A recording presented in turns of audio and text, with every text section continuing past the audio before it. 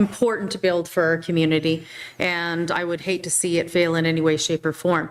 The concerns was for access, and being with a history in emergency services, I know how important that is, but I really appreciate here, it says in it, the report, the applicant has provided modeling from a qualified professional demonstrating that the proposed driveway is usable and can accommodate both fire truck and garbage truck access. So Protective Services has been consulted, have no concerns with the modeling, and have no concerns with the variance as requested. And seeing that in the report makes me feel confident in accepting this variance, because the last thing that we want to have happen is in an emergency, when you're trying to deal with something, you can't access a building, and especially seniors, because I've rolled up there in the past personally in a very stressful situations, and you want to make sure that everything is working well. So I see that this has been addressed, and I think that's great. So I support it as well. Thank you. Excellent. No more further ado. All in favor? Opposed, if any? Carried unanimously. RCMP agreement in principle, please. The recommendation that pursuant to the report of the corporate officer dated June 19th, 2025, the poll of council conducted on June 12th, 2025, endorsing the proposed RCMP 2026-2031 multi-year financial plan, approving the 2026 and 2027 budget cap in principle, and directing staff to send the required budget approval in principle AIP letter to the RCMP to set up a meeting with the RCMP to discuss these costs be ratified. Moved in second. Council Delaney, Council Flashford, this is a 5-year plan. And you and me, we all pay 70% of the cost for the municipal officer. And the federal and provincial officer, they put together, they look after, they provide us the safety. And the government want ahead of time their plan so we can carry on its commitment for the next 5 years. Council Nelson. Thank you, Worship. I'm going to support this because I think that contained in the report that was alluded to, I think on June the 10th, we had quite the discussion with regards to some savings, and we've also put some additional savings into the RCMP. I'm going to advocate that we need to increase our police force by a couple of members over the next 24 months, Your Worship. So I don't want to cap it and say we're not going to do it, because the cap actually pertains to other issues inside that. I think with what's going on in the community, I think that we would be remiss if we didn't look at the opportunity of increasing our workforce over there and in terms of RCMP. So I'll be agreeing to this in principle and obviously looking for the savings, but advocating at the same time for an increase in the number of RCMP officers to protect and enhance community safety in our community. Thank you, Worship. What Councillor Nelson is saying is, as we can see, as per the crime rate, as per the call, the officers are allotted how many members they need to be.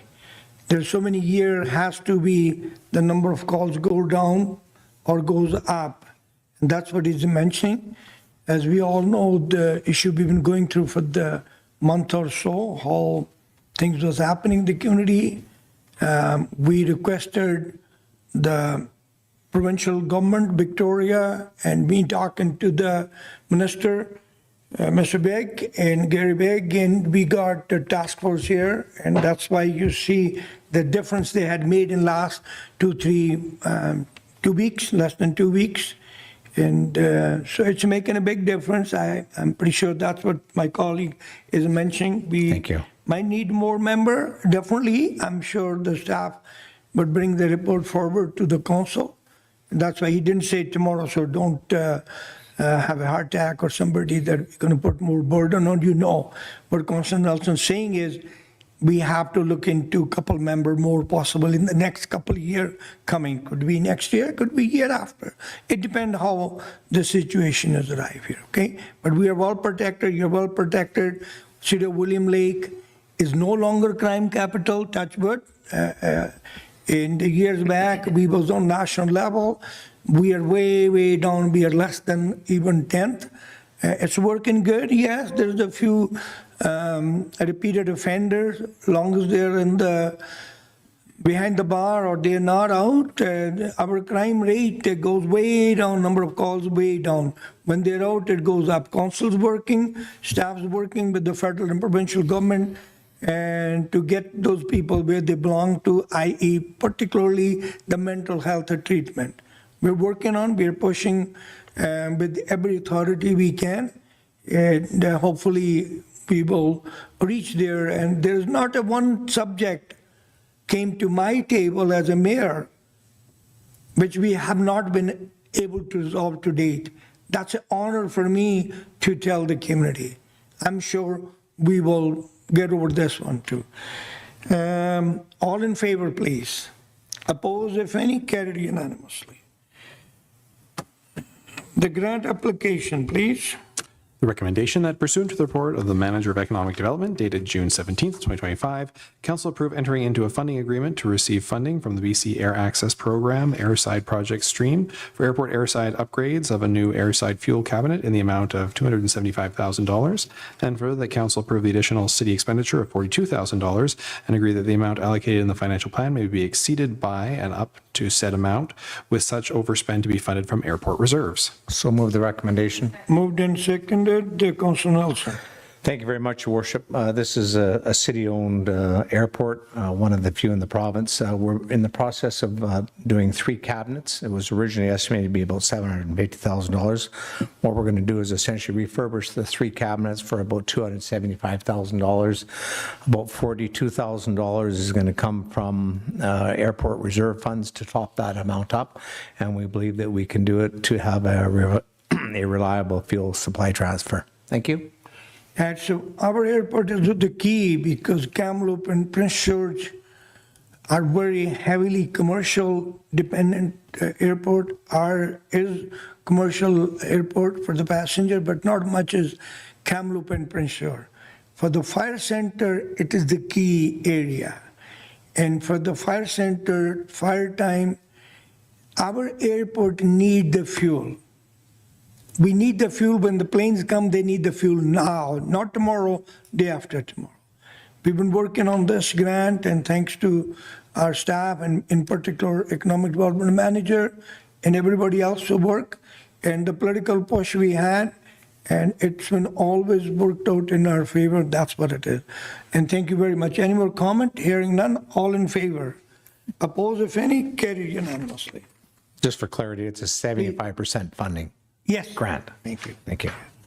Thank you, Councilor Nelson. And the next is William Lake Active Transportation. Committee recommendation that pursuant to the Committee of the Whole Council Report number 22, 2025, and the report of the planner dated June 9th, 2025, Council received the Round 1 and Round 2 Active Transportation Planning Engagement Summaries, the proposed Active Transportation Network Plan dated June 2025, to be endorsed, and the plan be forwarded to local First Nations, the Ministry of Transportation and Transit, and the Caribou Regional District, and further that staff be directed to investigate grants to fund the projects included in the plan. Second. Moved and seconded. This is the report we received the other day, last week, Tuesday. And that's the question Mr. Pickford was asking. And we got the grant for $50,000. And it was contracted out to the people because we do not have expertise in that sector. And Councilor Flashpoller been leading the chart on behalf of the council on this program, and we have received a lot of input from the community, from the people, either being in present physically or through the online submission. So that's what it Councilor Flashpoller, then Councilor Delaney, please. Thank you, Your Worship. Yeah, not so much leading the charge. I just, as a council member, have a passion and an interest for this, and I think it's really important for a community. So I just took it upon myself to make sure I was there to support such an amazing working group. And I want to just mention that I want to pass the thanks to that working group and all the people that have been involved, and say how amazing this has been working out and how amazing this plan is. And I want to pass it on to Urban Systems also. I think it's really incredible, and it covers so many different aspects that need to be considered for our community, and I think it's so important. Ultimately, I believe as a council, as an organization, we've listened to the community. This working group has listened, Urban Systems has listened to the community, and the community wants this. The community needs this. This is what makes a community healthy and whole, because it helps connect, it helps you enjoy, and it helps you utilize that space that's around you. And I think it's very important for both mental and physical health. So to my colleagues, when I see this amazing document, we have to support this moving forward. If we get those grants, we have to support it budget-wise also. When we get the grants, it's a certain percent, but we also have to consider that we need to listen to this community, and the community wants us to go, yes, we should support these initiatives and not always fight to keep the taxes completely as low as possible. Sometimes these individuals are willing for these investments because they want to be able to enjoy their municipality. So I just feel like we have to make sure that this plan does not get shelved, that we keep as a community moving forward on these initiatives, and we support this. And I know myself, I definitely will do my best to try and support it in any way, shape, or form, because I think this is what really dictates the health of a community. Thank you. Councillor Delaney, please. Thank you, Mr. Mayor. Yeah, and I echo my colleagues' sentiments to the groups and the people that organized, and also to the community for the massive amount of feedback. You know, lots of times you send out surveys for XYZ, and often you don't get a lot of feedback unless it's something that's terrible, and then the community comes out in droves.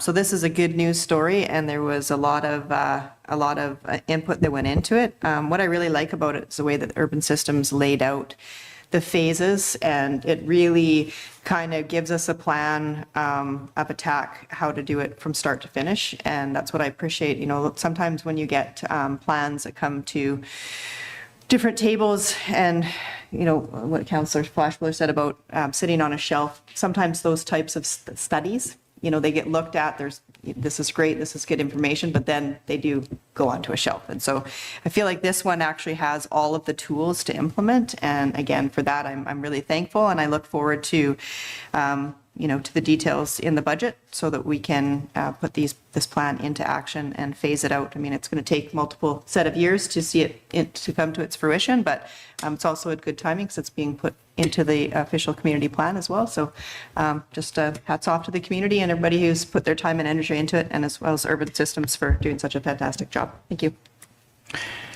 Anybody else? Hearing none from my office, I want to thank equally to the urban system, to the people involved, the staff. Again, Mr. Maraca, his leadership,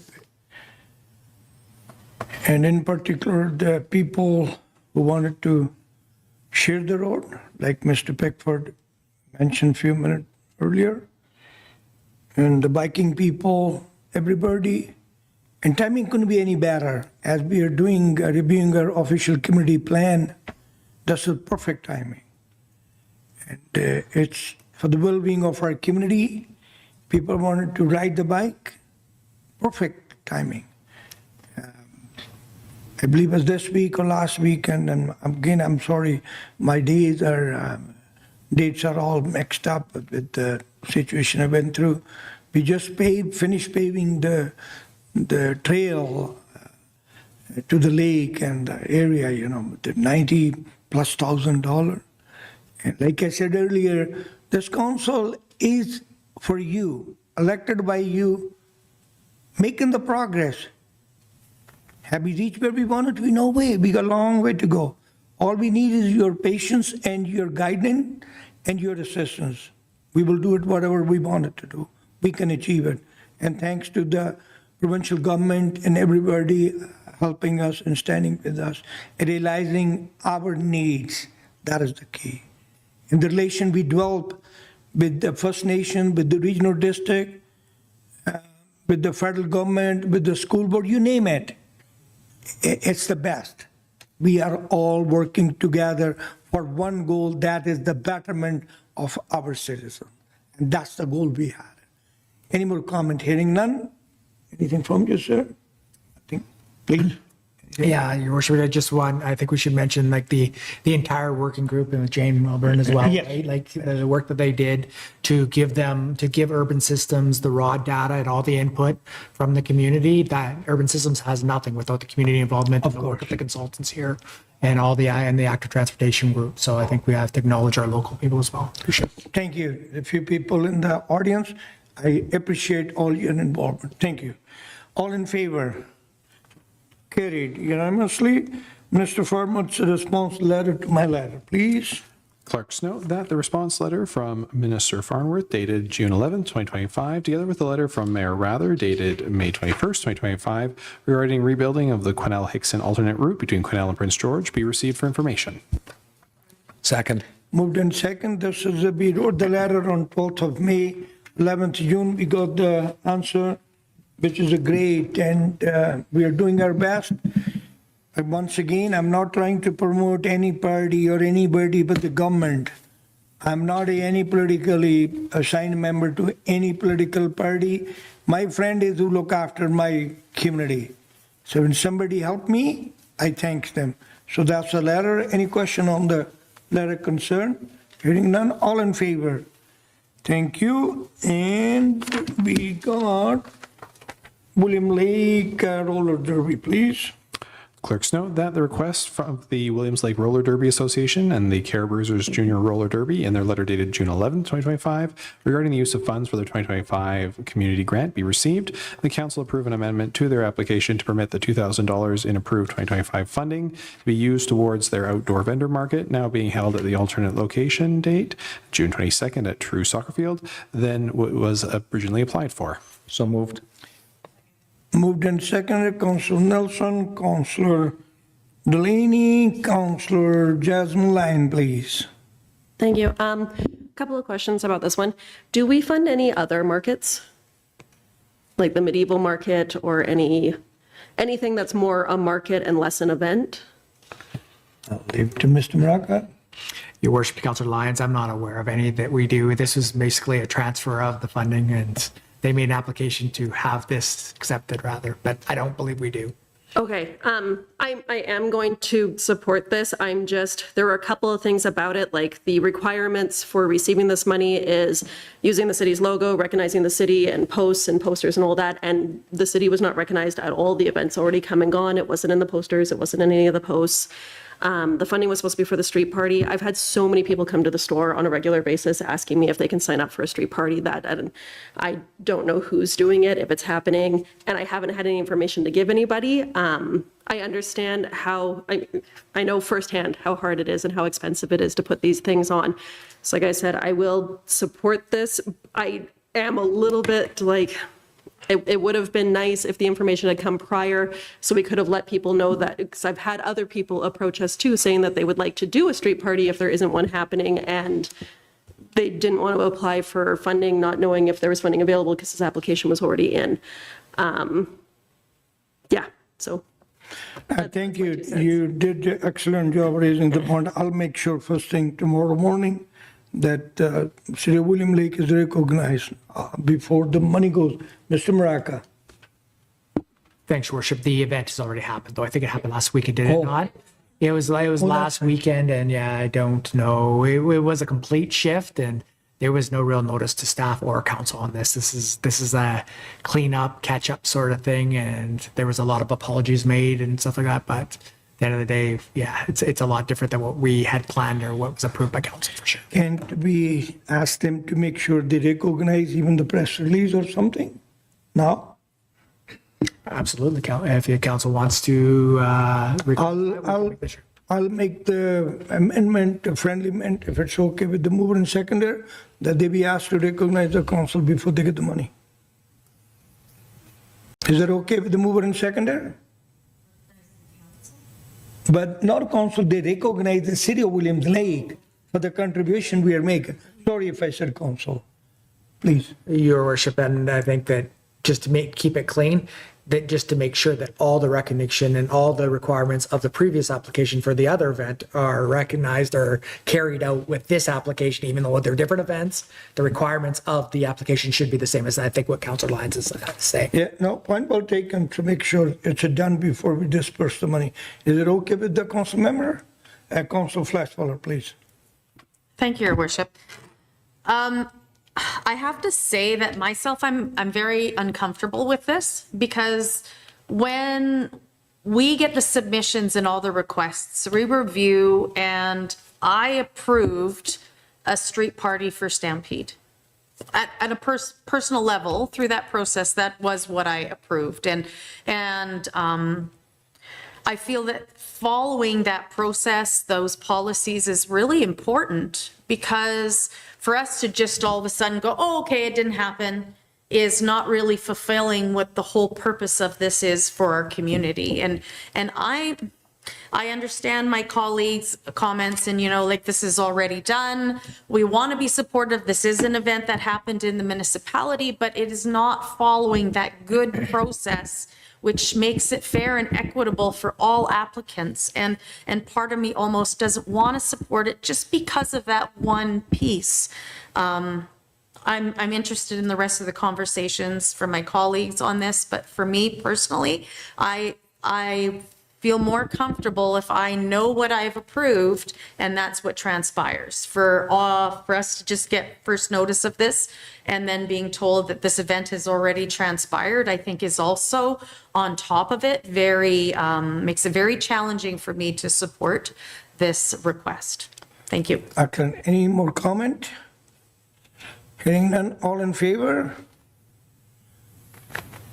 Oppose? Motion carried. Only Council Flashballer oppose. Proclamation, City Hall lighting. Clerks note that pursuant to the request of the Life Saving Society, BC Yukon Branch, in their letter dated June 12th, 2025, lights of City Hall will be changed to blue on July 25th, 2025 for World Drowning Prevention Day. So moved. Moved and seconded, Council Nelson, Council Lyon. All in favor? Oppose, if any, carried. Council information package. That the council information package for June 24th be received. Your worship, the only letter I would suggest we pull out and we add our voice to is the Crown land grants and the land use operation policy based upon the airport. And basically, I think we should be sending one ourselves and be on record that the Crown land airport owners to update the list of ancillary uses in the land use operation policy to allow for increased revenue generating opportunities to improve the economic viability of Crown grants. We've just completed our analysis up there last year, and this dovetails into exactly what we need. So I think we should be on record. So friendly amendment, we pull that out, add that, and just put a letter of support. Excellent, point well taken. Thank you, I had mover, did we have a seconder? Okay, Councilor Delaney seconded. And point well taken, do we need any further discussion on what Councilor Nelson said? Yeah, Your Worship, I would just separate the two, just do the receipt, and then I would move to that, Okay. that resolution. So move receipt this time. All in favor? Oppose, if any, carried unanimously, Councilor Nelson. Well, it's going to Okay, So that'd be to do the letter of support for Yes. the, yeah. thank you. So we don't need any more. The resolution to do the. Okay, so need the resolution, Councilor Nelson moved it. Need seconder? I'll second that for the sake of discussion. Oh, you seconded? Okay, sorry, Councilor Delaney seconded. All in favor of what Councilor Nelson said, unanimously carried. Okay, water treatment plant quarterly update, Mr. Maraca. So thanks, Your Worship. So just a brief update on the work that's happening down for the water treatment plant. Archaeology continues to happen in all the areas along the causeway, as well as the down by the current plant. The environmental overview assessment has been completed. Interior health initial consultation has been the initial consultation has been done. We are starting applications towards the site alteration permits for the ARC sites that were discovered along this project, preliminary design for the water treatment plant, and well 5 connections, including a Class D, so a high-level cost estimate, is expected by mid-July 2025. And we're looking at detailed design and tender prep expected in the spring of 2026 at this time. Excellent. Good job. Thank you. Any question on water treatment plant to Mr. Maraca? Appreciate the update. Hearing none, do we need a motion, verbal update we received? Okay. Moved. Moved and Council Nelson, second by Council Moses. All in favor? Thank you. And CEO's general update, please. Your worship, I think there's not much happening other, obviously, than Stampede and general operations. Everybody can see the things that were mentioned, i.e. the path that went down by Scott Island on the RCA Cotton site. Taxes are due, and we're finished collecting them up. They're due here the next month here. So people, we are still waiting for quite a few of taxes to come in. So we encourage people to get that in to avoid their late fees. At this time, we've collected only 25% of the current taxes. Holy. All right, so just below what collected the same time last year, and but we did start collecting 2 weeks earlier than last year. Other than that, I think that we do know that there's going to be a very high policing presence over the weekend here with the Stampede. They're bringing in basically an army of police officers, and the very proactive RCMP staff that we have here at the local detachment is put in for funding, and I just received information that that's all covered by the province. So through PTEP and everything else that through the exercise of the council and stuff like that in the last little while, I think it's upwards of $60,000 is being covered by the provincial government to cover the operations for the Stampede weekend, which is a very good news because it's not usually it'd be coming out of the City of Williams Lake pocket for a major event. So there's going to be a big police presence out there. So yeah, I shouldn't have to say. So make sure everybody's doing what they're supposed to be doing and being safe. And What you're saying is make sure you comply with the rules and regulation. don't do any silly business. Excellent. Council Vice Buller, please. Thank you, Your Worship. Just a question for Mr. Maraca. Since I was away, I just wanted clarity on the paving for the RC Cotton. That was done. It's pretty done. amazing that it was done so quickly. Where did the funding come for that? I just wanted clarification. Thank you.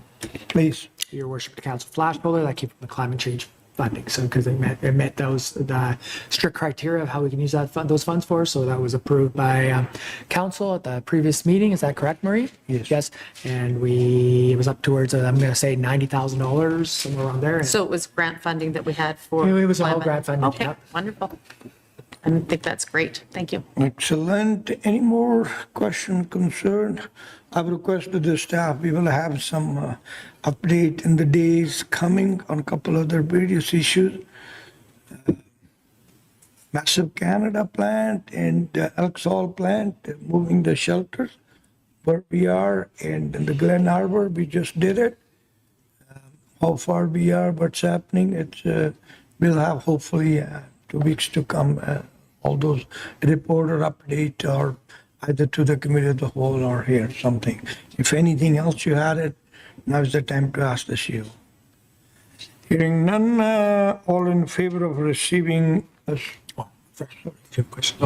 sorry, my apologies. Oh, you was just vote.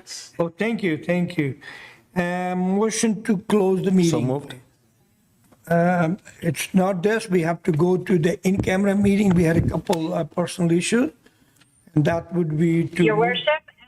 Yeah, please, Councilor. Worship? Yes, please, Councilor Do I Bain. stay on this line or do I need another line? So your worship, Councilor Bain, yes, stay on this line. It'll just be a couple Yes, of stay on this line, yes. We want you to stay on this perfect. line. Thank you. So before we call the adjournment, I just wanted to request, I've been given very strict orders. My boss was not happy with me because some of us sitting here has not informed her back who's riding on the city float or walking, however we decide. Saturday is the city parade, and Saturday morning, I'll be hosting the lunch for the VIP tickets and people. And I suppose you all have received the email. If you have not, let Kim Dressel know, please let her know. Otherwise, she won't have any bag for you when you come. Only people going to have a bag of goodies who has okayed. I got the names, everything I won't mention right now, but there's only 3 people committed for the Stampede Parade. I'm one. Yes, your Council Nelson is one of them, Council Beam is one of them, and myself. So I know there's a couple people have mentioned your name was told to me. So if you can make it, please let her know ASAP. It's one of our favorite time of the year. So that's all from me. Move the adjournment. Oh, sorry. Sorry, Mayor, we just need the vote for we have the mover and second. Oh, sorry, For the closed meeting. but We just need- going to close meeting. All in favor of the closed meeting? Carried unanimously. A motion to adjourn the regular meeting. Moved and seconded. All in favor? Meeting adjourned.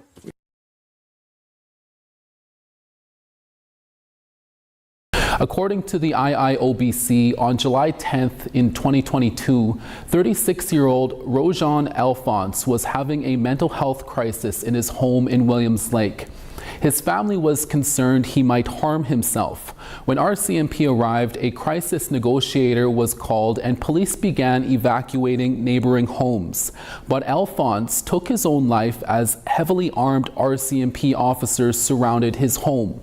A family member tried to intervene over a lack of communication between police and Alphonse, but police stopped her, fearing a hostage situation would ensue. For more than 7 hours, police tried to coax Alphonse to come out of the home. However, at 12:28 p.m., with the use of a robot, Alphonse was located deceased. The family said the police discriminated against the people of Williams Lake by using a more forceful and severe police response. The IIOBC has since ordered the RCMP to review its policies and training practices when responding to similar incidents.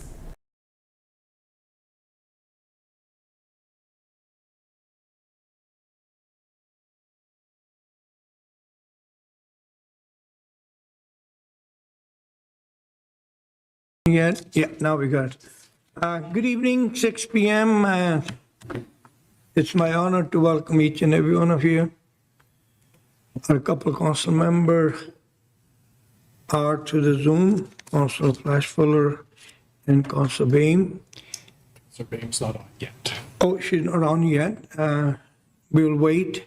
In the meantime, it's my honor to acknowledge the land we are gathered in the William Lake Swept People's unceded territory, thanks to the chief, the nation, the elders allowing us to do the business.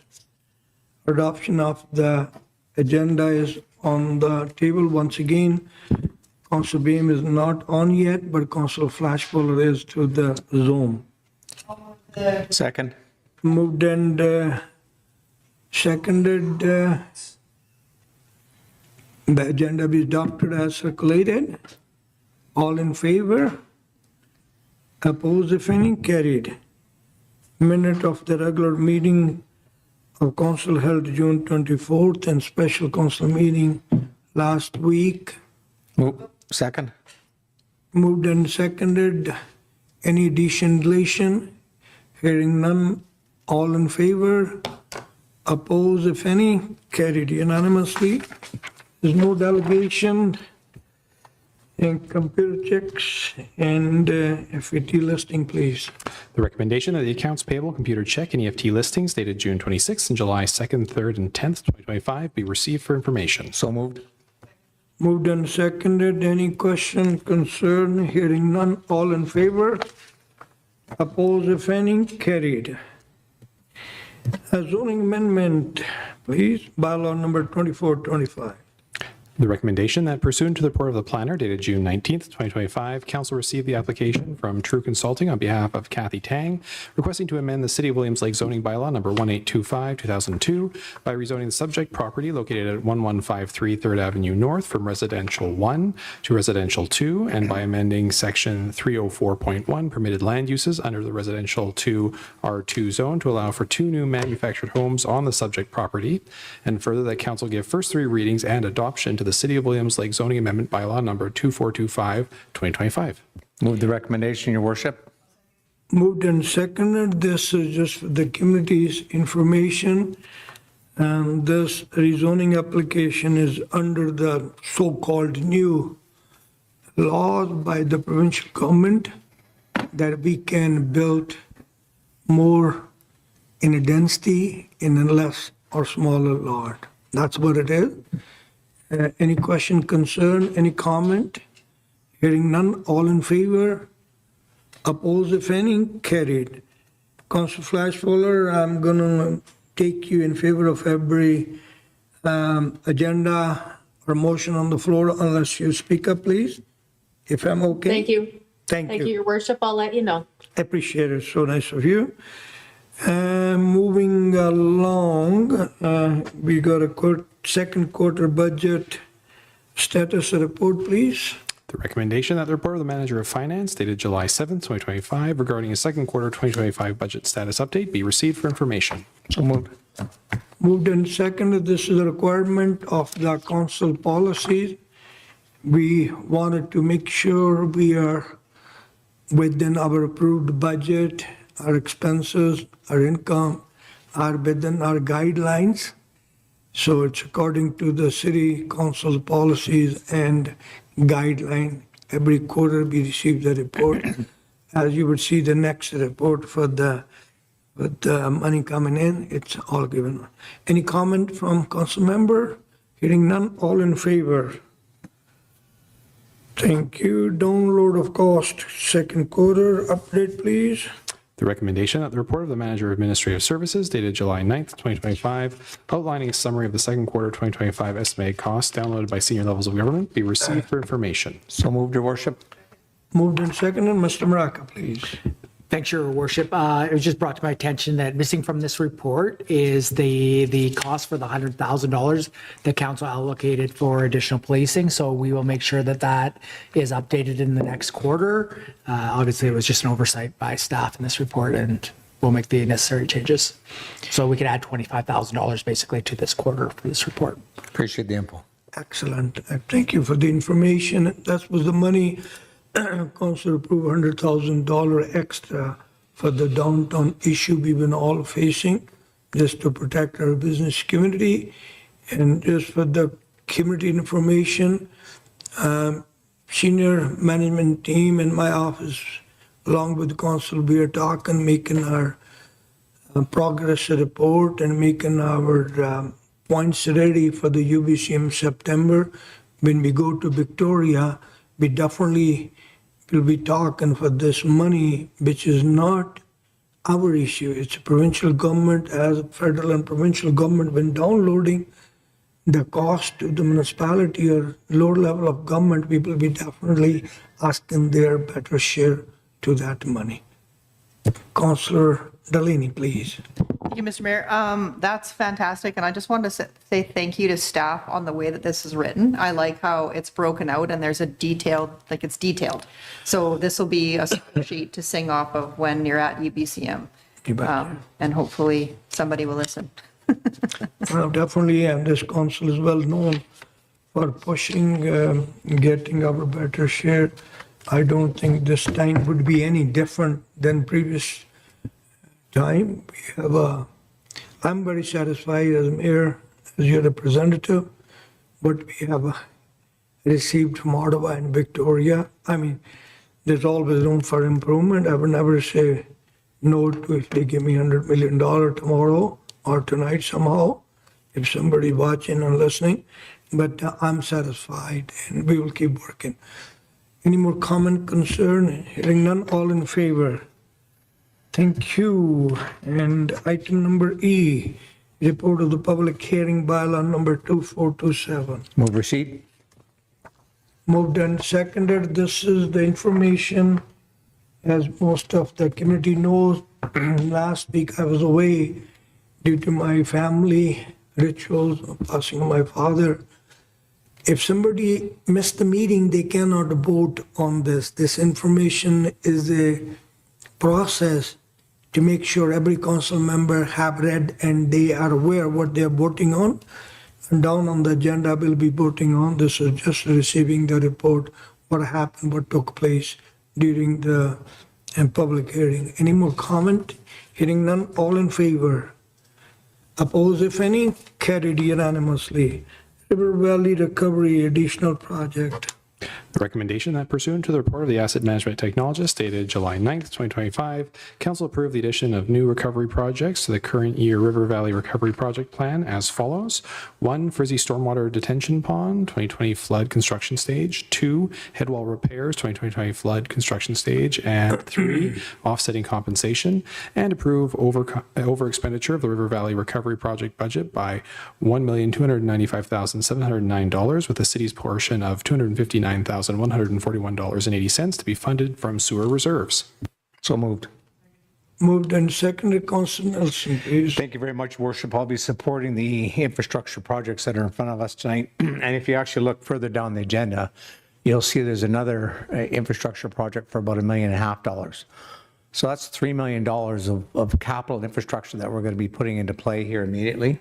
What's interesting is that this particular project that's in front of us and the one with regards to the booster station both got significant grant allocation from the province.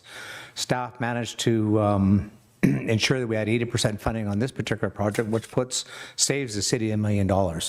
In the Frizzy or in the one on the upper booster station, that's about $1.2 million. So it's significant dollars that we're saving the community. So I just want to do a huge shout out to staff and the work that they've done securing these funds to reduce the tax implications for the city. Thank you. Council Flashfuller, please. Thank you, Your Worship. Yeah, I just wanted to ask staff on this. When I read the report, it basically sounds like the delays on these projects, since it's from 2020 flood implications, is because we didn't get the disaster funding till now or approved. Is that correct? Why we're seeing this so late? Mr. Thank you. Maraca, please. Your Worship, I'll pass this off to Sai. Thank you. So this is the so it's already at the beginning in the project plan, but we until this year's January and May we got approval from DFA, so that's why it is just appeal right now. Okay, perfect. Thank you so much, Thank you. Sai. I really appreciate it. Like my colleague said, it's plus and minus a little over $250,000 city cost, 20%. I would love to have 100% cost recovered by provincial or federal government, but anything's better than 80 cents, I can't complain. So thanks to the senior level of government and the staff who work due diligently to get this all money and to get this once for all corrected. Any more comment? Hearing none, all in favor? Oppose, if any? Carried unanimously. Public Works Airport lead, please. Recommendation that pursuant to the report of the airport coordinator dated July 9th, 2025, council approved the request from IM Aircraft Maintenance Limited to transfer their hangar lease number CWL 6900 to Interior Helicopters Limited for the remainder of the term effective July 30th, 2025, and further that the mayor and corporate officer be authorized to sign the lease transfer on behalf of the city. So moved. Second. Moved and seconded. This is the basically cleaning our paperwork. Should lease transfer, no changes, nothing, and for the remaining of the term. Any more comment, concern? Hearing none, all in favor? Oppose, if any? Carried. Okay.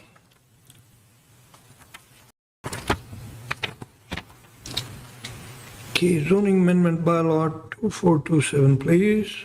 Clerks note that the approval of Ministry of Transportation and Transit dated July 9th, 2025 be received and the City of Williams Lake Zoning Amendment Bylaw number 2427, 2025 be reconsidered and adopted. Second. Moved and seconded. It's, like I said earlier, it's the same zoning, Poplar Glade School. We have received a letter from the Ministry of Transportation. As we all know, if not, for your information, any land within 800 meter of the Ministry of Highway and Transportation, which is from the highway, it has to have a final approval given by the Ministry of Highway and Transportation. Staff have received the letter, everything's ready to go. So it's nothing but win-win situation. It's a step in the right direction, like I said 2 weeks back, 3 weeks back, whenever the last meeting was. And we're working due diligently. It's to increase the tax pie. When we develop within the city boundary, there's more people to share the taxation. That is the tax with what staff and council provide you the services, whatever the services city council and city staff provide you. Congratulations once again to the developer and the owner of the land. I'm looking forward in the next, if council adopted, final reading, it will go to the building permit status, and however, whatever they're going to build, application will come to the building department and they will work with them to approve it or work it together. Any more comment, please? Hearing none, all in favor? Carried. Thank you.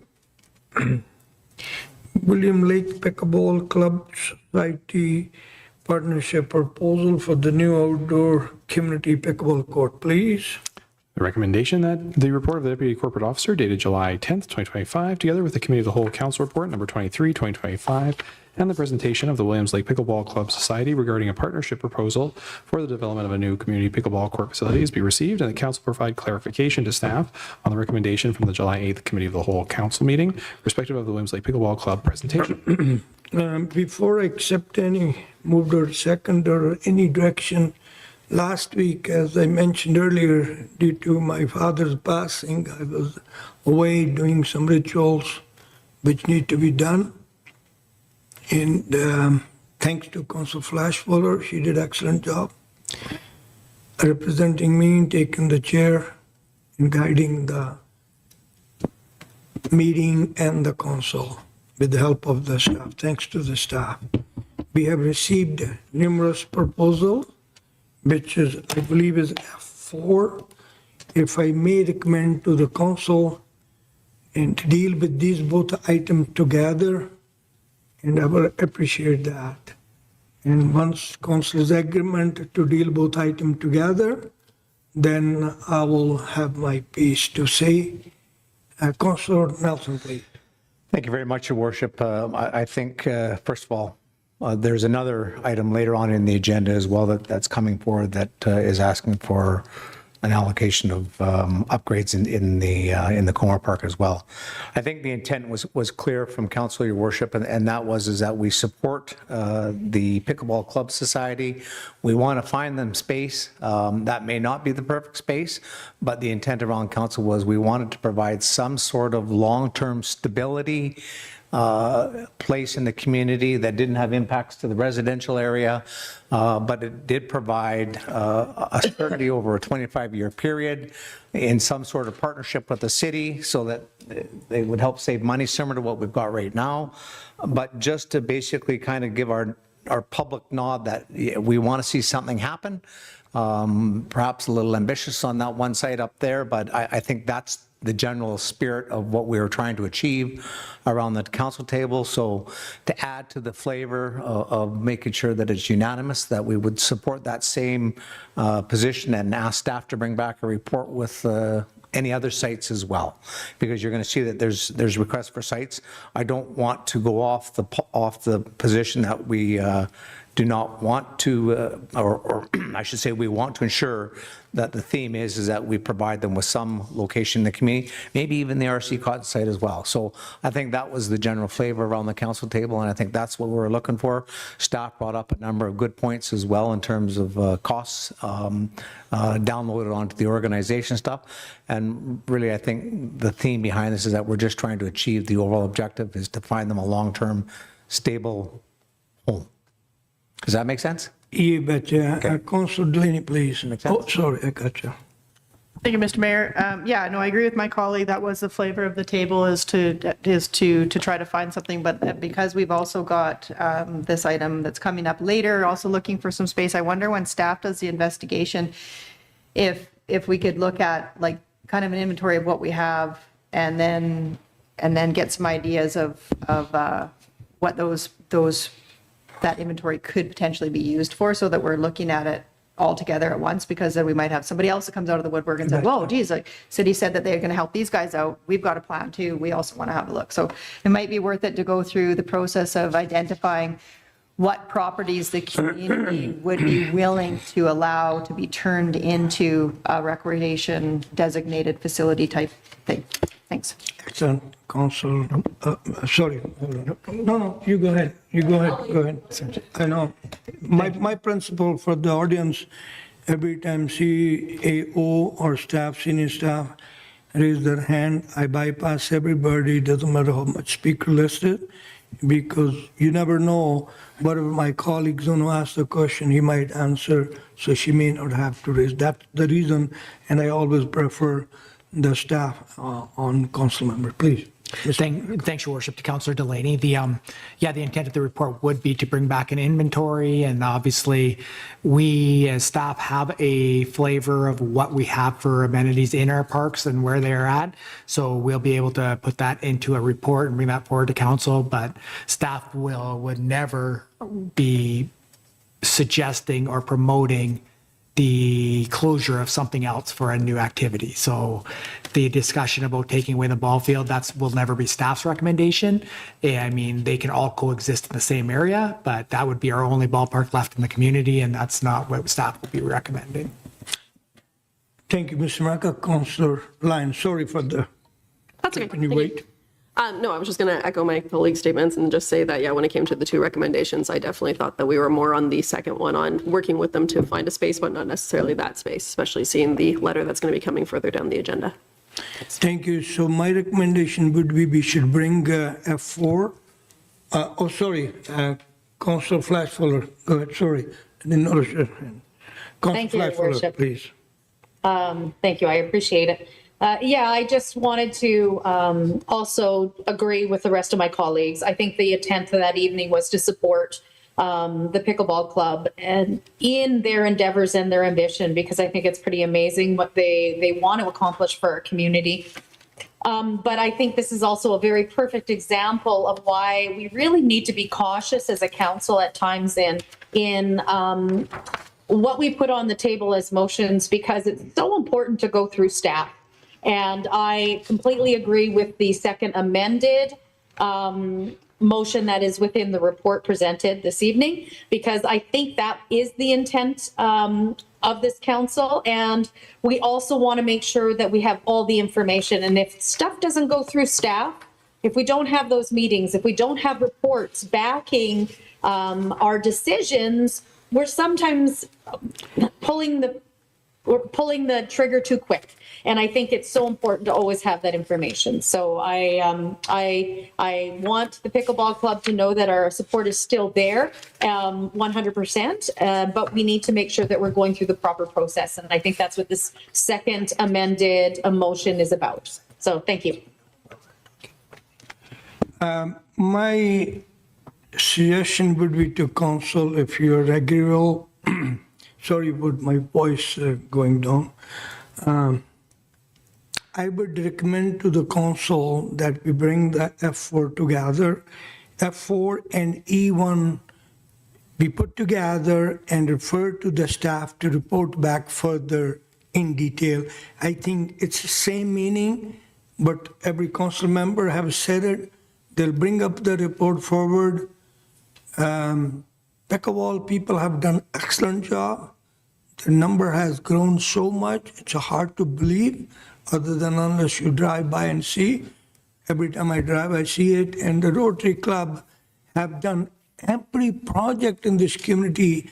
In my last living 51 years in this community, it's phenomenal. Any project they do. I do not want it to turn either one of them down.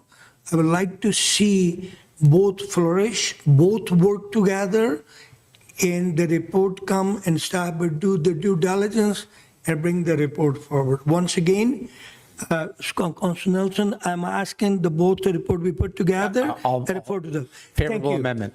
Appreciate it. Thank you, sir. You got it? F. Yes. So just to confirm, Your Worship, so that's adding the Rotary letter of Letter. request into Yes. the Yes. review, and it's removing the amended motion in the Yes. report. And they refer to the staff and they bring back the report for, please, Mr. Moran. Yeah, we should probably read the second amendment so everybody in the audience knows what Okay, that sure. amendment is. Go ahead, read it. That- please. that- yes. No, it's okay. That's an excellent point. Thank you. So the amended motion that the presentation from the Williams Lake Pickleball Club Society regarding a partnership proposal for the development of a new pickleball courts in the city's Comer Park on Western Avenue across from Thompson Rivers University be received, and further that council directs staff to further investigate development and inclusion of an expanded pickleball facility within municipal parklands as requested, including options for locations and additional required amenities, i.e. washrooms and parking, and to work with the club on their proposal for a fundraising and sponsorship agreement and grant opportunities with an initial goal of 2026 for project commencement. And then there would be the addition of the F4 item as well. Is that okay to the council member? But please, I don't know who was first. Go ahead, either one of you. Thanks, Please. Mr. Mayor, and I think maybe this would be through the mayor to our CAO. When we're looking at that too, I think it's almost, we should be looking at it not just like the recreation pieces, but like what inventory we have and then what would be appropriate, because we also have housing that we need to build. So looking at, just, I guess, get staff's recommendation to be like, here's some properties that we think would be great for recreation type amenities, and here's some properties that, could be future housing or whatever, because then, whatever we do, we got to take to the community anyways. But if we're going to take it to communities, take it all, and say, okay, this is what we're looking at. So if that's something that could be looked at the same Point well time, taken. Yeah, go ahead. then Your Worship, to Councilor Delaney, absolutely. There's other factors, and that's why we want to make sure we bring back a report, because for pickleball in particular, like it's obviously a great sport. Obviously, everybody plays it, but the Comer Park area is ideal for that because we do get a lot of complaints for the back and forth, whether you put them in residential, that some people may not like, where it makes Comer the ideal place. But then when you look at Comer, you're like, well, there might be mobility issues to go down that hill. So there's things that we have to invest just to make sure it is the ideal spot for pickleball or for a dog park or whatever. And that'll come through with the report and a little bit of a study behind it. Councilor Nelson, then Councilor Lyon, please. Thank you very much, Your Worship, and thanks to staff, and thanks to the Pickleball Association, or club as well. I'm obviously quite supportive of it. I see it as a growing sport within our community, like so many other things as well. But I guess when I look at something and provide that security blanket for 25 years, I know in my heart that the organization is not just looking at the next 5 and 10 years of putting some courts in and that's the end of it with some lights and stuff. I think they're looking to put a roof over the head at some point as well. So when I look at something for a 25-year commitment, I look to make sure that it's going to be big, bold, and it's going to house the entire community in the region as a whole. So I look at it as a bit of a progress of positive steps. So that's why I'm very supportive. I think this may create some bigger opportunities for the organization. Thank you, Worship. Thank you for your support, Councilor Nelson. Councilor Lyon, please. Thank you. Yeah, since we've put these two items together, just to point out with the letter from the Rotary, that it looks like they've been spending a few months, quite a while, working on this, and they're looking at improving the dog park that's there, including coming up with a budget and coming up with their own funding to be able to put that through. And like you said, every project that they've done here has been pretty fantastic. I know after this went out, I don't know about everybody else, but I received a few messages anyway about, I guess there's an unofficial dog walking club, and they actually use that park quite often. And there's a lot of people that were very worried, like this is a nice, open, safer feeling spot for them to use versus the dog park that's actually in Boitano. And the Rotary noticed that this was possibly an issue, and they've put a fair amount of work into coming up with a plan for a new dog park. Excellent. Thank you. Anything from Councilor Moses, anything from you, Council Flashfull? Are you okay with what's on the table? Yeah, I'm fine. Thank you, Your Worship. Thank you, excellent. You, Worship, because there's litigation, you may want to ask the president, see if he understands it, because I think it's a little bit confusing. Excellent. Mr. President, would you mind coming to the microphone if you're in agreement what council is doing, if you understand what we are trying to do? Would you mind, please, whoever? Not like being put on the hot spot, eh? Just your name and your address for the record, please. Thank you. Now people can listen. My name's Rhonda Hikeway, and my address, Just Williams Lake resident. William, resident. William Lake is good enough. Go ahead. And I'm the president of the Williams Lake Pickleball Club.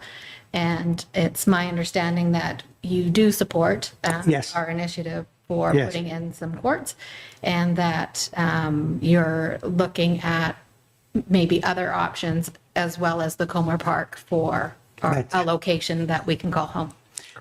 What council is trying to do is with the help of the staff, because these people are the expert, not me or any one of us sitting here, out of the 6, 7 of us.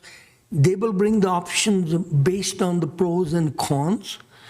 We might find something better, suitable more, and whatever, that's the option we wanted to see. We wanted to turn every stone before we make a final decision. That's what we are trying to say. Mr. Maraca, please. Yeah, and that work would not be done in a vacuum. That will be done with collaboration with the pickleball group. It's not going to be course. staff just saying, we think they're better off to be here. That we're going to have lots of conversations, not just with the pickleball group, but with the Rotary and stuff for the location. So it doesn't end at the council table. We will make sure we get all the comments and support prior to writing our report to council. Okay, and you'll contact us and let us. Yeah, so I mean, I'm sure you all have worked with Rob Warnock and Stacy Miranda, and they'll be involved in this process going forward. Okay. When I got elected, when I got sworn in 1st November 2022, I told people, don't you think your work is done after voting for me or this council? Your work begins, because we are elected to serve you, elected by you. We're going to make you involved with the decision for the betterment for the days to come. That's what Mr. Maraca is saying. We'll keep you involved, and mostly it will be nothing but win-win situation once the decision is made. That's what we are trying to find. Thank you, and we appreciate that. Thank you very much, and thank you for all the hard work you do in bringing these people, keeping everybody healthy. Keep up the good work. I appreciate it. Thank you. Thank you. Any more comment from the council meeting? Hearing none, all in favor? Opposed, if any, carried unanimously. Thank you. F1 is gone. And official community plan project engagement summary. The committee recommendation that pursuant to the Committee of the Whole Council Report number 24, 2025, and the report of the Manager of Economic Development dated July 2nd, 2025, Council received the presentation by City Spaces Consulting regarding the official community plan project engagement summary and progress report for information, and further that the draft OCP be updated to reflect the feedback provided by the Committee of the Whole Council, including comments related to special study areas identified on the attached OCP maps. So moved. Moved and seconded. Councillor Nelson, please. I'll be supporting the recommendation, Your Worship, because I think it's a direction that I think the staff has certainly got the flavor from the discussion that we had at the Committee of the Whole to move our OCP forward, but I'll also be making a subsequent recommendation as well based upon an announcement that was made in Vancouver yesterday, where the province and the federal government initiated a $250 million fund to assist in building homes in Vancouver by cutting fees. So they're subsidizing the city and developers by putting a fee. If they're going to do it in Vancouver, they can do it in Williams Lake. So I'll do that as a subsequent recommendation so that we don't mix the two up. But they dovetail together. I appreciate it. I want to thanks to all the staff member being involved, all the council member being involved, all the community being involved, giving your input. It's your city. Staff may come, may go. Council member may come, may go. It's your city. I appreciate your involvement, coming out, and telling the contractor, the staff, the council, what would you like to see next 20, 30, 40, 50 years? How do you want to shape up this community? Do you want trail? Do you want bridges? Do you want play field? Do you want more green space? What do you want to see? It's your city. And I appreciate each and every one of you coming out, taking the time out of your busy schedule and sharing the thoughts. Any more comment, concern, hearing none, all in favor? Oppose, if any, carried unanimously. And the recommendation, subsequent recommendations Please. is that staff be requested to investigate, bring back report with regards to the Vancouver initiative, $250 million in cutting developers and nonprofit organization fees. Motion received and motion second, and Councilor Nelson. Here's the quote from the minister. I wrote it down. Having sat down with both not-for-profit builders and private builders and gone through their pro formas, I can say that this will be the difference between housing happening and not happening. So he recognizes clearly that in order to stimulate the local housing market, they're going to give a $250 million incentive to the developers and to the nonprofit organizations. And I think that's fabulous. If they're going to do it in Vancouver, we need to do it in Wayne Lake to do exactly the same thing, and that's to build between 80 and 100 units a year here is what we're trying to achieve. So I think we just need staff support to go and look at this. Just announced yesterday. Thank you. But thank you very much for bringing the report forward.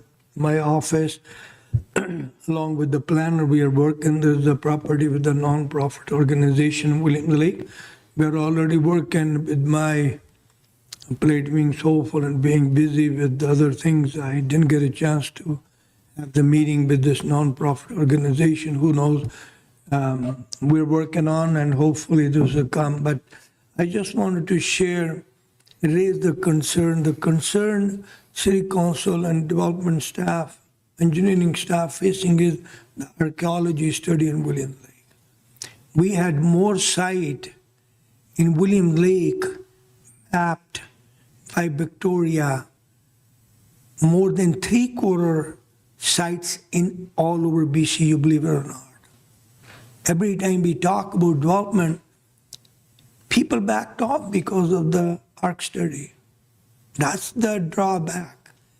I've spoken to Chief Seller. I've spoken to the Premier. I'm working, see if there's somehow something, with all the due respect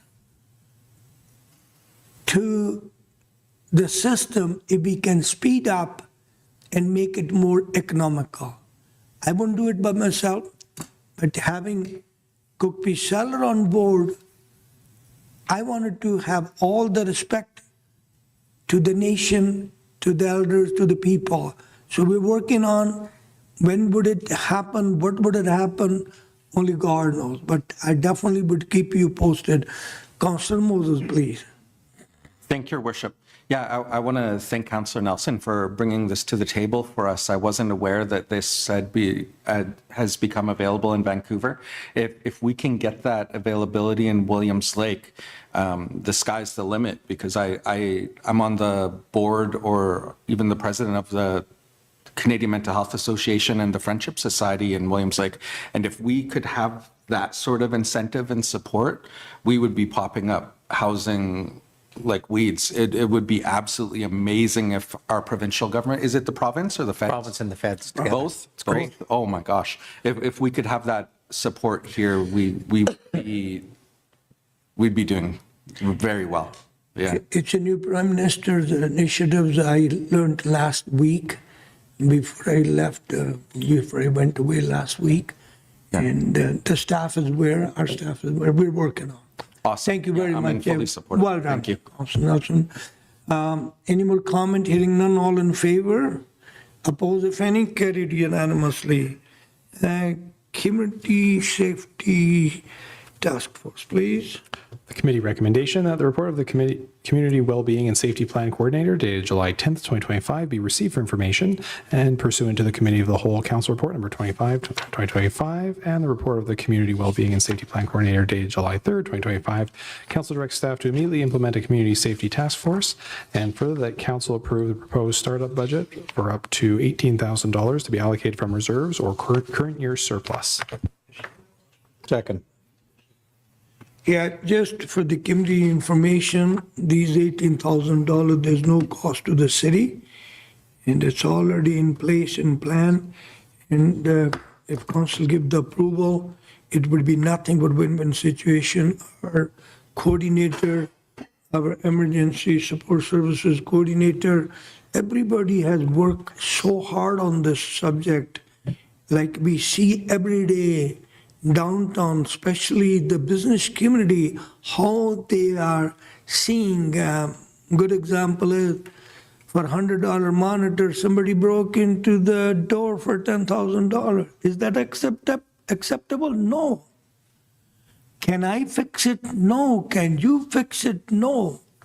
The idea is bringing all these experts, all these people together and making them sit together. I'll be the most happiest person. This $18,000 is nothing if we can achieve the goal we wanted to achieve. I see the hand. Councilor Nelson, please. We're talking safety. I'm going to be supporting this because I believe that this is one part of the pillar program that we need, both in terms of long-term safety for the community and the business community and for the individuals. But there's also a number of relevant short-term initiatives that we've been taking. And, you know, I think most of us got an email today from one local business guy that, well, put it frankly, is that one of the individuals threatened to slit one of the employees' throats today in the downtown core. So we've got uttering complaints. He raised another very good point. And that was is that when individuals are banned from the shelter, they're left in the downtown core. So with this task force, I'm looking to ensure that it's broad-based, that it'll come back with solutions. Some of them might not be the nicest solutions, but we have to ensure that safety is the paramount theme that drives the return on investment for this community. And that's to make our streets safe again, both for the individuals that have got mental problems, drug problems, and the community at large. So I'll be supporting this, but it's been quiet on the home front politically in terms of what's been taking place in the downtown core, but it's starting to develop again. By 5 o'clock, an individual phoned me from Hub, and in the back, one of his windows was smashed out of the vehicles, and they had to call the police. So there's lots of activity starting to pick back up again in the downtown core. It's concerning. Some of them are a little bit more threatening. I think Mr. Maraca talked to the one individual. Maybe you can allude if I've missed something on what was said from the individual. Mr. Maraca, please. Your worship, to Councillor Nelson, are you talking about the store downtown from the email? Yes. So yeah, I mean, council and staff, and as well as BC Housing and the proponent that's running the facility received an email regarding somebody that had been banned from their store had come in and were shoplifting, and they got told to ask to leave, and at some point they got violent with the staff and threatened to, allegedly slit the throat of the staff member, and then they left the store and went out onto Oliver Street, and that's something that we'll be following up with the RCMP as staff. And we have pictures from the cameras, and we'll be asking the RCMP to follow up and possibly pursue if there's any warrants for uttering threats with this individual, because they were obviously not in the right state of mind, and they shouldn't be on the street if they're making those kind of threats. Thank you. Thank you. Councilor Delaney, please. Thank you, Mr. Mayor. Yeah, and I'm in support of this initiative to actually start to track the data in a different way than we do at the situation table. And I've said this before, once this gets off the ground, I will be looking at reaching out to our community partners to help fund, any initiatives going forward, because I don't believe that this is something that the city of Williams Lake should be carrying forward on their taxation. I mean, the province needs to be paying for it. We're not really getting the full support that we need there, but this is a broader situation that I think, is going to eventually need to pull in our First Nation partners as well as our Caribou Regional District partners. So I'll be looking forward to that. And I just wonder if we wanted to respond to F3, the Social Planning Council, just to let them know that we have this community task force in place, or we can get to that when we get there, but I just probably let them know that we've got this going on. I imagine they do, because I'm pretty sure Ms. Dubray actually works with all of those individuals, but just so that they're aware of what's happening. Thanks. Mr. Maraca, please. Your Worship, Councillor Delaney, that is something that we discussed at the committee of the whole. Oh, sorry. Yeah. Your Worship, to Councillor Delaney, that is something we talked about at the committee of the whole, and they'd be part of the process, and Sylvia will be reaching out to them to involve them going forward. Do you have something, Evan? Just share it. There you go. Councillor Fleischfelder, please. Thank you, Your Worship. Thank you. I just wanted to add that, as I've said multiple times, not only our community, all communities, challenging times, and we have to be proactive. The more minds put towards this and trying to figure out how to make it better is only beneficial. So having this task force, I think, is so critical. And in all honesty, it's overdue, in my opinion. We really should be trying to do this from before, because we've been watching these type of incidents accelerate in so many larger municipalities. What we're dealing with now, I think they dealt with multiple years ago. And we need to catch up. We need to be as proactive as possible. I saw an article, I think, that just got forwarded to us about how the city of Nanaimo is talking about putting a big fence around their city hall because of safety. I was just looking at the regional district with the concerns that they have here in their building. This is happening everywhere. We have to be proactive. So I commend this work. And I know it's not what we want to pay for, but ultimately this is our community, and these concerns are coming from our citizens, and we have to make sure that we're doing the best we can in trying to make things safer for everyone and take care of our municipal downtown core, especially. Okay, thank you. Thank you. Councillor Nelson, second time, please. I guess I just want to make sure that I'm being heard on this particular issue, and that is that, and my colleague, Councillor Fleischfelder, pointed that out, on top of what we just heard tonight from the CEO and members of council received an email from the business people. The Caribou Regional District is spending close to $100,000 to upgrade their security for the safety of the individuals that work there and for the public. That's one organization.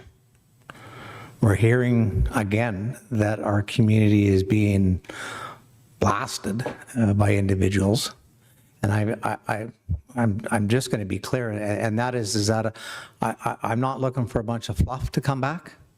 I'm looking for action, and action means that some of these individuals simply should not be on the streets, and so we need to be clear.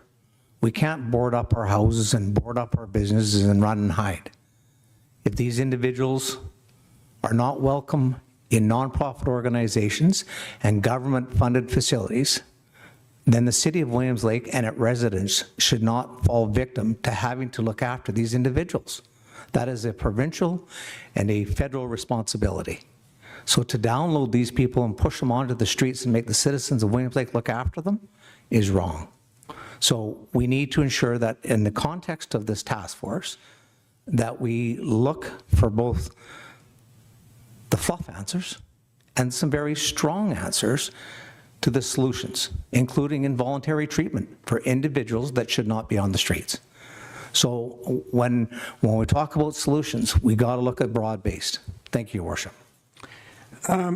I heard, I totally agree with what's being said and carried out, but one thing, last hour or so before the meeting, we received a couple email from the staff.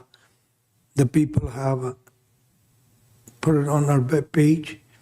My request and recommendation to each and every individual in the community is, when you are threatening your life, you can call me anytime, there's no problem. You can call, I hope not CEO, he got other things to do. He's not going to do anything. I can't do anything. All I'm going to do is refer them to call to the RCMP. When somebody is doing mischief, my recommendation to every citizen, every business owner is, please call 911-392-6211 is the number. Ever since I've been in this community, it's been kind of engraved in my body, in my brain. I've never forgotten these two numbers. Call them first. If some reason you're not heard, then you can call me or call the CEO or call the council member, anybody you wanted. We will deal with the detachment commander level. Sometimes their hands are tied. Somebody's dying, somebody's killing somebody. They're in a more serious situation than breaking window or something.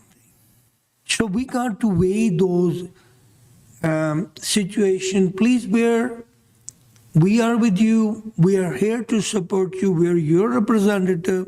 This council sympathizes with you. We're not running away. Our prime job is your safety. We want to make sure every citizen, every individual in this community is safe. They get the services they deserve. Long as you're willing to accept that. I've said this so many times, I'll keep repeating till I'm successful. So that's my request to everybody. This issue, I wasn't going to make an announcement. I'm meeting with the senior ministers next week. I believe it's the first 2 or 3 days of the next week. I definitely will be raising these points. There was a day when we was begging to Ottawa and Victoria, we wanted to meet with them. Believe it or not, our working relations so good with Victoria and Ottawa, this council. They are begging us to meet with them.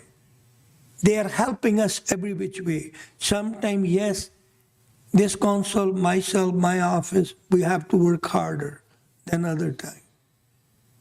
I seen it, a post the other day on the social media. Somebody rose the point, how come we get everything, but sometimes it's too late. I'm happy at least we get it. Lots of communities don't get it. When IHA started sending me the email, today there's 3 communities, they're shutting down their emergency, you believe it or not. I don't forward to the council members or staff. They don't need to know. Longest touchwood, our hospital is working. That's evidence of this council, this city hall, staff, we are working together one way or the other, not only with the IHA, with the provincial government. I can't be thankful to them. Moving along, all in favor of the $18,000. Oppose, if any, carried. Thank you.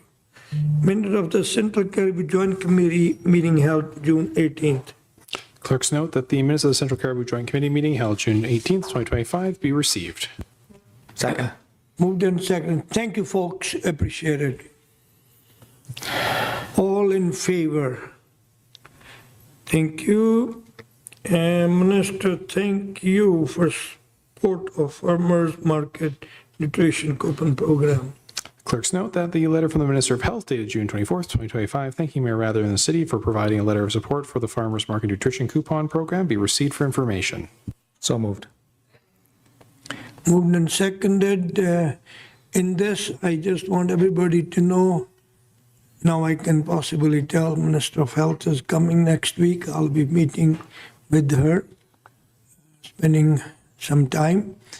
And my request to each and every council member, if there's anything burning issue with you beside the mental health, please send the email to Kim Gressler or Mr. Copay. Then we will be having a meeting along with our CEO on Tuesday morning sometime, or Monday, if not Monday. And I'll have the list because I wanted to make my time worth it meeting with the minister. So any issue you guys had, please send a list forward if you don't mind. All in favor? Oppose, if any? Carried. Social Planning Council, please. Clerks note that the letter and briefing note from the Social Planning Council of Williams Lake and area dated June 20th, 2025 regarding strengthening partnerships for community well-being and safety be received for information. So moved. Moved and seconded, all in favor. Carried. Proclamation of City Hall lighting. Sorry, this is the item. Sorry. This is the Rotary Oh, letter. daybreak rotary, yeah. I thought we did that. We moved that up. So if we want to count that as dealt with, then I counted as a dealt. I moved that, the both letter we received. Perfect. Please. Yeah, I did that. Thank you. Correcting. But anyway, moving along with item number 1, please, proclamation. the clerks note that pursuant to the request of the Prostate Cancer Foundation of Canada and their letters dated March 12th, 2025 and July 7th, 2025, the month of September 2025 be proclaimed as Prostate Cancer Awareness Month in the City of Williams Lake pursuant to city policy, and that the lights of City Hall be changed to blue in recognition of Prostate Cancer Awareness Month for up to a week in September 2025. So moved. Oh, moved and seconded. All in favor? Carry. Long the Rotary Club Chair knows your item was dealt along with the E1 item. They was brought together. That was my recommendation, to deal it together. Okay? Long as you know. We did not forgot. No. You're most welcome. We said we are almost done. A proclamation of National Forest Week, please. Clerks note that pursuant to the request of the Canadian Institute of Forestry and their letter dated June 26, 2025, the week of September 21st to 27th, 2025 be proclaimed as National Forest Week in the City of Williams Lake pursuant to city policy. Second. Moved and seconded. All in favor? Okay, council information packet, please. Oh, that's right, February, sorry. Yeah, J1, sorry. Yeah. The recommendation that pursuant to the report of the Manager of Public Works dated July 14th, 2025, Council award the Fairview Drive Emergency Booster Station project to Quality Excavating for the tendered price of $1,361,850, excluding GST, and approve the award of consulting services in the amount of $120,000 to True Consulting for a total project value of $1,546,700, excluding GST, including contingency, and further that Council agree that the amount allocated in the financial plan may be exceeded by up to $246,700, with such overspend to be funded from the city's water reserve. So moved. Moved and seconded. I got a question to the CEO. I'm happy, like I said earlier, we're getting $1.3 million. But what bothers me is, it always does, why we have to add $400,000. It's nice to have it. It's nice to get it done. Is there a way the CEO knows we can collect this money from senior level of government? What option we had, and why most of the time we have to go through this route, please? Thanks, Your Worship. In this particular case, or overall?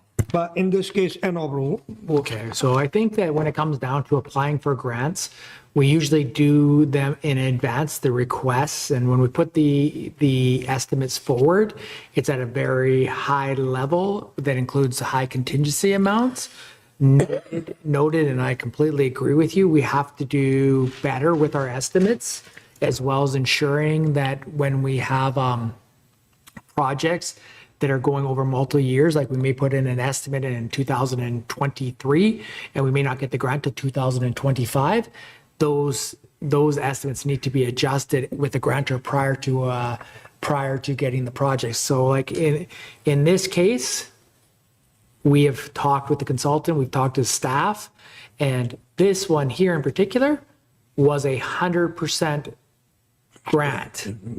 So I know it's fantastic that the majority of the project's being paid for, but if our estimates were more accurate and reflected what it was, or if they were updated properly, we'd be getting 100% of 1.5 million, not 100% of 1 million. Our grant that we got was 1 million, but we were approved for 100% grant.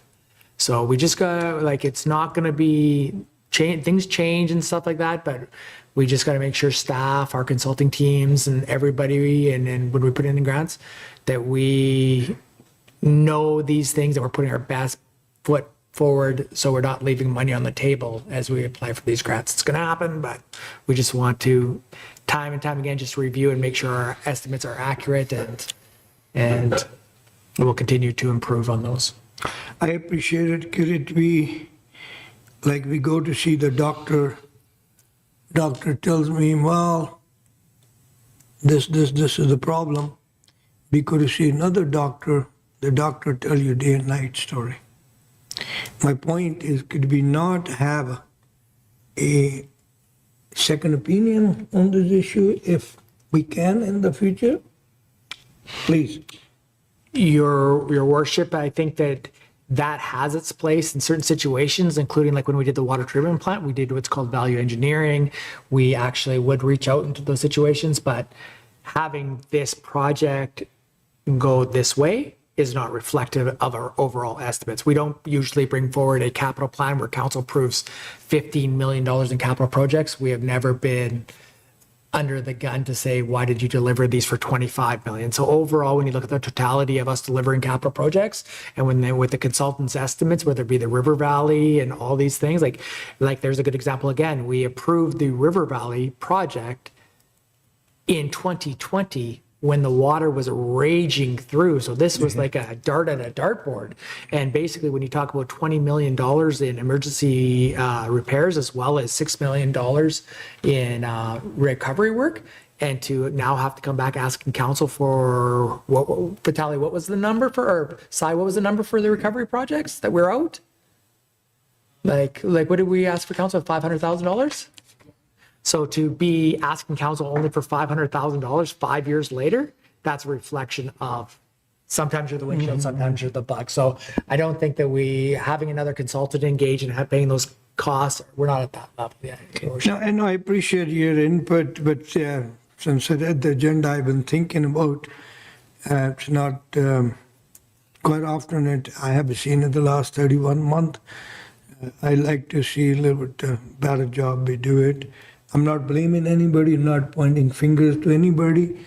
I'm asking myself that we all have to work a little bit new diligence. Yeah, your worship, I would caution council, and like Vitaly will be the first to point this out. You have to look at the totality of us delivering the capital project. Sometimes our trucks are going to come in higher, sometimes they're going to come in lower, and you've seen this in multiple reports, but we deliver within the approved financial plan, the financial budget, and that's what you have to look at. Councilor Nelson, please. Good questions, your worship. Thanks, Gary. I'll be supporting the Fairview Drive emergency booster station. It's an important project identified in 2022. We went for grant funding in 2023. We received the grant and confirmation, and we did put it out to tender. It went to a local contractor as well. The importance of this particular project is that the water distribution system has a small booster station located at the entrance of the golf course. This station covers that entire neighborhood, including Fairview Drive, Country Club Boulevard, Westridge, and also, I believe, Hodgson Road as well. And it provides up to 400 liters a minute to move water from Zone 1 to Zone 2.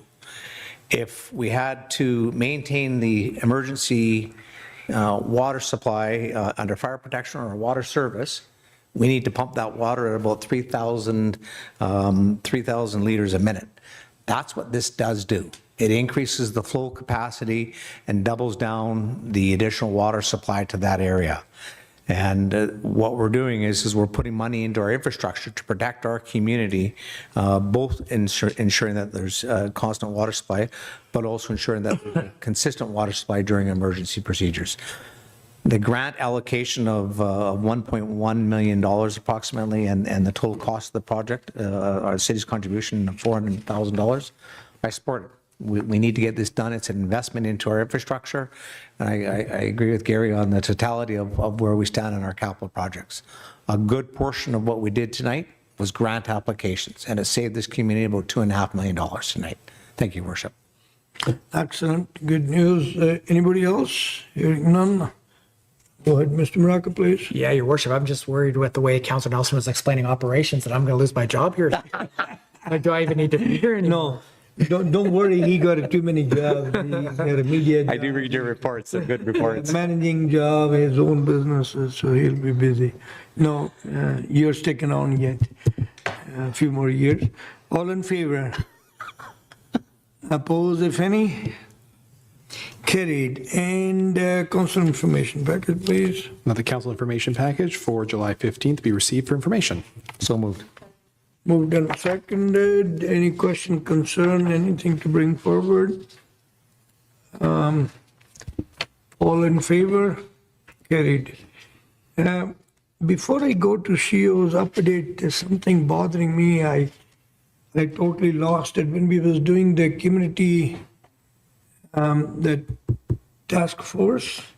I would like to send that report to the CRD, especially area DEF, for their information and for their financial contribution if they could.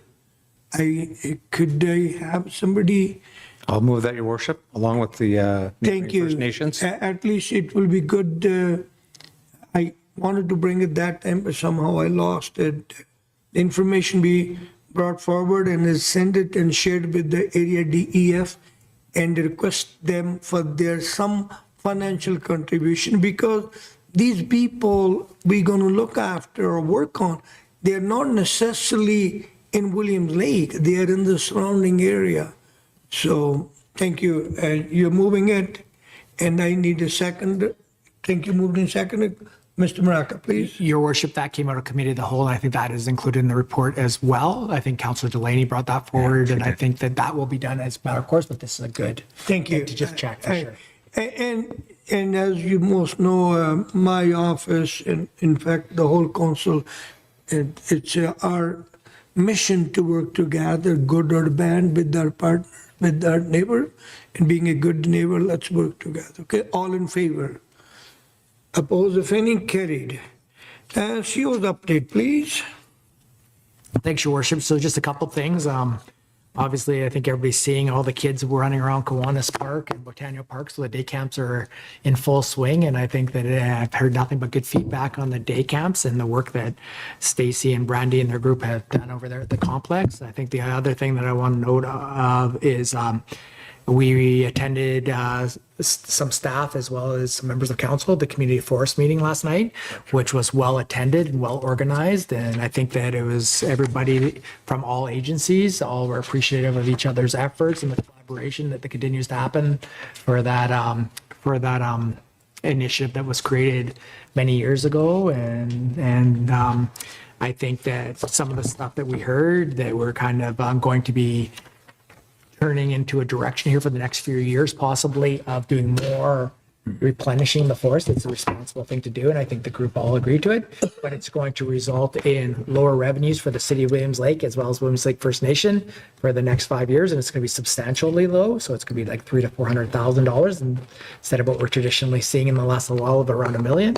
So it's something to be aware of, and they've when we go forward and create our budgets going forward, that's our revenue that we can be counting on. And I think the flavor of the table, unless somebody else wants to speak up, was to switch to that and make sure that the community forest remains viable for future. And I think that there's going to be some other things that will be discussed at a future council to council meeting that will include expanding the community forest into areas that may be in the current area, but may be landlocked, that are not able to be logged until we get the tenure from the senior levels of government. And I think that that's something that we'll work with Williams Lake First Nations and could be a topic for UBCM, for our council, as we go forward to release some of these things to mitigate some of the lost revenue by increasing the volume that we can harvest with our local contractors, our local collaboration in our groups. Any question to CEO? Any more roundtable, anything, staff, anything, sir? Mr. CFO, anything? James, anything? James, nothing. Anything from the media? Hearing none, thank you very much, everyone. I appreciate it more. Adjournment moved and seconded, all in favor? Carried. Council adjourned. Thank you.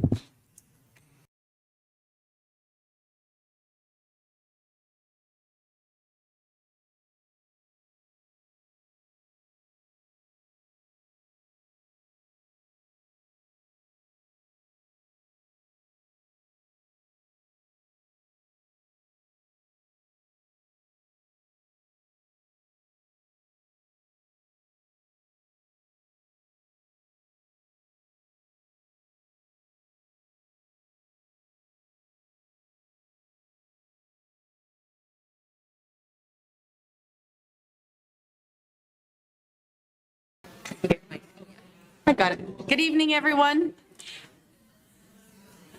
Thank you for coming in attendance this evening for our multiple meetings. So I just want to send my thanks to all of you for being here. I have a feeling with all of those paddles, it's pretty obvious what the majority of the group is here for. But it's wonderful to have you here. I just wanted to send regrets from Mayor Rather for not being in the chair. He is out of town, but he will be zooming in, as well as Councillor Lyons and also Councillor Moses. So they will be also here listening in on all of the meetings, and I wanted to let you know. So this evening we have 3 meetings. We have the public hearing, we have a special meeting, and then we have our standard committee of the whole council meeting. So should be fairly busy, but not too overwhelming. So I just wanted to thank you all for being here. I wanted to initially call the meeting to order and also acknowledge that this meeting is being held on traditional Secwepemc territory. Because we have multiple people that are zooming in, I'm going to pass it to our corporate officer to just make it so that we can make a motion on that, accepting it. To start off each of the 3 meetings tonight, we'll be recommending a motion that council resolve to waive section 9.3 of council procedure bylaw number 2343 to allow more than 2 members of council to participate in the meeting via electronic means pursuant to section 9.5 of the procedure bylaw. Second. Thank you, Councillor Delaney and Councillor Nelson. All in favor? Perfect, thank you, that passes. So now I will just pass it for the public hearing to staff for the bylaw, please. This public hearing is respective of zoning amendment bylaw number 2427 of 2025. The purpose of the bylaw is to amend City of Williams Lake zoning bylaw number 1825-2002 to rezone the subject property from Civic Assembly Institutional P1 to a newly created neighborhood mixed-use MU1 zone for the purpose of creating a future multi-building mixed-use development, including a variety of residential housing types and small-scale commercial uses. The subject property is addressed as 845 11th Avenue North, the former Poplar Glade Elementary School site, and is legally described as Lot 12, District Lot 588, Caribou District, Plan 15518. Thank you. I will now open it up for any individuals from the public that want to come up to the podium. When you do come up, make sure that the mic is on. So there's a little picture of a face with some vocals coming out. Just touch that so the mic is red. Please state your name and city of residence. Please be respectful and be on point with the bylaw, please, and also within 10 minutes. possible. Thank you. Go ahead. Thank you, Madam Chair. Am I correct in addressing you as Madam Chair in spite of the fact that Mayor is in cyberspace? Is that cool? Yeah, absolutely. All right. I'm still chairing the meeting. Sounds good. Thank you. Go ahead. Madam Chair and councilors, staff and residents, Fourth Estate. My name's Pickford. I'm a resident of Williams Lake. I'm speaking to the bylaw change. I'm not speaking for it or against it. I'm not taking a position on it at this point, but I just want to mention a few concerns I have and get a little bit of information from you. First of all, I'd like to express my gratitude to Rena Schill, corporate officer, 2IC, very patiently answering my inquiries yesterday, and Jessica Ball, planner, very patiently answering my inquiries yesterday, and very helpful. I want to pass on that gratitude to them.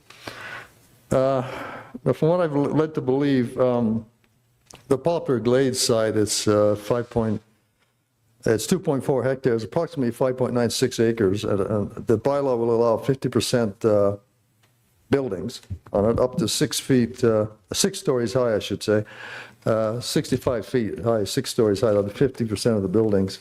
50% of the land will be buildings. And the bylaw also allows 80% of the land will be buildings, accessory structures, and parking. So that leaves 20% for roads and presumably grass.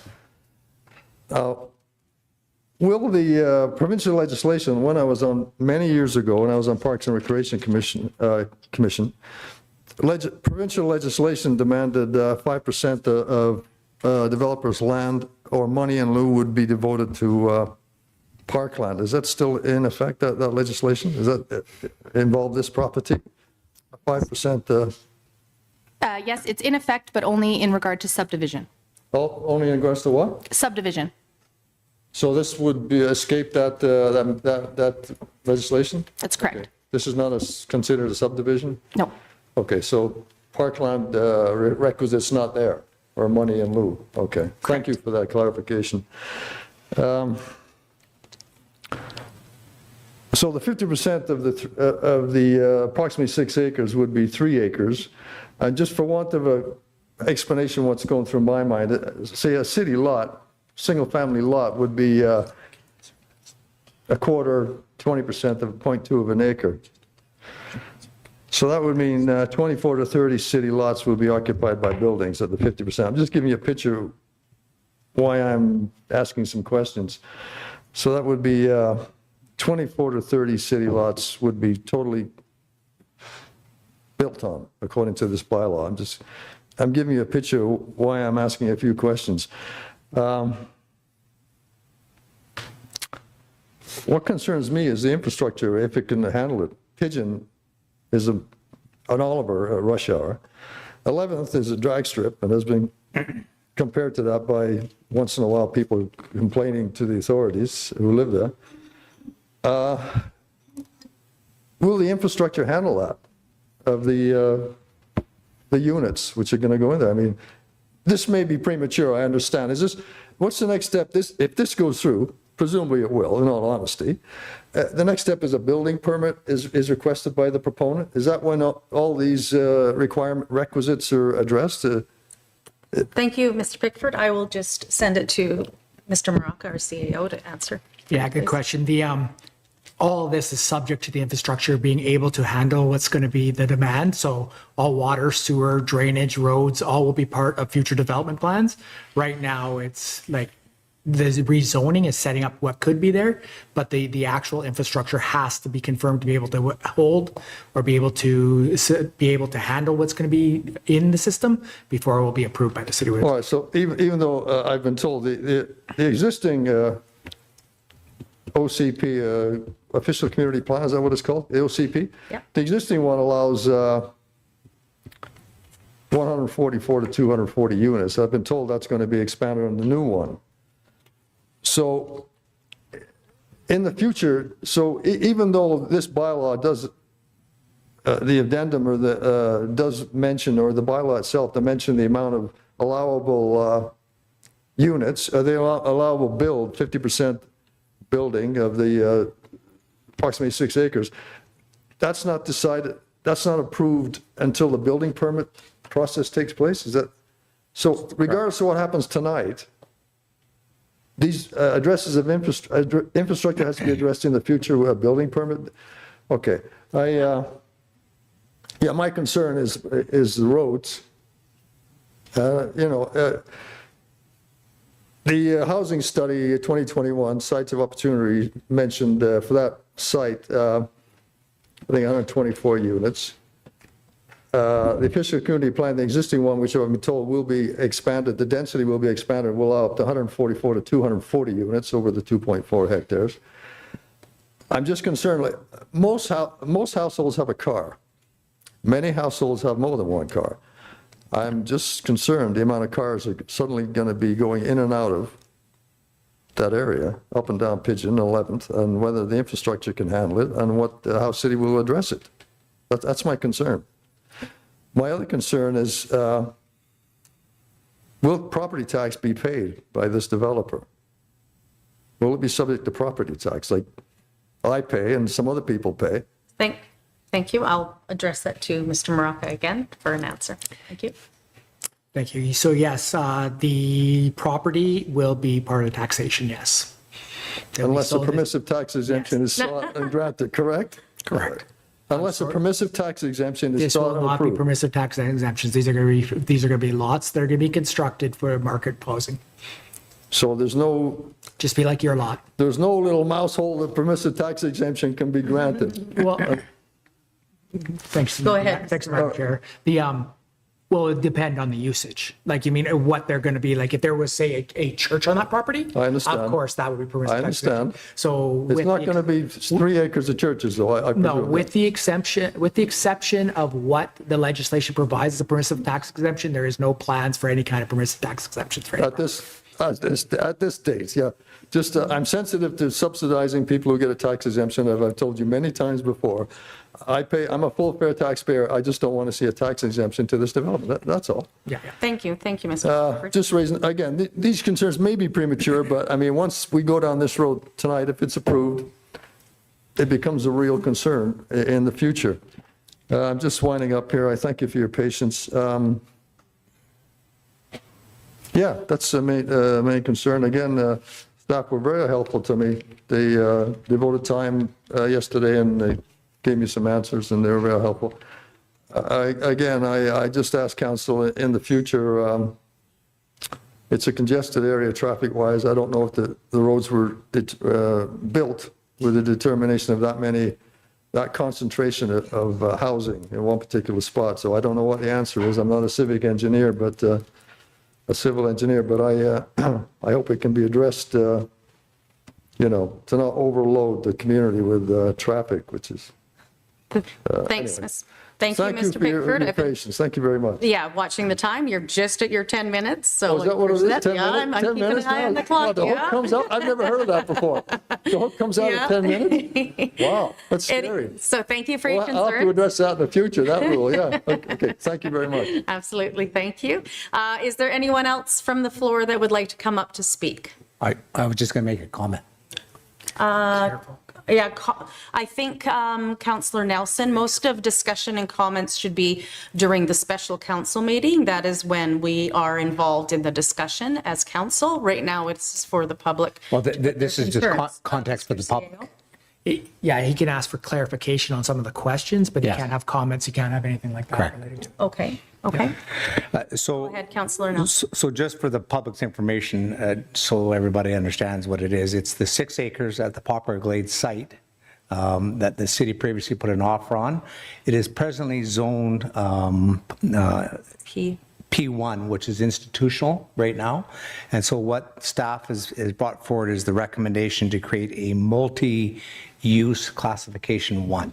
And what this really does is it opens the opportunities for residential, commercial buildings, single-family, townhouses, accessory dwellings, apartments, daycares, retail sales, restaurants, commercial recreational facilities, and others. So it's a new zoning. It's a special zoning for that one area. So today is getting the taste of the public is what we're trying to get to change that to this new zoning. So just for clarity, because somebody texted me. So I just wanted to make sure that that was on the record. Thank you, Councillor Nelson. To the floor, if, yes, please approach the bench. Thank you. And once again, state your name and city of residence, My please. name's Dave Moore, and I live on 9th Avenue in Williams Lake. My biggest concern about this rezoning is the commercial use of it. I don't know if all of you are old enough to remember 1965 or 64 when they built that subdivision. It was all built on the ideal of just residential use only. So I don't think, like the gentleman said before me, I don't think the roads are designed for it. So if the roads needed to be upgraded and widened, who would pay for this? The taxpayers of Williams Lake or the developer? Thank you, Mr. Moore. I'll transfer that to staff, to Mr. Maraca. Thanks, Madam Chair. If the infrastructure needed to be upgraded, there are various ways to do those upgrades. One would be through DCCs if it is included in the DCC bylaw, and the other would be at the expense of the developer if they'd be offsite improvements if they are required. At this time, there is no access proposed, whether it be off of 11th, whether it be off of the side streets or wherever, and the infrastructure would definitely have to be considered with any kind of development that went in there. I'm pretty sure they would use 9th Avenue, 10th Avenue, 11th Avenue, which we have a trailer court on. We have a Seventh-day Adventist church at the end of the block. It's going to be chaotic. Yeah. I think that, any kind of discussions in the future would take that into account. And with the realization that although I wasn't here, that was a school and it did see traffic at that time as a school pickup and drop Not offs. as much as what we're going to see. Yeah, I think that would be there would be engineers and consultants involved to determine the traffic studies and the volumes and the impacts of the infrastructure prior to approval. So it wouldn't land on the taxpayers to have to pay for the infrastructure. No, and basically when I talk about DCCs, by that time it could be possibly a project that could be in a DCC bylaw, and that could contribute as well if the council of the day decides that that's where they would like to put that money into it.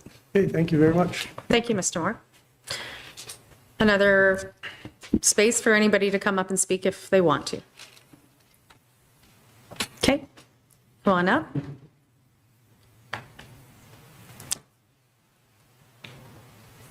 Once again, please state your name and city of residence. Thank you. Al Giles, live in Williams Lake and back onto the park. I don't know how many people are aware of the ball diamond that's there now. About 40% of the area is in this rezoning. And I sent something in already on it, wondering what's going to happen with the remnant of the area, if it's going to be enough left. Well, there won't be enough for a ball diamond for sure. So my question was the backstop going to come down and the dugouts go out? I certainly won't miss the foul balls that come into the yard for years and years and years. I'm not for or against the development. I just have these questions. The other question I have, I've talked to a few people and there are a lot of people who use that park, dog walking, or a bunch using it yesterday, last night with balls and whatnot, just family stuff. How far does the notice for such a thing go out? Most of them haven't heard about it. I know it was in the paper and that covers it legally. But most people don't read the newspaper anymore, and they don't look at those legal ads in if they did. So is the city sending them far enough to give reasonable notice to people that could walk to a park, for instance? Okay, thank you. Hal, to Mr. Maraca. I'll pass the question about the distance to Rena. Okay.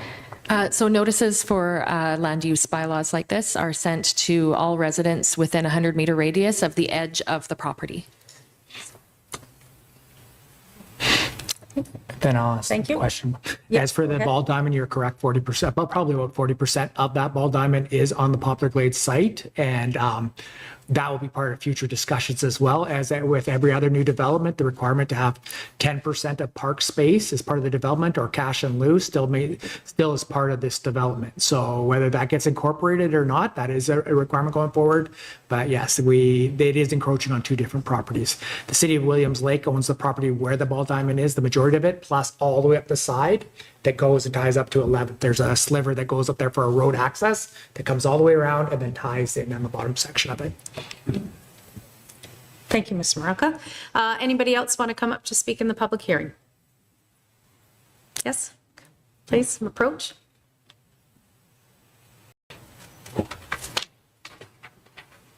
My name is Mike Moog. 9/11 Ogden, I back onto the Poplar Glade School, right at the playground here.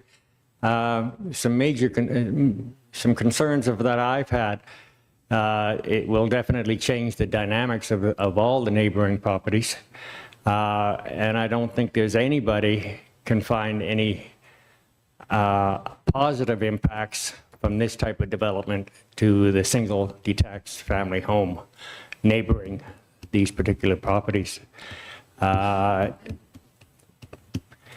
the investigation I have taken into place is that it could range between 25 and 30% reductions in values of the homes that are neighboring these particular properties. And it will subside as you fan out past that. So the concern is passing this particular zoning bylaw before we've seen the positive and negative impacts of the neighborhood, I think is putting the horse in the cart in front of the horse. And I tried to get that particular type of information from the City Hall, but it's not available at this particular time. I would hope that there would be an ability to step back from pushing this zoning change before we've seen the negative impacts of the neighborhood and what kind of property values and what kind of loss in city taxation compared to the increase in the city taxation on the facility that's being put forth. Excuse me. With having all that said and done, I would ask a question. Has the city entertained maintaining the green space as a parkland by investigating whether the development company would like to sell it? Thank you for your question. I will pass it on to Mr. Maraca. Once again. Don't know if I understand the question. You're saying would the city be interested, or were we interested in maintaining that as a park space from the owner of the property? Right. Now, before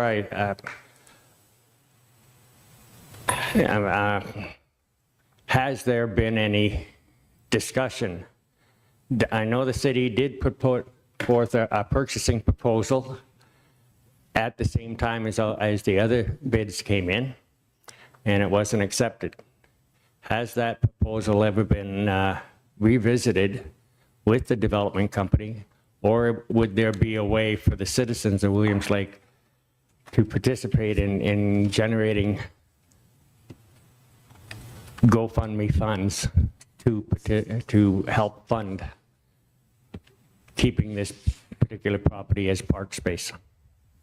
Thank you, Mr. Maraca. The city was interested in that property, but the city was interested in that property to do much the same as what WLFN was planning to do right now. It was to develop it as housing because we are short, I think it's 1,500 units in the community, and housing is needed. So it was never considered by the council, the previous council, or today's council to consider that as park space. It was always for development purposes from the city. And you would have got the same response from me and the neighboring people.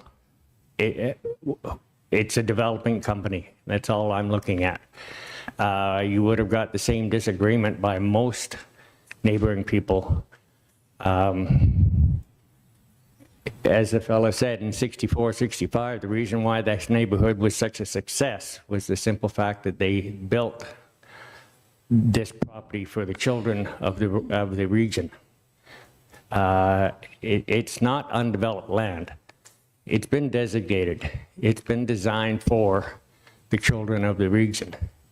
I really want everybody to step back and think what could be available 60 years from now for the children that are going to come through this particular city.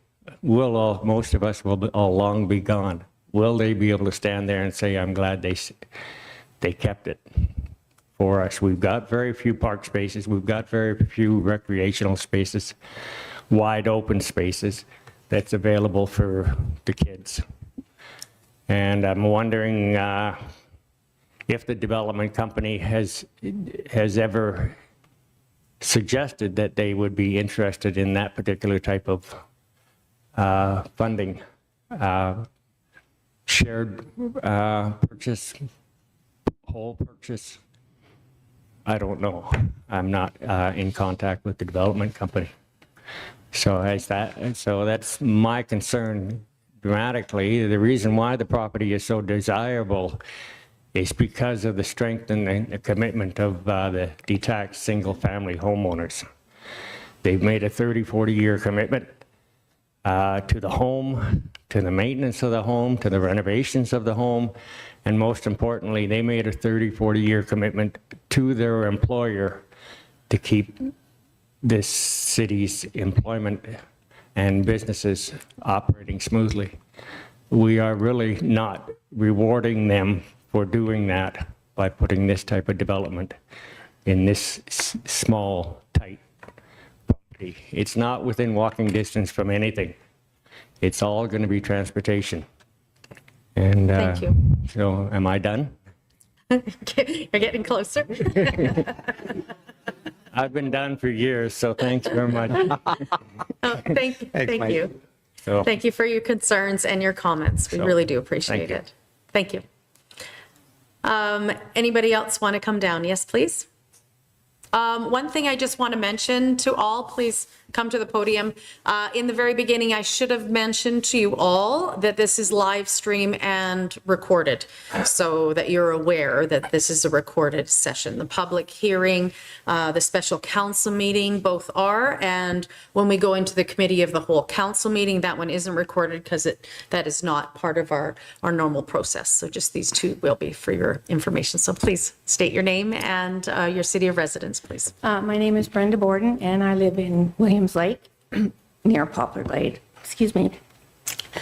I understand we need housing. I don't understand why we need commercial and the other parts of that. I don't think that's the best thing for the neighborhoods up there. And if it's commercial, is there timeframes when they're allowed to be open? Or that's my concern, just because it's all residential. Okay, thank you.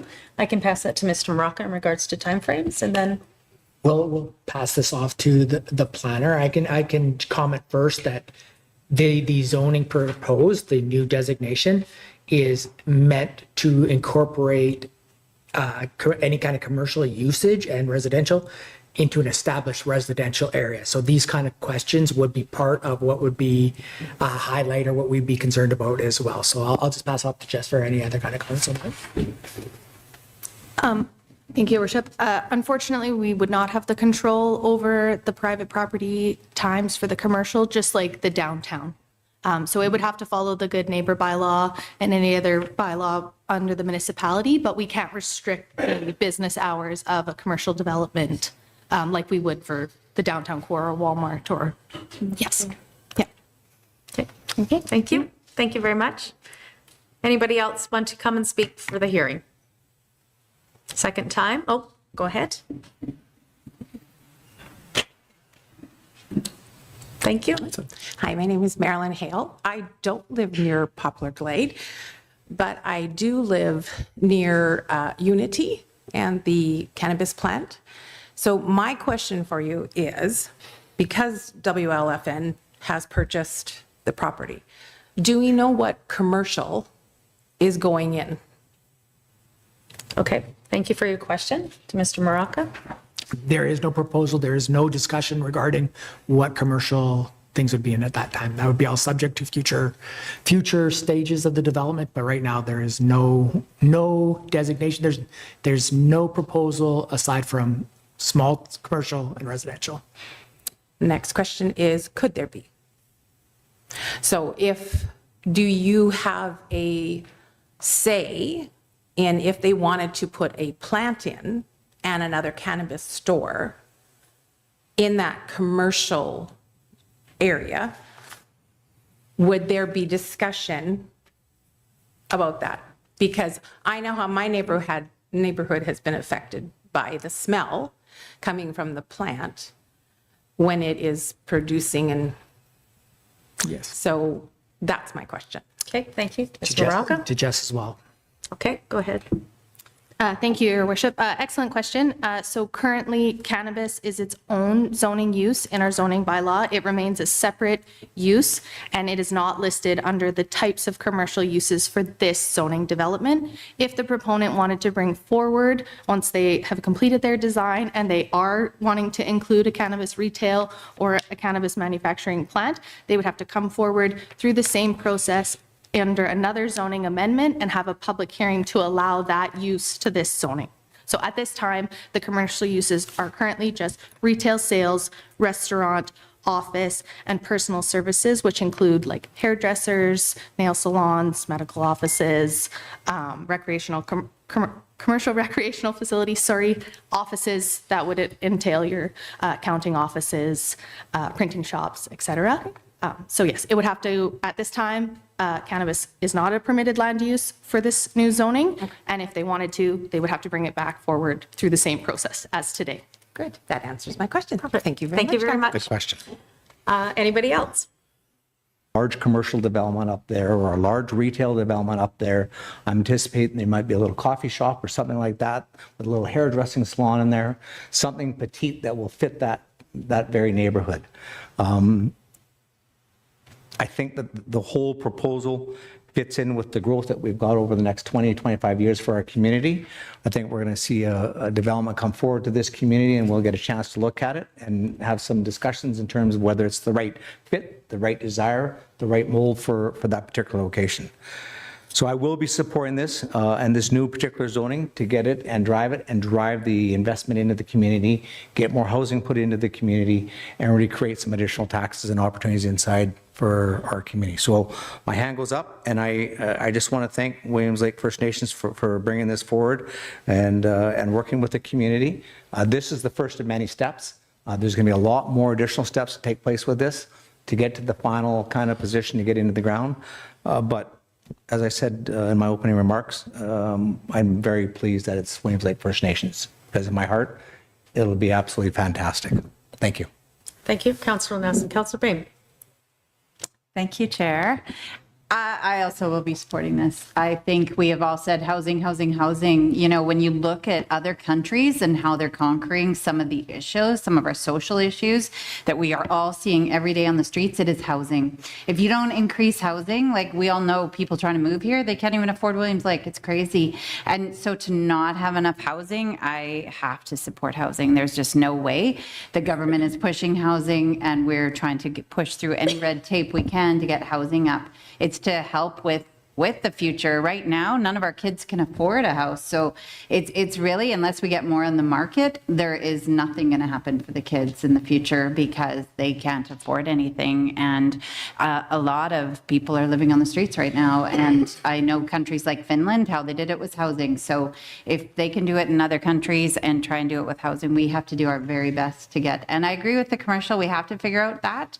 But hopefully it will be coming through the city, anything that is at odds with anything we would have. And WFN has a very good relationship with us, and so we are pretty set that will happen. So we are hoping that this goes through, but I will also be supporting more housing. Thank you. Thank you, Councillor Bain. Councillor Delaney. Thank you, Chair. Yeah, I would just say that I agree with my colleagues around the table. I will be supporting this application. And I just want to say that this is just the first step. So in order to have the discussions about development, to take it to the community, to answer your questions, it has to actually be rezoned first. We can't have the questions without rezoning it. That's just the process of it. And I do believe that Williams Lake First Nations is an excellent proponent, agreeing with my colleague, Councillor Nelson, the builds that they put out are spectacular. I'd like to see more of it happening in our community, but I would just say to the people that came forward with their concerns to continue to follow along in the process and just make sure that your words are available. I made a bunch of notes. I know staff took a bunch of notes as well. We take all of the comments very seriously, and they're always considered against these applications. So I'm looking forward to seeing. Lots of times we get some pretty great conceptual drawings as well in these applications when they actually get to the point where there's an idea and it can be drawn up, and that will also be put forward to the community as well to get the input on it. So I will be supporting. Thank you. Thank you, Councillor Delaney. Councillor Lyons on Zoom. Thank you, Chair.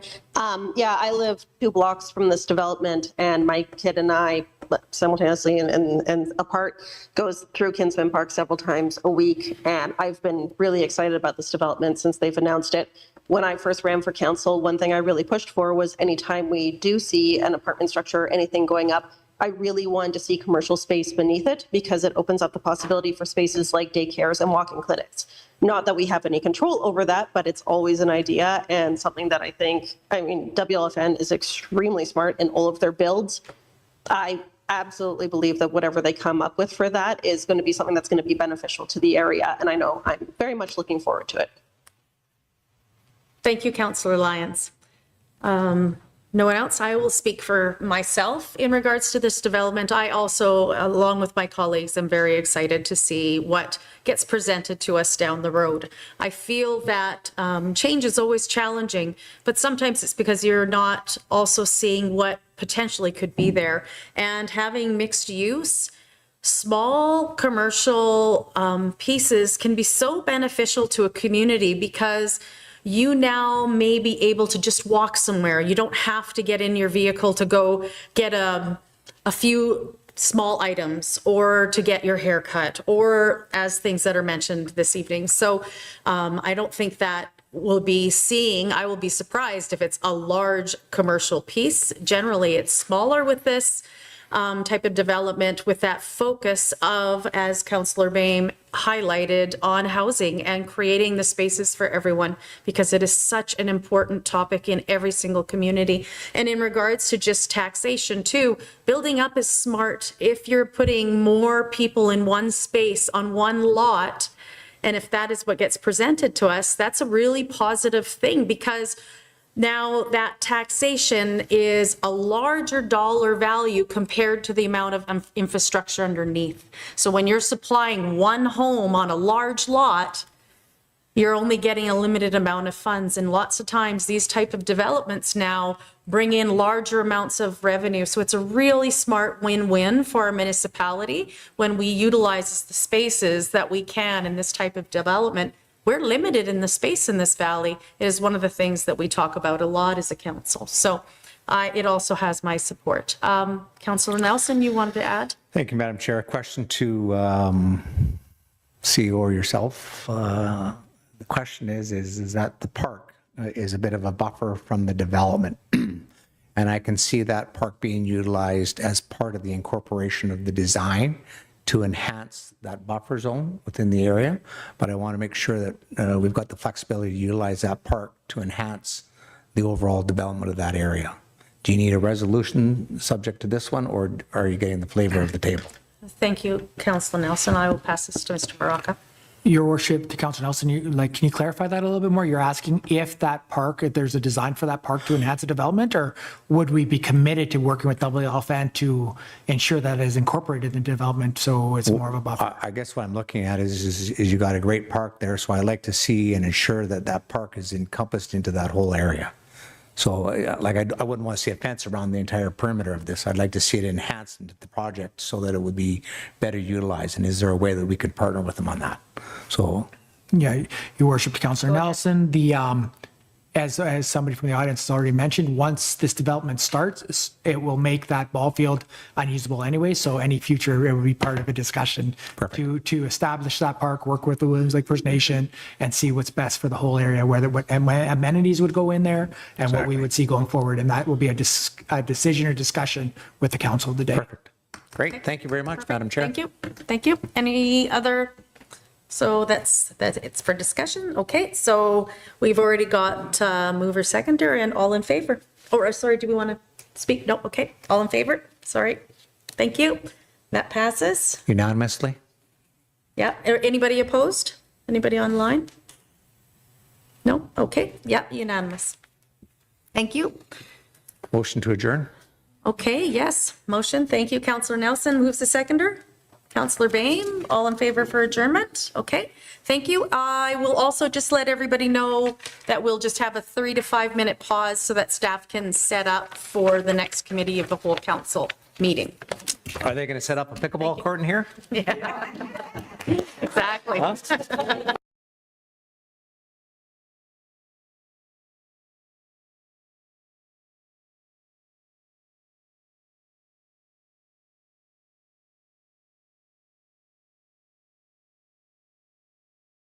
She's a strong section leader in both concert band and tour band. Selected to graduate this year is top grade 12 musician Kyra Williams.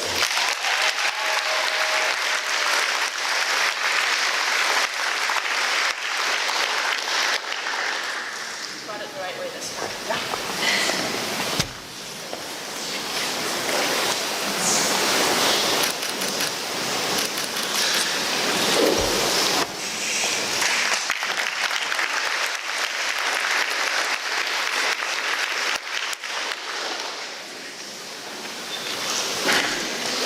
And now, please welcome Ms. McCambridge to present the Fine Arts Award.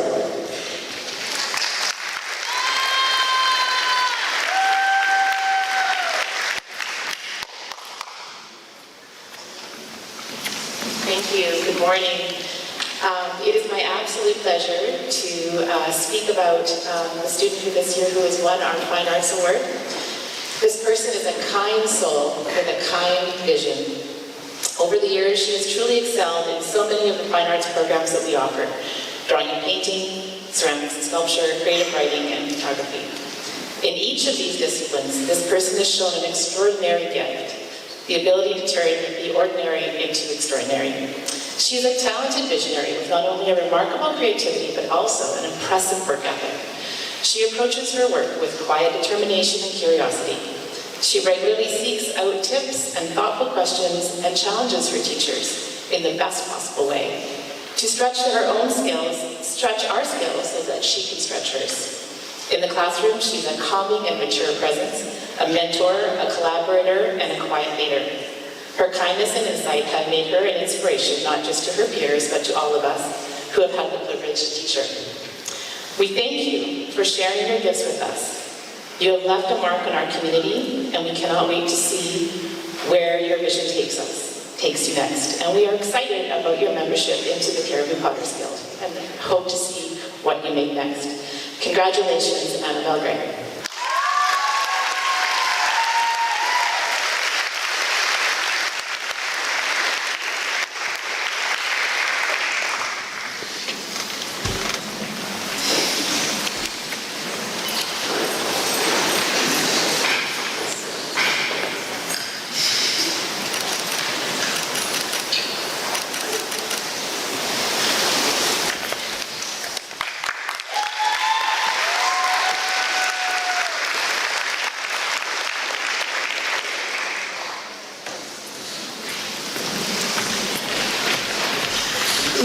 And again, please welcome Mr. Selby Lack to present the Technology Leadership Award.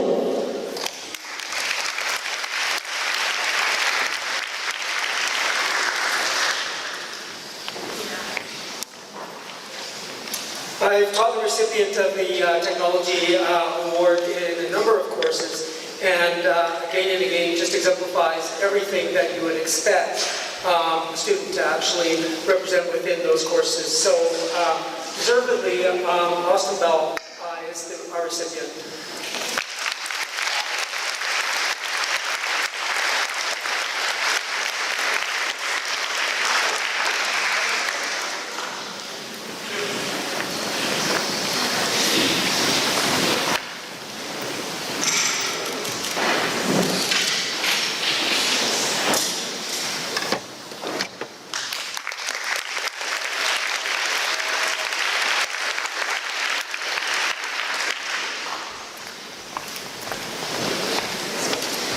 Please welcome back on stage Ms. Karen Grant to present the Most Improved Student Award.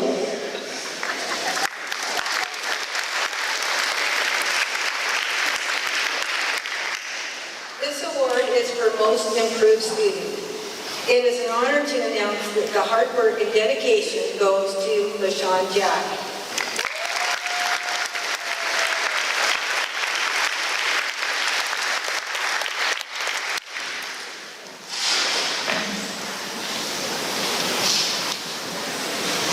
And please welcome Ms. Whiplinger, who will be presenting the Top Academic Awards and the Governor General Award.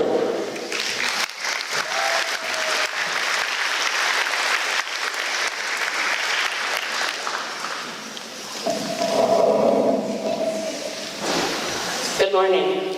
Every year, about 4 or 5 students are within 1 or 2% of each other for the overall top academic marks, and this year was no exception. The top academic awards this year go to, in grade 10, Asher Drift.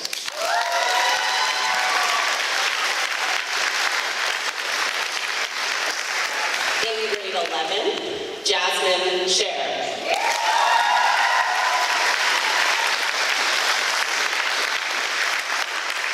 And in grade 12, Emma Coster.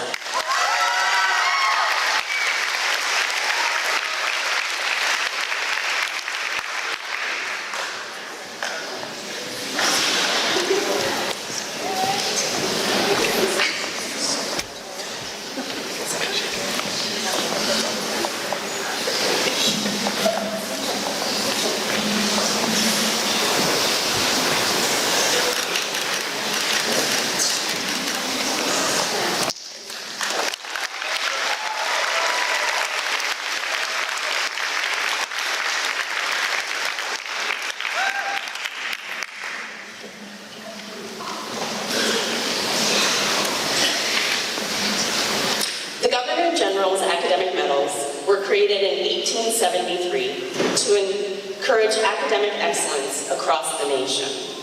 Over the years, they've become the most prestigious awards that students in Canadian schools can receive.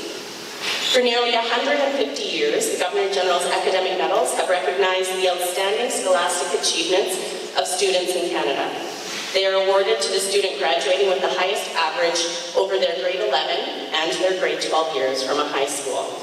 They are also awarded at the university and postgraduate level.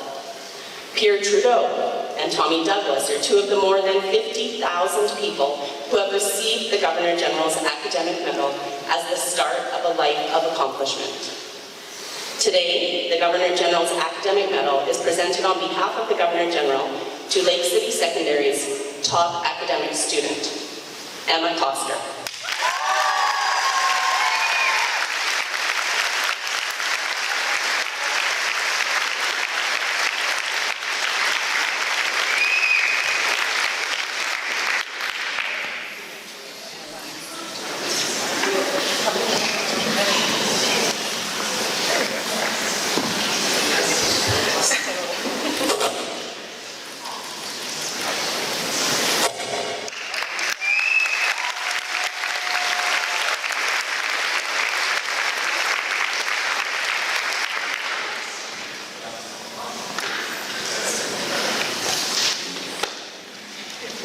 Just have to find my paper again, sorry. Oh, here we go, I got it. All right. And now, finally, please welcome Mr. Levins to present our final award, the Principal's Award.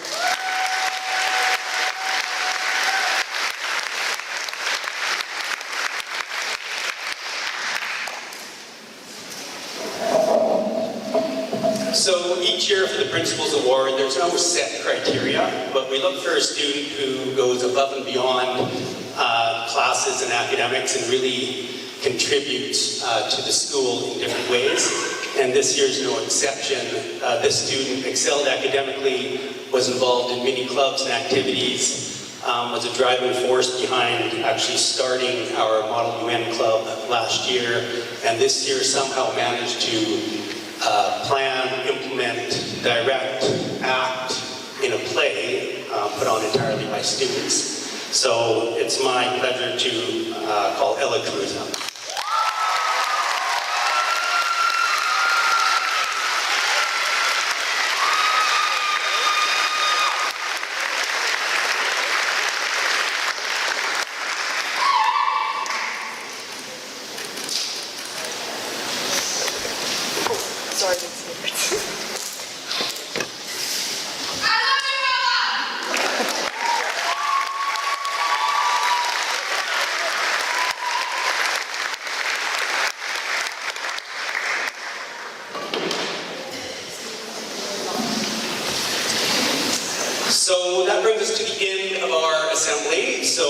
before we leave, we have a few things to do. So first of all, let's have a big hand to Mika, who did an amazing job hosting this.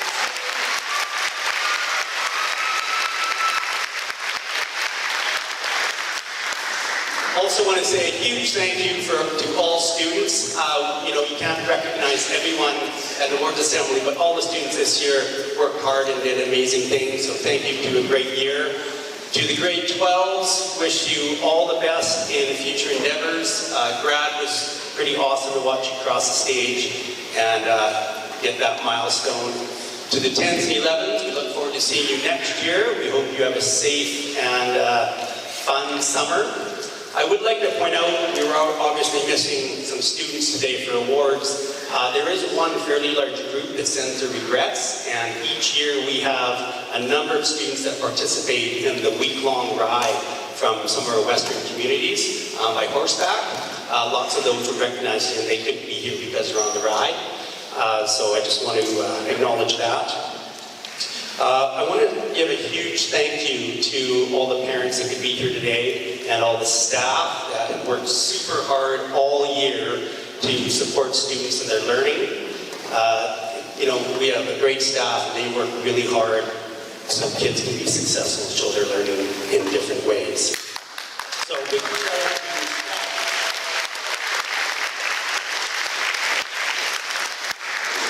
I will say a quick reminder to students, tomorrow is also a day of school, but before you leave, you need to make sure your locker and all your possessions are gone.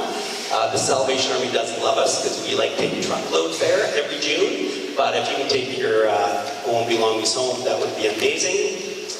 And we do have a final slideshow that Mr. Sebulak has worked very hard to put on, so we will dim the lights and we will play the slideshow. It's a recap of the year through pictures, set to some music. He had me acting as a role in it, but I ran out of time and couldn't do it, thank goodness. So if you can just sit and watch, that would be amazing.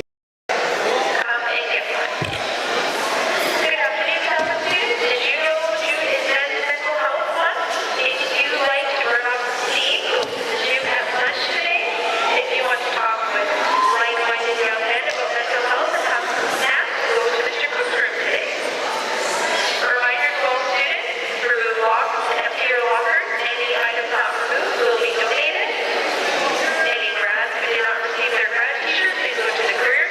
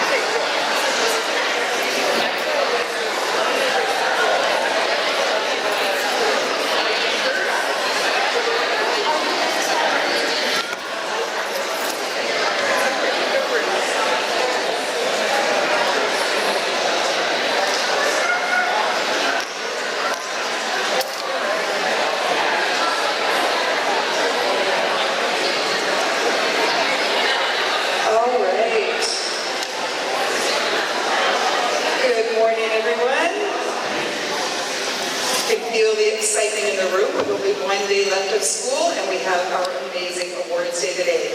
I'm Mrs. Davis, one of the vice principals here. I'd like to welcome you all to Lake City Secondary. We are going to begin our day with the Singing of O Canada, sung by Journey Carlson Campbell. And if we can all rise, and we will join her. Come on forward, Journey.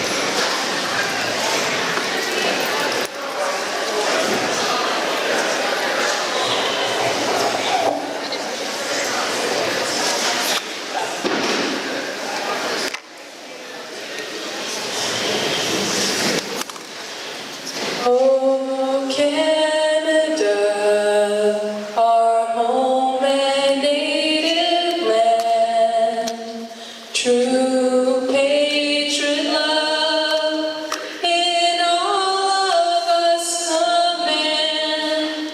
With glowing hearts we see thee rise, the true north, strong and free. From far and wide, O Canada, we stand on guard for thee. God keep our land glorious and free. O Canada, we stand on guard for thee. Oh, Canada, we stand on guard for thee.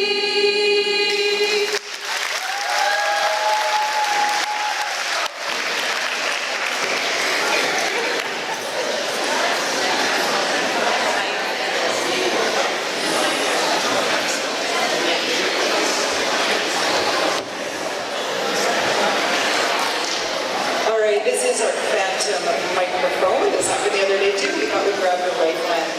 Let's give Journey a huge round of applause again for talent.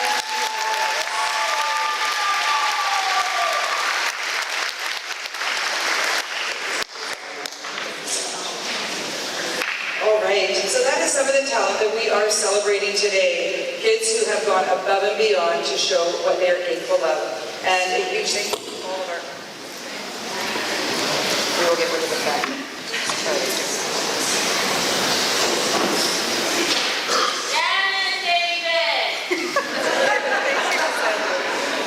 All right. All right, we'll get this on. All right, all right. Hello. Hello. Hello? Hello. All right, thank you. Thank you, Cassandra. Yeah, use the batteries or something. Thank you. All right, that was a thank you to all of our teachers and our staff as well for getting all of our students to where they are today. Let's give everyone a big round of applause.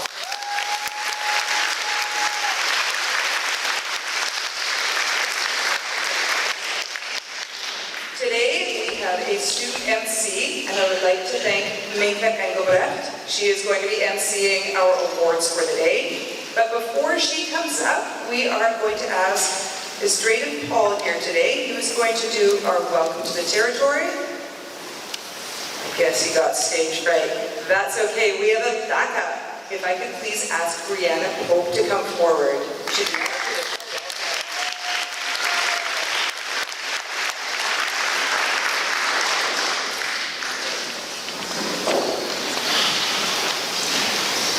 Okay. Hello and good morning to all. My name is Brianna Pope, and I am Secwepemc from Coquitlam First Nation, which is Dog Creek and Canoe Creek. I want to thank all of the parents and friends, family, and all the teachers, and especially all the students for being here today. I want to acknowledge that we have been learning, collaborating, playing sports, and gathering on the traditional and unceded territory of the Secwepemc people, but more specifically the territory of the Williams Lake First Nations. I'm proud to be celebrating all of our accomplishments that we have achieved this year, and I welcome you to the territory. Thank you.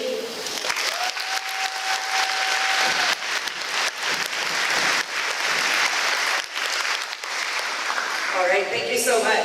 Without further ado, I would like to welcome Minka to the podium so that she can start off our celebration. gotta move the mic a little lower. I'm a little vertically challenged, as many of you can see. Hi everyone, I'm Mika, and let's get on with the awards, I guess. Okay, so, all right. Can we please welcome Mrs. Chupa for the University of Waterloo Math Contest results? Round of applause.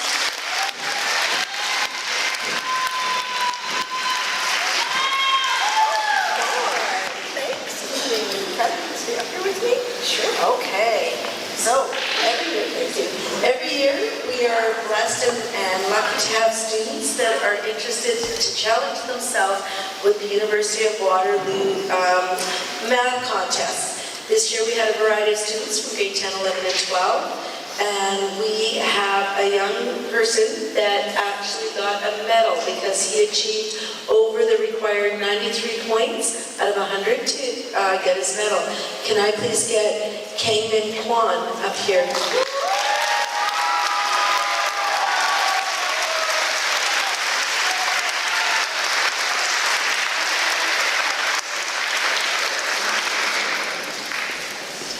Congratulations.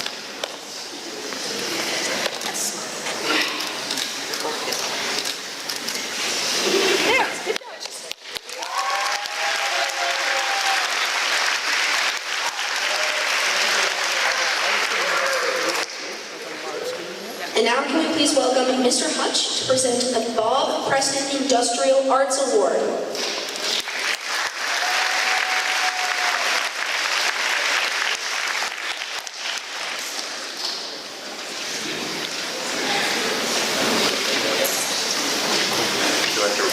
I'll keep the mic the same right here. As you might have noticed in the world right now, we really need tradespeople, and we're doing our best in School District 27 to promote that. And we have the Bob Preston Award, which is was a shop teacher back 20 years ago when I first started. He was very influential to me. So I'm proud to be awarding this award to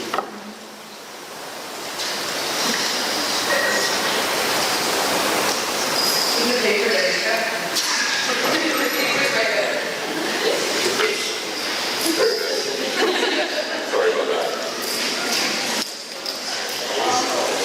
Josh Tatry.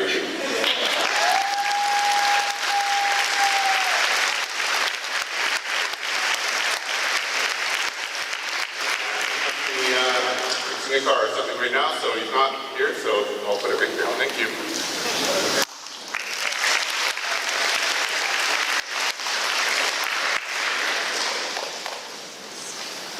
All right, next we have subject awards. Students who are the recipients of subject awards are being recognized for their efforts and their ability to have demonstrated a strong interest in the subject area. So, please welcome Ms. McKinnon, Ms. Chupa, Ms. Andres, and Mr. Cook to present the subject awards.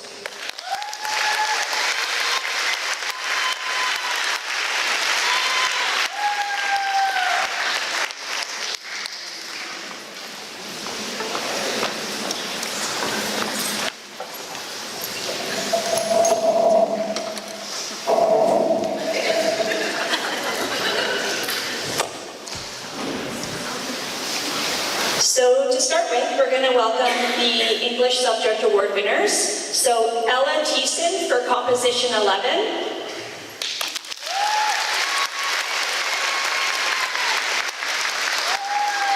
Leanna Harris for English 11 Spoken Language. Lila Dawn McAlpine for English 11 Creative Writing. Asher Grift, English First Equals 10.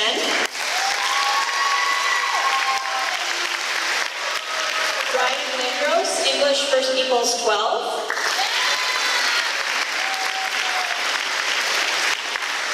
Austin Ball, English 11 New Media. And Shea Carson, English Studies 12.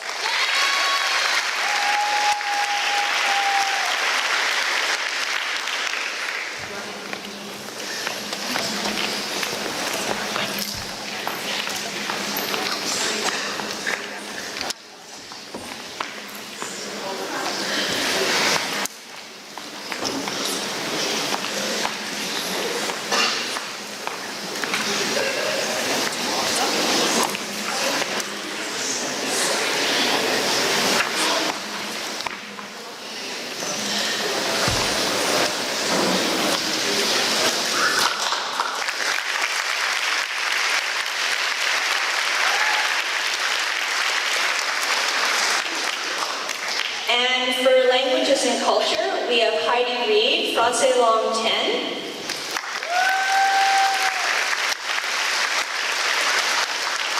Hannah Bruin, Francais Langue 11.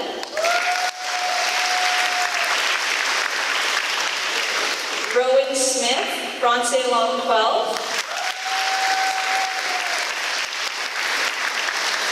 And pardon my pronunciation of the French language. Asher Drift, Core French 10.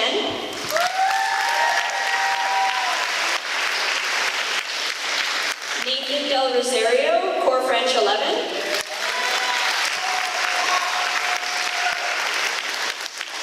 Evelyn Lee, Core French 12.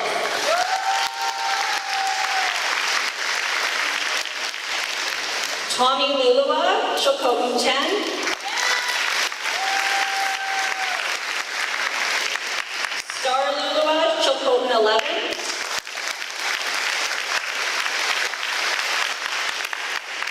Kai John Silas, Shuswap 10. And Keen Filbert, Shuswap 11.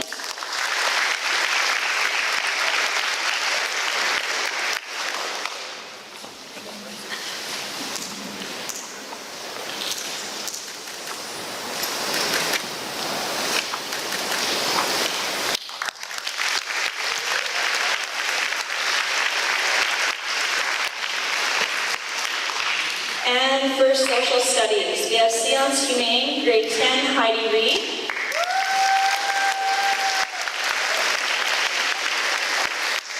Shay Carson for Sciences Humaines, grade 11.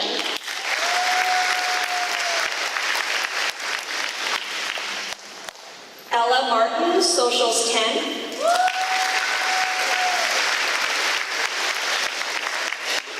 Ashley Neal, Socials 11.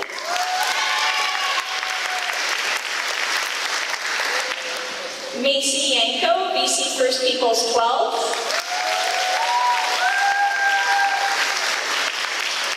Haley Boyles, Entrepreneurship 12.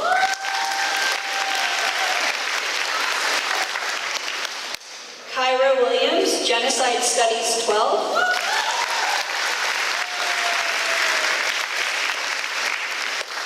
Emma Trudell, Law 12.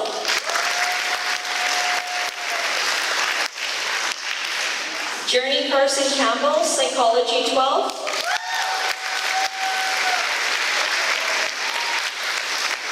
Evie McDougall, Philosophy 12.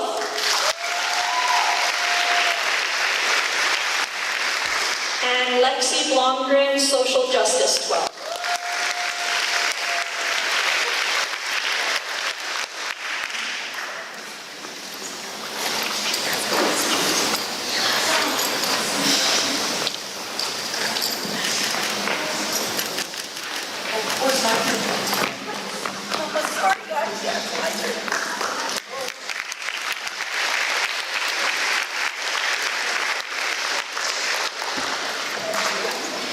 Okay, everyone.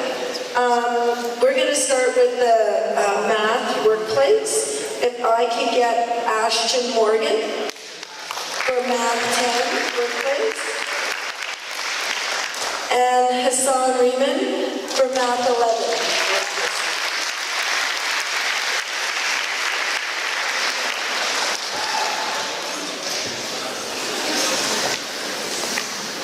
Awesome. Pictures. Well, he's getting his pictures done. We're going to get into foundations. Foundations 11 is Ava Atkinson.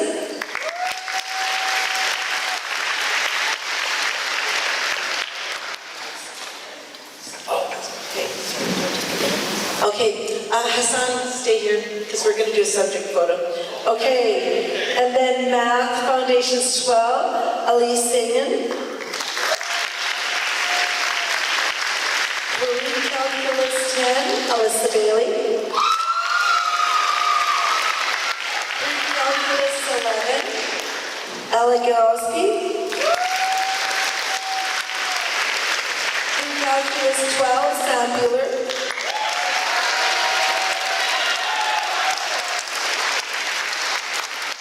Calculus 12, Ivy Nguyen.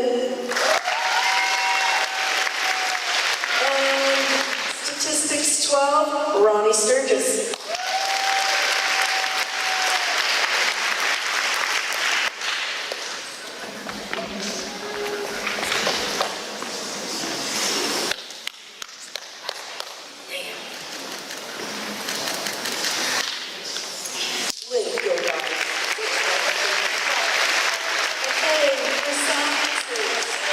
For sciences, Science 10, Aya Katsura. Chemistry 11, Ellie Kemp.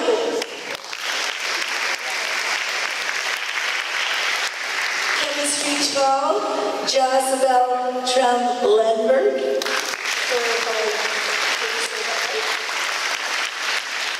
Physics 11, Natalie DeBoer. Physics 12, Emma Coster. Earth Science 11, Peyton Destry. Life Science 11, Nadia Wallen. Anatomy 12, Evelyn Lee. Science for Citizens 11, Leela Dawn McElhine.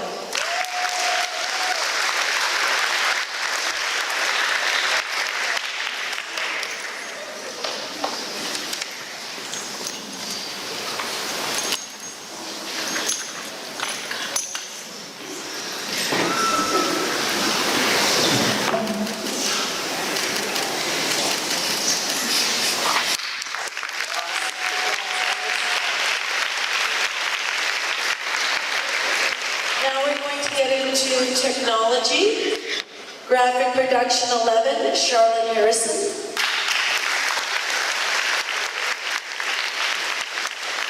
Graphic production 12, Maxim Mason.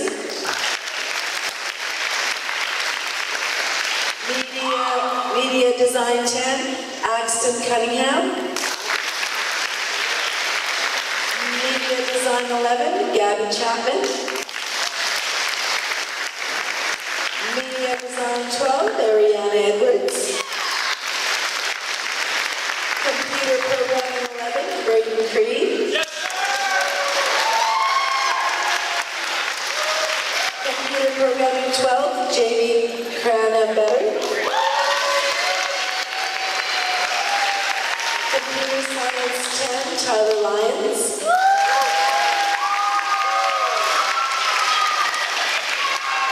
Film and TV 10, Addison Fairborn.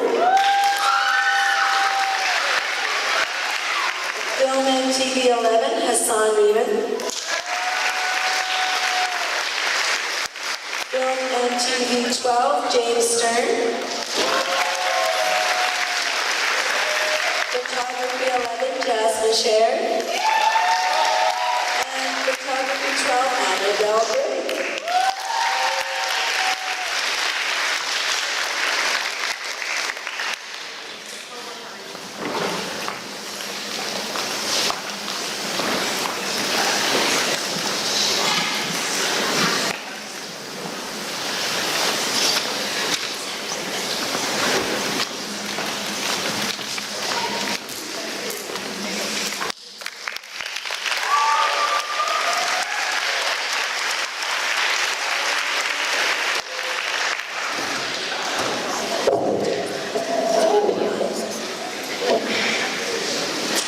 For foods, foods 10, Elise Deverson.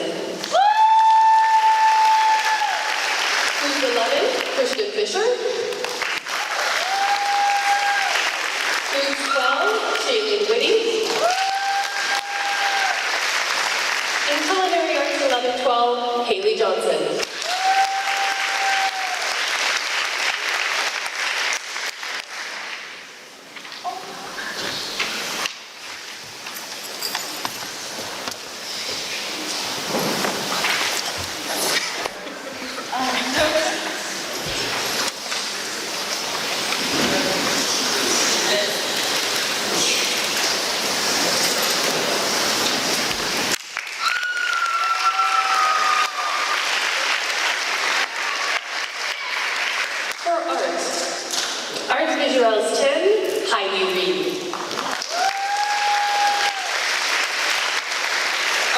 Studio 10, Alyssa Bailey. Art Studio 11, Katie Purdy. Art Studio 12, Maya Elson. Ceramics and Sculpture, grade 10, Sarah Schultz. Ceramics and Sculpture 11, Tia Sims. Ceramics and Sculpture 12, Lexi Mueller. Drawing and Painting 10, Summer Stonechild. Drawing and Painting 11, Amy McKinnon. Drawing and Painting 12, Serena Harris. And drawing 10, 11, and 12, Soraya Rothrock.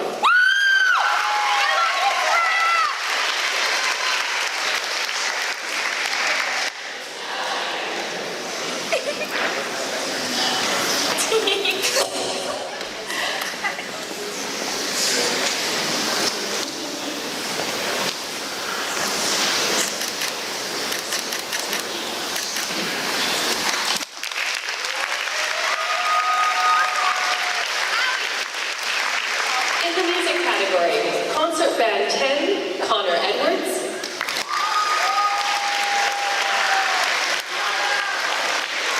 Concert Band 11, Montana Russell.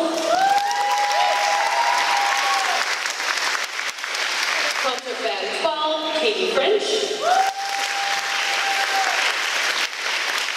Jazz and Tour Band 10, Willow Heft.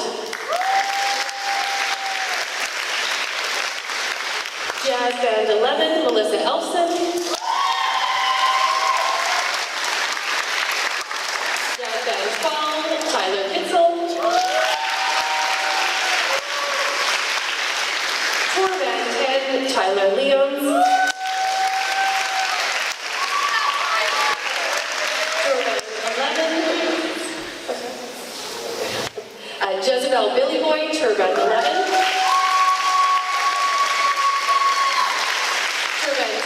Caitlin Brown.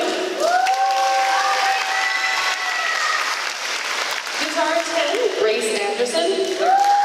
Guitar 12, Jeremy Carlson Campbell.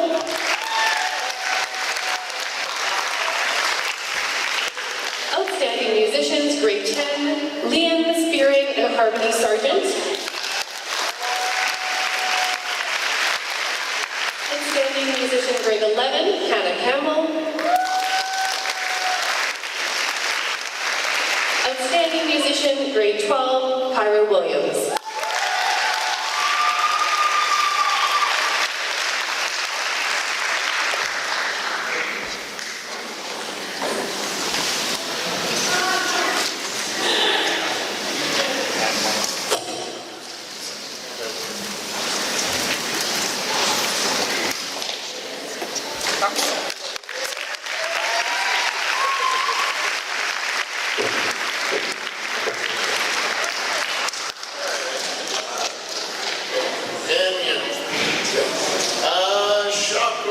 Start off with technology education. So for Woodwork 10, Ashley Morgan.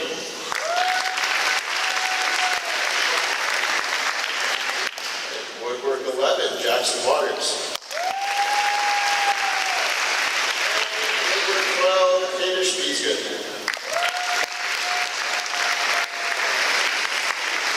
Skills Exploration 10, Jackson Bott. Skills Exploration 11, Hayden Doherty.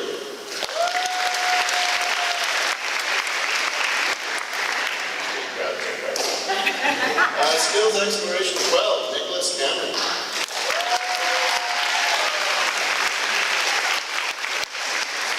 Robotics 10, Colby Donald. Robotics 11, Tanner Marlowe.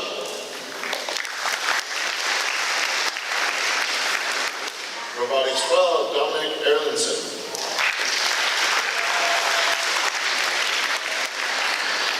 Power Tech 10, Slade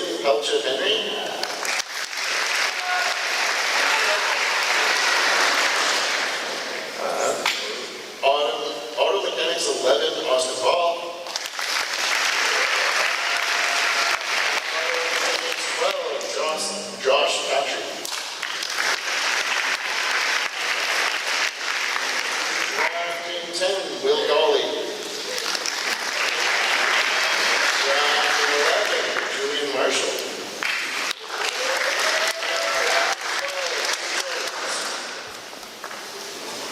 Did we get that? Luke Jones, Kathy Clough. This category, metal fabrication 11, Ryan Johnson. Metal fabrication 12, Samuel Holmes.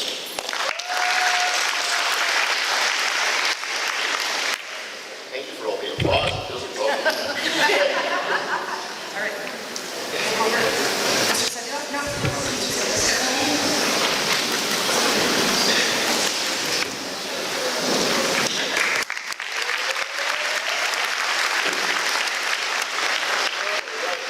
For the PE classes, PE 10, Tyler Lyons.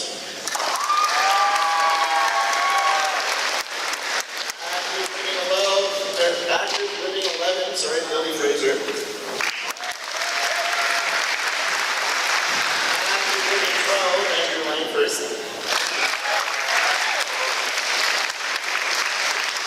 Fitness and conditioning 11, Catherine Navarro. Fitness and conditioning 12, David Morgan. Outdoor at 11, Luke Robertson. Sam Bueller.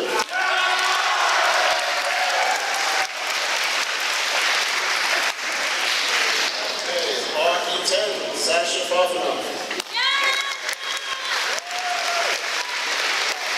Hockey 11, Izzy Smith-Rosani. And hockey 12, Andrew Langford.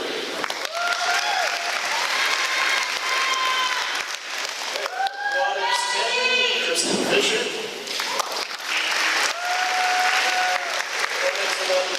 Jordan Stokes.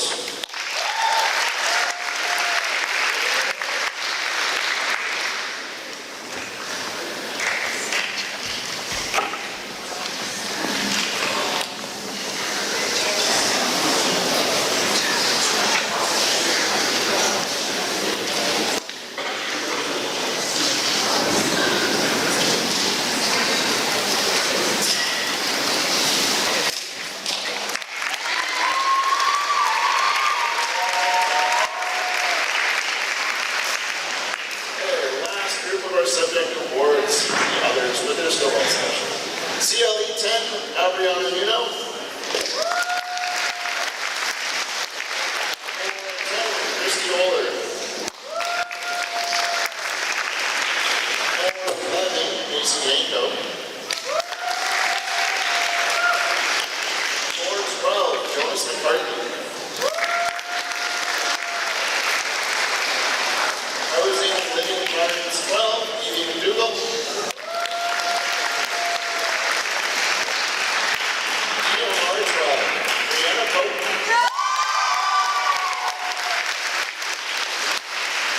Leadership 11-12, Shayla Williams. And Child Development and Caregiving 12, Peyton Slanville.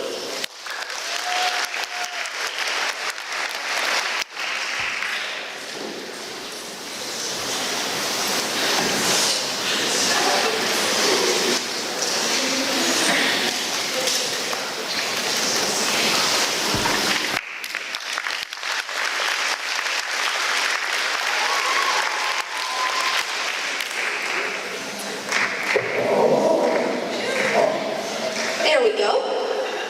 Okay, so those were our subject awards. Good job to you all who earned awards. I'm sure you guys did great earning them. Anyway, our next awards are read to the equivalent of the Oscars, only not in Hollywood and not for movies. Recipients are nominated by staff based on their outstanding efforts and achievements in the field of recognition. Winners have their names engraved on school plaques and trophies, ensuring their names are immortalized in these hollowed halls. We are asking the winners to kindly come up to the front when your name is called to accept the award and have your photo taken. So please welcome Miss Eleni Hanlin to present the First Nations Cultural Award.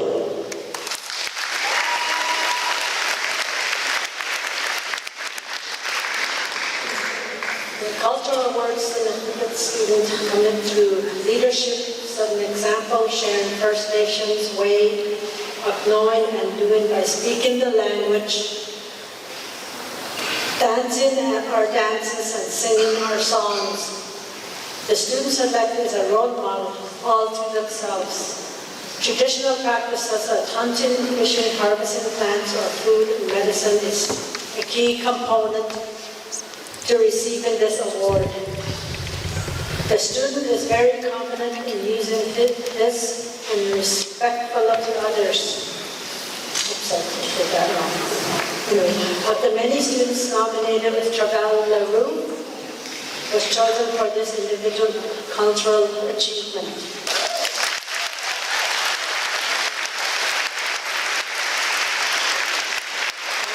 Travell is in Kamloops, doing dancing in the Kamloops powwow, so he's not here to receive his award.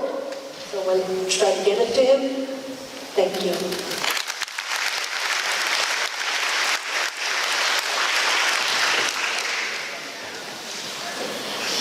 And now, please welcome back to the stage Mr. Selbilak to present the Johnny Wilford Memorial Award.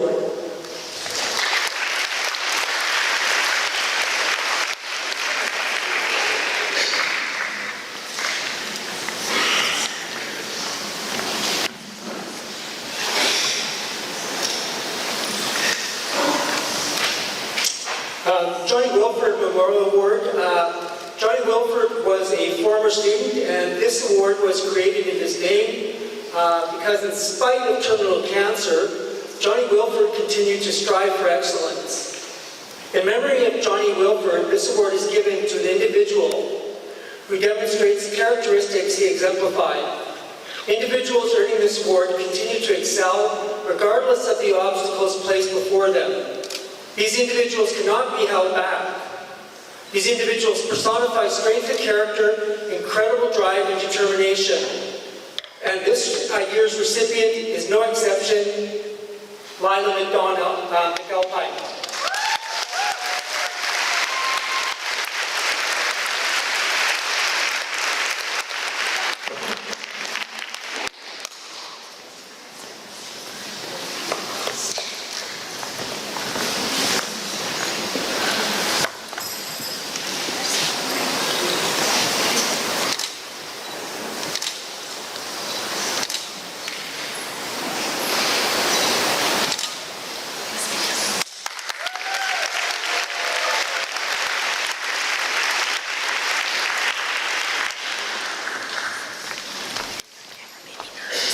And now, please welcome Ms. Nawani to present the Rael McDonald Award and the Valedictorian Recognition Award.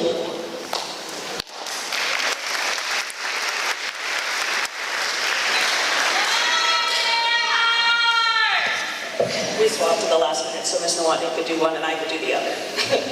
I'm here to present the Rael McDonald Memorial Award. Rael McDonald is a graduate of this school who participated and showed promise in several areas of our community. While midway through her nursing degree, she was lost tragically at the bottom of Carson Drive, just behind us. To all of us, she lives on forever through her parents, friends, and those she influenced both near and far. The Rael McDonald Award was created in her memory and recognizes one student each year who stands out in her likeness with compassion, sportsmanship, and dedication to sport, specifically rugby, something she loved. The recipient this year is exceptionally deserving of this award. She is recognized at the provincial level for cross-country running, track and field, and rugby, as well as in our top national athletes for biathlon. She's also exceptionally well regarded in her 4-H community, something she also shares with Rael. Jezebel is an absolute force. She is compassionate, sportsmanlike, and has unwavering dedication to anything she takes on. She has a very bright future ahead of her. The recipient of this year's Rael McDonald Memorial Award is Jezebel Atkinson from Charleston.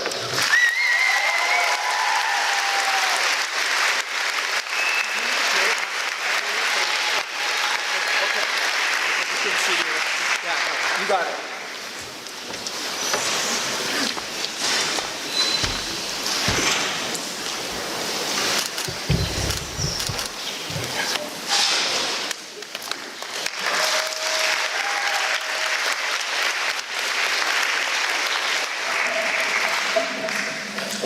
I'm here to present the award for valedictorian. So each year, the grade 12 students are invited to try out to be the valedictorian, the person who gets to make a speech to represent their class at the grad ceremony.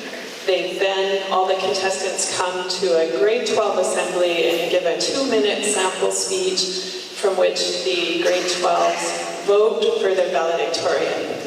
Our valedictorian this year did a phenomenal job. He talked about being from a small town and all the benefits of that and remembering where you come from. It was a really inspiring speech. And we'd like to recognize Arwen Clark, this year's valedictorian.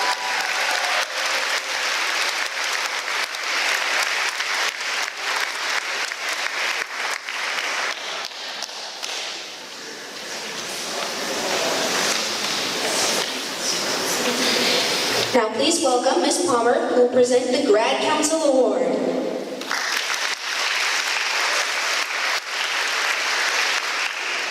Good morning. Grad Council was established because students wanted a safe place to do some fun and crazy stuff together. This year, our council started off with a retreat out to Gavin Lake with Watney and I. Some of the events that we did this year were Nerf gun, band tracker, seniors bingo, which were the students all dressed up as seniors and played it all out until the end of the night. They did a fundraiser for the food bank, games on the field, movie night, that's just to name a few. Each year, Watney and I have a difficult time in selecting a person because so many of the grade 12s get involved. But this year we selected a young lady who came to every event and took photos for everybody. She took time off work to come and take those photos. So this year is Maggie Stowell.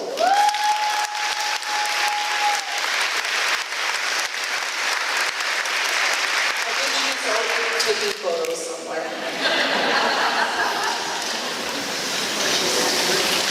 Oh, she's not working. The next awards are the Citizenship Awards, Leadership Award, and the School Spirit Award. So please welcome Ms. Davis.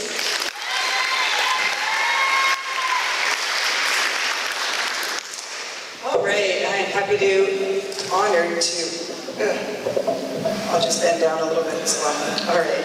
Our Citizenship Awards are presented to one student in each grade who have demonstrated excellence in all areas of school. It is presented to students who are good role models, positive, respected by others, participate in different activities, are accepting of others, demonstrate school spirit, and overall just make school a better place. This is always a tough decision, as we have many students who meet the criteria. But this year, for our grade 10, hang on, this is all backwards. This is an individual who showed up at every single event that we had in the school, whether he was part of it or not. I'd like to welcome Ben Hatch down.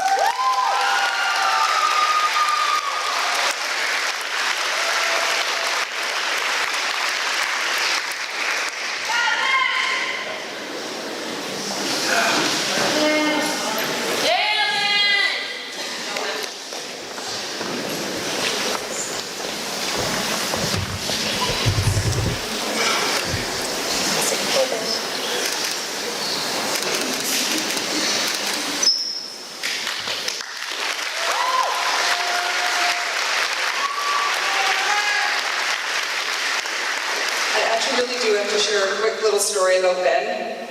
One day I'm driving along outside and I see this creature coming down my road and I call my husband. I'm like, come and check this out. There's somebody like biking, but I'm not sure it's a person.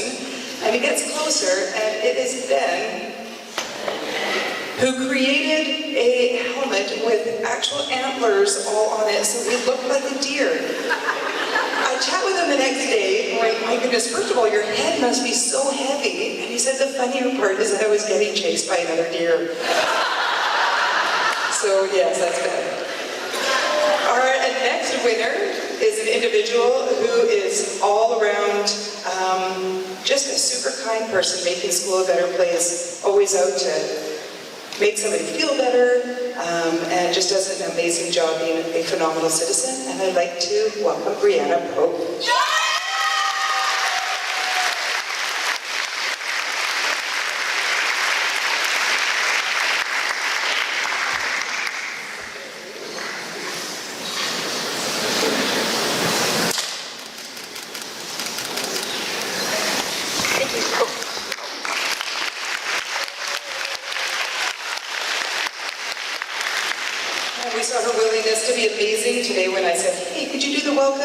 she's like, and she just stepped right in. Amazing. Thank you, Brianna. Our grade 12 recipient is an individual who I did not see not smile this year. Whenever anybody passed him, he would always welcome you with a good morning, Mrs. or good morning, Mr. And this recipient is Dion Hall.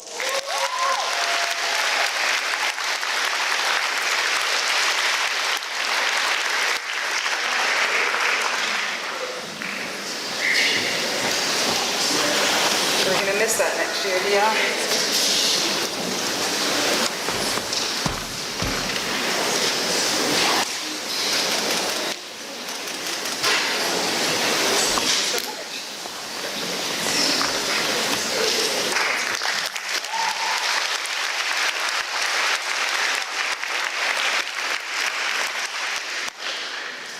Our next award is a Student Leadership Award. This award is presented to a student who demonstrates outstanding leadership within the school. This could be a leadership student, but does not necessarily need to be, and this time it is not. This individual is somebody who joined our Student Voice this year. It's really important at Lake City to hear the voices of our students, so we started a Student Voice, which it is run by students, and I'm there to help. But we want to hear what they want. What's going to make our school better? What can we do differently? And this individual was part of that. I'd like to welcome Calla Campbell to the office.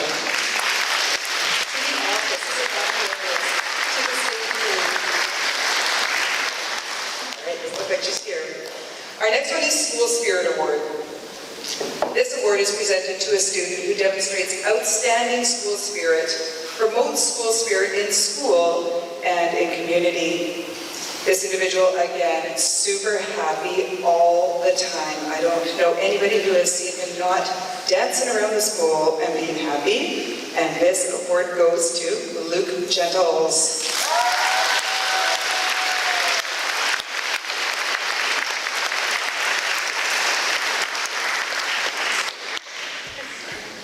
What's that?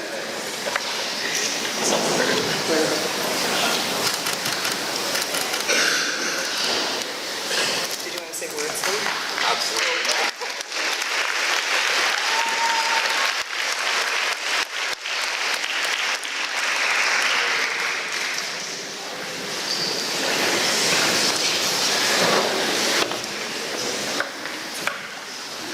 Okay, now please welcome Mr. Berger to present the next 4 awards: Most Sportsmanlike Male and Female, and Top Athlete Male and Female.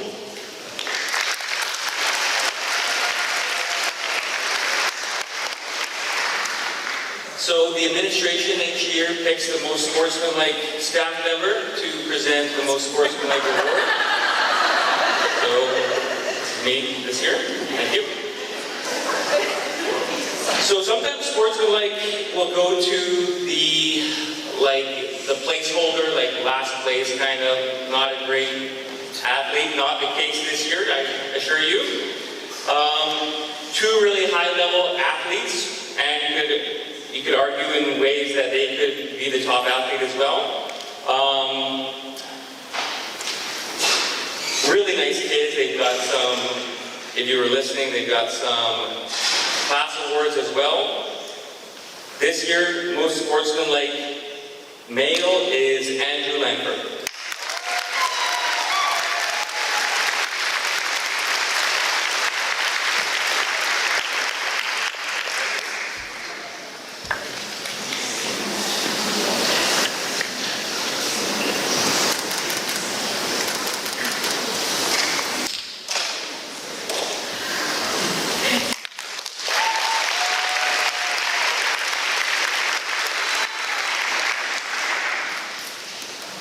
The most sportsmanlike female, another, again, great athlete, leading her badminton team to success, and is going to be missed when she goes, and that is Evelyn Lee.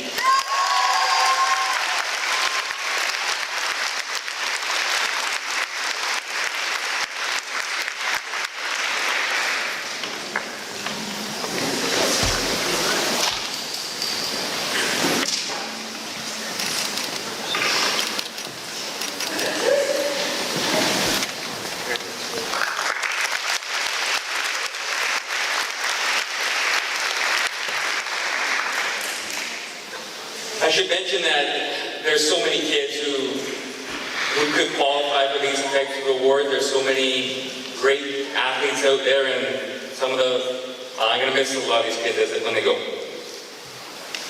For the top athlete, the admin asked the top staff athlete to present this award, so again, thank you for that. The top male athlete this year, grade 12 student, multi-sport athlete, could definitely be the most sportsmanlike as well. Multiple team MVPs for this guy, and if you know him at all, you know he's well deserving of this, and that is Myung Gil-Gasa.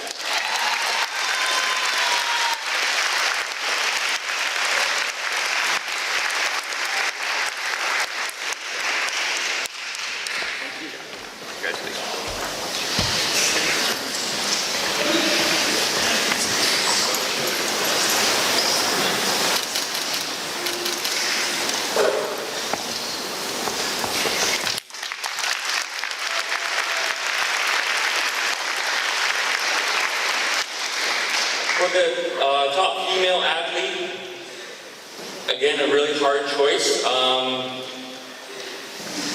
Maybe some controversy here because there are, again, a lot of great athletes. Typically, we're picking a multi-sport athlete who excels, like Leon, and almost always a grade 12. This year, this student was such a extraordinary athlete in so many different sports, including out of school. We decided to go with Lily Fraser.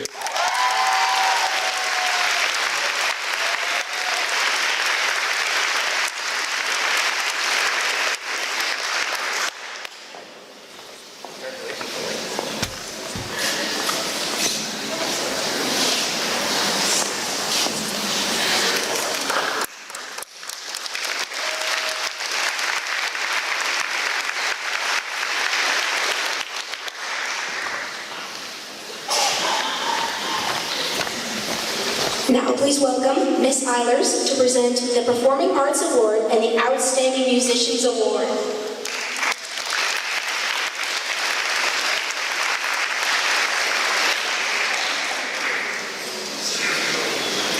Okay, so we're going to do the Performing Arts Award first. This goes to a student who works hard in class, excels at their instrument, and is usually involved in more than one ensemble. This student has been in both concert band and tour band throughout her years here at Lake City, and comes to class with a willingness to learn and has a great attitude. She holds down the fort of the low end with the support from her peers. This year's recipient is Elsie Collins.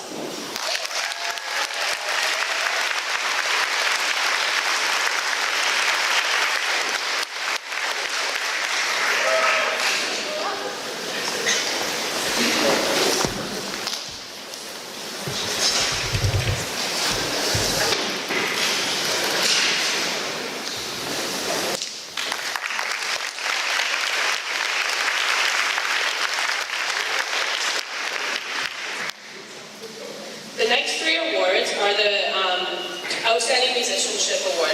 This was awarded at our concert, but we're going to do it here so that they can be amongst their peers and family. So this award is given to students who excel their instrument, who have made huge improvements over the year and come to class with a willingness to be challenged. Every year is a very difficult decision to make, as we have many musicians who fit the qualifications for this award. This year is no different. Grade 10, we do have two recipients, so I'll name both of them and they can come down. The first recipient tries extremely hard and willingness to take on challenges, particularly in concert band. She's quiet and shy, who has overcome a lot and still shows up. Rhythm comes naturally to her, and she continues to strive to do her best. The recipient is Harmony Sargent.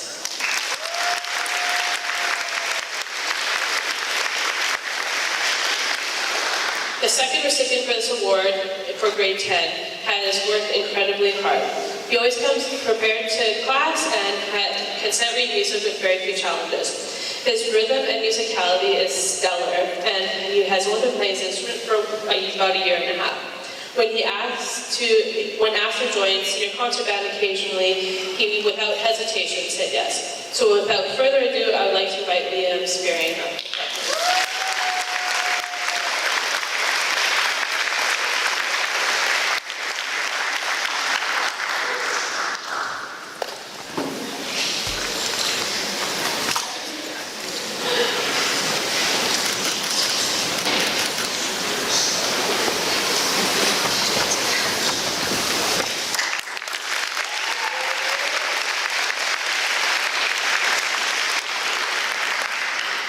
For grade 11, we have an outstanding student who is in all 3 bands. She practices regularly, comes to class with a pleasant attitude, and works incredibly hard. This year she has really gained a lot of confidence in her instrument and has really made a place for herself in the low end of town. In jazz band she plays a different instrument, but she has to learn on her own time, and has really, again, embraced the challenges. She's a strong musician and has so much to offer. Introducing to Hannah Campbell.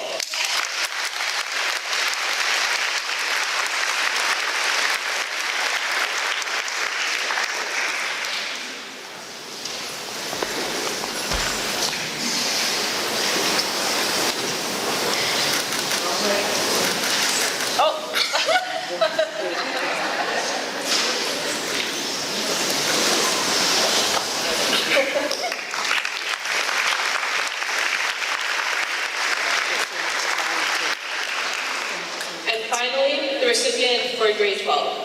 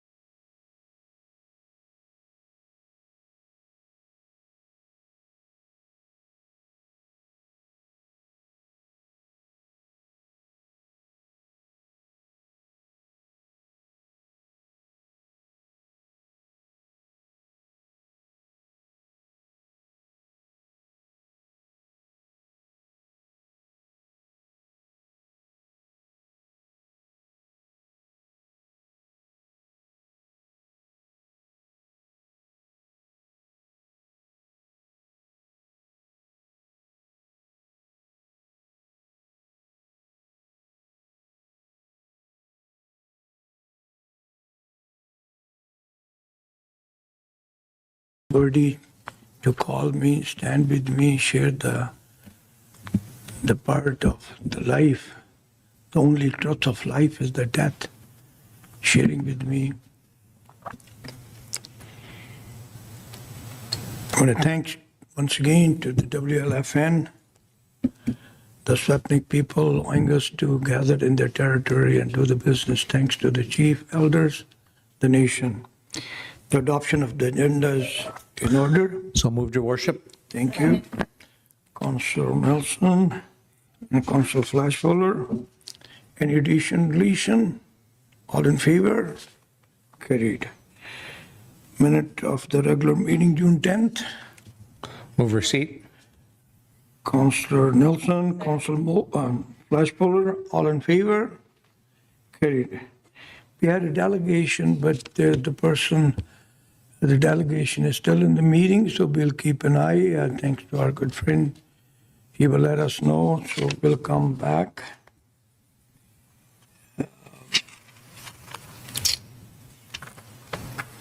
The C1 report, general comments, computer checks, please. Recommendation that the accounts payable computer check and EFT listings dated June 5th, 12th, and 19th, 2025 be received for information. Second. Council Flashfuller, Council Nelson. All in favor? Opposed, if any? Like I said, I'm not within me. I should have recognized Council Beam is not here. She's in travel. She's through the Zoom. So through the phone Zoom, and so you may not be able to see her, but she can hear us. We will hear her whenever she needs to talk. Annual report, please. The recommendation that pursuant to the report of the Manager of Administrative Services dated June 18th, 2025, Council receive and approve the 2024 annual report in accordance with Section 98 of the Community Charter. Moved and seconded. Council Flashfuller, Council Nelson. Anybody have anything to say? We have received the correspondence, but the floor is open. If anybody have any question, concern, any remarks, please. Director Forsyth, again, my apology. I usually recognize the elected official. Director Forsyth has been a great friend, great neighbor, Area D. He's in presence, but now he got the floor. Thank you, sir. Thank you very much, Mr. Mayor. And on behalf of the Regional District, I can just confidently say our condolences on behalf of the board. Lost your father. I know he's very important in your life. So I know the board missed your absence last week. It's probably the first time Regional District Area Directors actually come and address Council about your annual report. I just happened to note on page 5 of the report under the paragraph, and we do thank the city for explaining the different roles by different levels of government. We just want to flag for you that in the column in reference to regional districts, there was a column around regional parks. I just want to flag for the record, we have not made that decision yet. So would ask council to consider perhaps clarifying that that's not something we do currently. I do admit that we are discussing it, but we haven't made a final decision about that yet. The rest of the column is obviously appropriate. And I just want to thank council for in your strategic plan talking about working with the regional district. I know sometimes the relationship can be challenging, elected official, but this current elected officials, I do appreciate the relationship we have either through Central Cariboo Joint Committee for those of us who sit there, or just one-on-one conversations. I really do appreciate that. But I just want to flag for clarification, we don't currently do regional parks. There may be a day when we do that, but the board hasn't made that decision yet. So I just want to clarify that. Thank you.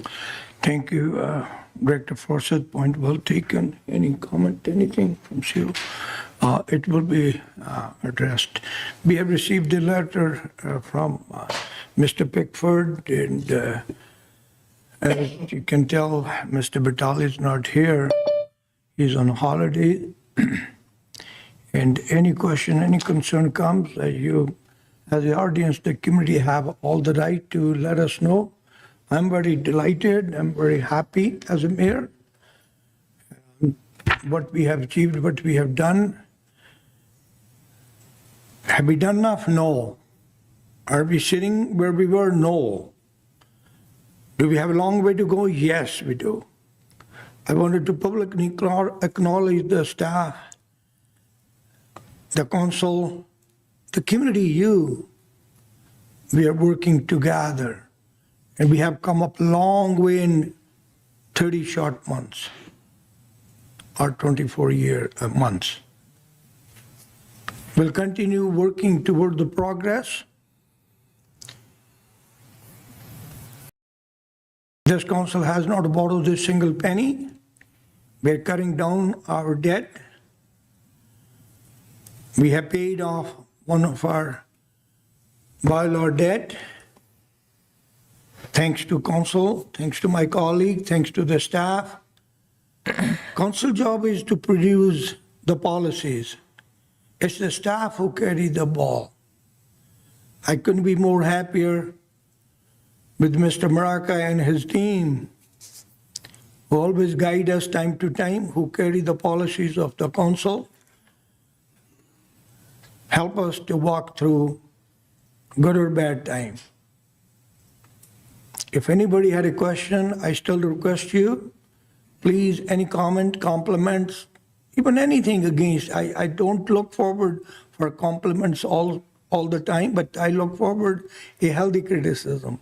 Be respectful, send us whatever you had. I'm always here because I let my name stand to serve you. I'm serving you.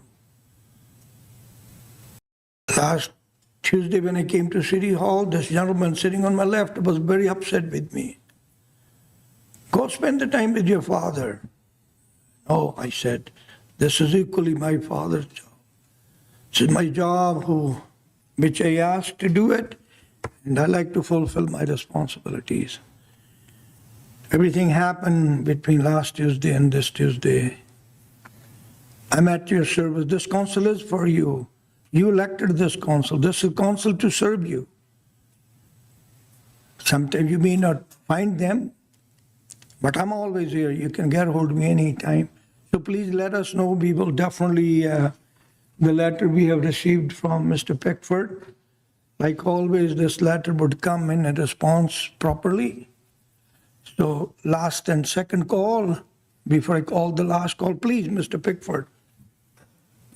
Not quite hearing you, Mr. Mayor. Are you inviting submissions to the annual report now? Is that- Yes, anything, I'm glad I please, didn't miss please, that. The third call, Hammer would have been another. No, year. no. Thank you very It's, much, sir. Thank you. I was having trouble hearing you. I'm sorry, I apologize. Okay, I'm glad that I don't want to wait another year for this. Yeah, I address the residents of the community, Mr. Mayor, councilors, and the always helpful staff. My name's Pickford, John Pickford. I'm a 35-year resident, 35-year happy taxpayer at Williams Lake. Funny guy, eh? Yeah. Thank you. There's one person that appreciates me. A couple of questions regarding the annual report. First of all, I want to say I don't take democracy for granted. I'm really happy the legislature in Victoria came up with Section 99 of the Charter, granting residents once a year permission to make submissions to and ask questions of the annual report, which is Annual Report 2024. It comes out this year. It deals with expenses and incoming, et cetera, of last year. So I'm really happy for the democracy in action. It's the rubber meeting the road, figuratively speaking. So I'm really happy. I just heard the bad news that Mr. Kazabenko, Chief Financial Officer, is not here. That's unfortunate, but I will, this is a truncated version of my usual, you'll be happy to hear. This is a truncated version. But I will at least refer to a few questions, maybe can be taken down and forwarded to Mr. Kazabenko, but I'll start right in here. Regarding the by the way, for anybody who's following this at home or otherwise in the future, financial reports are available online and very helpful information.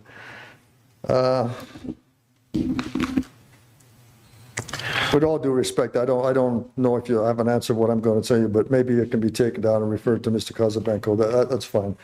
And again, I'm not digging for any dirt, believe it or not. I'm not digging for any dirt. I just like to, I think it's a civic duty, figuratively speaking, count one's change. Just to look, what's in and out, and I'm not digging for any dirt. Regarding the financial statements, if you can take the page 16, the invested income is $1.9 million. That's page 16 of the financial reports, not the main body, but at the back. The invested income is 1.8 million, about 1.9 million. I'm just curious where that's invested and what interest rate. Maybe the MFA, Municipal Finance Authority, I don't know. I'm just curious. Again, you can get back to me on that. I don't expect an answer now, but how it's invested, what the instrument is, and what the interest rate is. Yeah, and the term. Thank you. On that same vein, page 13 of the financial reports. Accumulated surplus, cash, 38 million. That's good news. I'm curious about how that's invested to similar, maybe the MFA, maybe how it's invested and what rate and the term for the $38 million in cash. Just about finished that part of it. On page 8 of the financial reports, the temporary investments, again, this is all at the back. Temporary investments, well, in 2023, like the previous financial year, it was 19.5 million, the temporary investments, but in 2024, it went to $1,000. I'm just curious about, again, not digging for dirt, I don't think anybody's walked off with it, I'm just curious about how it varies. How it went from 19.5 million in 2023 to $1,000 in 2024. That's page 8 of the financial statements, temporary investments. I think I'm just curious about that. It's, I might be finished that part of it. The grant, page 34 of the actual document, the annual report, it says a grant from MOT was $50,000, active transportation, $50,000. That's money received. That's good news. How was that dispersed, if it has been? Has that been spent, like the 50,000, the active transportation? Mr. Marak is waving your attention. Yeah, I was waiting, I was hoping that, should we not let him finish, or you want to? Depends how you want to do it. Yeah, let's finish, then we are both making notes, we can come back to you. Oh, okay? you'll be able to, that will be the answer in the absence of Mr. Kozbenko. There could Well, be an some of the answer, Mr. Marak, I can Okay, do, Mr. Beck. all right. Okay, you can go ahead, answer them then, if you can. Well, I don't want to, whatever sequence you want to follow is okay with me. We appreciate I don't want you to forget in the end and miss, go ahead. No, I'm making notes. All right, shall I proceed, and Mr. Maraka will follow up on that? Yeah, if, no, he can answer you right now. Looks like, sounds like, please, please go ahead. Your worship, to Mr. Pickford, that $50,000 was for the active transportation plan. That funded the work that we did to create the active transportation plan, which I believe will be coming up on the agenda. Well, that's been dispersed for that study, that plan. Okay, Yeah. so it's been put where it's supposed to go. It's been spent. That's all. Again, not digging for dirt. No, I appreciate Not it. digging for dirt. No, we appreciate I it. can't dig for dirt sometimes, but not here. No. I'm on your side, believe it or not, but again, I count my change. We appreciate it. Get the financial, this is not mentioned in the, I don't want to forget this, you've heard me say this before. How often is the financial services contract put out for tenders, banking for the city? How often does that go out for tenders? A couple of years or? We did a review a couple of years ago. That's a question for Vitali. But that's a question. Yeah. All right. Yeah. So the credit union would have access to that bidding process. Yes. I just like to keep the money local, because I know I how gotcha. they disperse it locally, they don't go to the shareholders in Toronto from the big banks, and it's donated, a lot of it's donated. It's basically a not-for-profit deal, the Williams Lake and District Credit Union. So you've heard me say this before. I just like to give them fair consideration, not bias it, because the taxpayers want to get the fair return. Give them a shot at the contract so the money can stay local and be dispersed locally. Appreciate it. This is going really smooth. It's going to be really fast, relatively fast this year. Well, here's the big one. Here's the big one. Revitalization tax exemptions. Now, I'm a full fare taxpayer. What page is that on, John? What did you say? What page? Oh, page 32. Thank you. I'm a full fare taxpayer. I don't get nor do I expect an exemption. But what I don't like is having to subsidize basically corporations who are getting revitalization tax exemption bylaw gives them. They do some nebulous revitalization, which sometimes is just nebulous, and they get a 5-year tax exemption on increased assessment, which could have gone up anyway. My assessment goes up every year. So because they're getting, I'm subsidizing corporations getting this tax exemption, me and the rest of residential, especially full fare taxpayers, are paying more. 40% over the last 5 years. My tax has gone up, but what galls me is I'm subsidizing corporations who are getting this beneficence. hundreds of thousands of dollars. One corporation got 1.8 million. One corporation, 1.8 million over 5 years tax exempted. Now, in fairness, Mr. Mayor, you and Mr. Kozabenko answered this query last year, but with all due respect, I disagree with the rationale for that. I disagree with the rationale. A corporation suffered a peril, an insurable peril.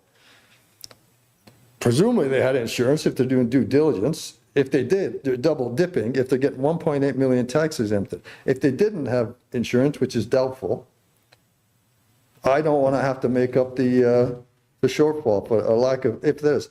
Anyway, again, I'm just mentioning this because you and Mr. Kozabenko very kindly answered my queries last year, and that's very impressive compared to future regimes, which didn't. And by the way, future regimes, I had to jump up like a panhandler saying, hey, what about Section 99 before you receive and, approve the financial report. So thank you. I've got to mention that. You were very transparent and answered. But again, 1.8 million to one corporation. That could go a long way to either reducing taxpayers' burden or increase services. So again, I suggest the council look at this. A garage on Oliver Street, revitalized. I don't know. How do you revitalize a garage and get a 5-year exemption? I don't know. It happened. A landlord, corporate landlord, siding on his property. Exemption, revitalization. Now, if me or other homeowners have to do maintenance, we don't get an exemption. We don't get the, hey, I spend $2,000 painting my house. How about, I'd like council to look at this. This been dragging on, for 15 years, this revitalization. It's not really supported in logic, in my opinion. It's just, again, it would be hard, I guess it would be hard to retract because, figuratively speaking, toes would be stepped on. Important toes in the community would be stepped on, corporate toes. So what? I'm asking council to look at this. A lot more money would be available for services and to reduce the tax burden. It's dubious value to the community, this revitalization tax zone. I mean, it's a gift. To me, it's just charity, it's corporate welfare. It's not supported by logic or math, in my opinion. It bugs me. Every time I pay my taxes, I think, wow, I'm supporting company X, company Z. It's unsupported. I'd like to see you get rid of it. Just about finished here.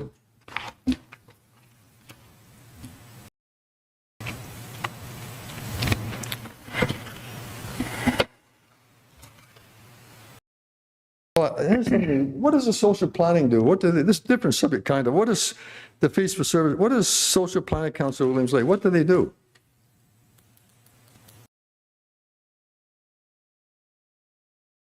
They're mentioned a couple of times here, 5,000 fee for services, page 32, and $10,000 grants in aid. What do they do? Councillor Moses sits on the social planning, so if I may request you to let him answer you.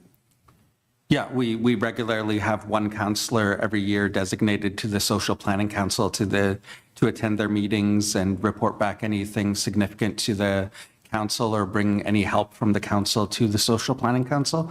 So what they are is a group of members of their society who are the healthcare organizations, the mental health care organizations, the community safety and cleanliness organizations. So all of the social services, they send one person each to these meetings, and what happens is that all of these organizations work together to help each other with the important work that they're doing in our community. So this is a council where every organization that is helping people in Williams Lake is helping each other. Okay, what does that $15,000 go? What do they do with that? They have two or three employees that need to be paid, and they also have to they have an office space and to be able to host the meetings. Okay, so it's like a hub of social active organizations that Yes, correct. Thank you. I've never known what that is. Thank you for explaining that. That's wonderful news. They're very effective. They do a lot for our community with a very little. No, good, fair enough. I just wonder what they do. Thank you. So I'm just about winding up now. Just before I finish, I would like to mention one thing. The active transportation, I think you did a study, the 50 grand went to and everything. I'm going to make, and I have mentioned this before, Mr. Mayor, here's something you can do for free. You can put it in the city's, the ad in the Tribune. Tell the populace, share the road. Share the road. I mean, I've had a black truck lean on the horn beside me as I was well over in the shoulder riding a bike, right beside a sign that said, share the road, leaning on the horn. It had a vanity license plate with a name that would be familiar around City Hall. That's all I'm saying. That's all I'm saying. Anyway, it's publicized. I respectfully request, sir, share the road. Once in a while, get out, hey, share the road, folks. I mean, get in the mindset that you might be held up for 4.5 seconds by a guy, on a bike or something. Share the road. I ask you to use the power, the horn, as it were, of the city, the communication. Share the road. That's free. If you put a little once in a while in the, the city's Tribune ad. Anyway, thank you. I'm winding up, and if you can get those questions to Mr. Kozabenko, no rush. No. Thank you for your question asking, keeping the council and the staff on their toes, and every question would be answered. That's my personal guarantee. No, I know. Again, last year, you very transparent, and compared to previous regimes, very welcome. You, along with Mr.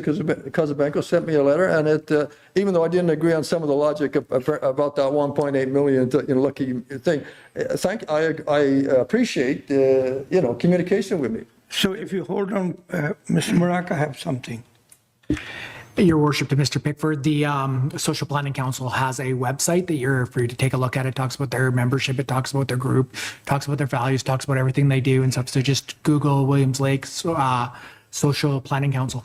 Okay, no, I'm not imputing any nefarious activities, or I just never knew what, I've been seeing it for years. I thought, who is that? What do they do? Thank you. So now I know. All right, once again, especially, I don't want to get too corny here, but it's the democracy can disappear if it's not exercised. So I'm really happy for the legislature and for this council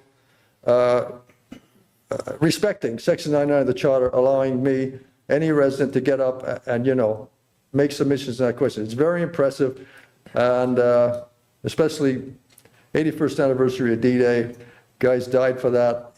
My dear old dad was over the skies in Normandy looking for U-boats. And democracy can't be complacent about it. We have to work at it and keep, don't let it slip away. So not that it's going to happen here. Again, I really appreciate your cooperation and your answering my queries. And no rush with those questions to Mr. Kozabenko. And again, I don't expect anything shocking. I'm just curious about the various funds and where they're invested and at what rate. Before you take seat, could you hold on for a couple of minutes? I got one answer to give it to you. Since this council taken the office, I don't recall, I stand to be corrected, we have given anybody any tax exemption, but whatever the paper signed by previous council, either in favor of city or against the city, regardless, it's a contract signed. We, this council, have to respect that. And I totally 100% in agreement with you, what you just said, Ed. We had a good meeting the other day, about $1.8 million. I have raised those points, okay? I just want you to know, but every question would be answered. I got Councilor Delaney, she raised the hand. I wonder if she has something for you or something for council. Please. Thank you, Mr. Mayor. No, I just wanted to say to your point, John Pickford, about the permissive and revitalization, those are coming forward for review.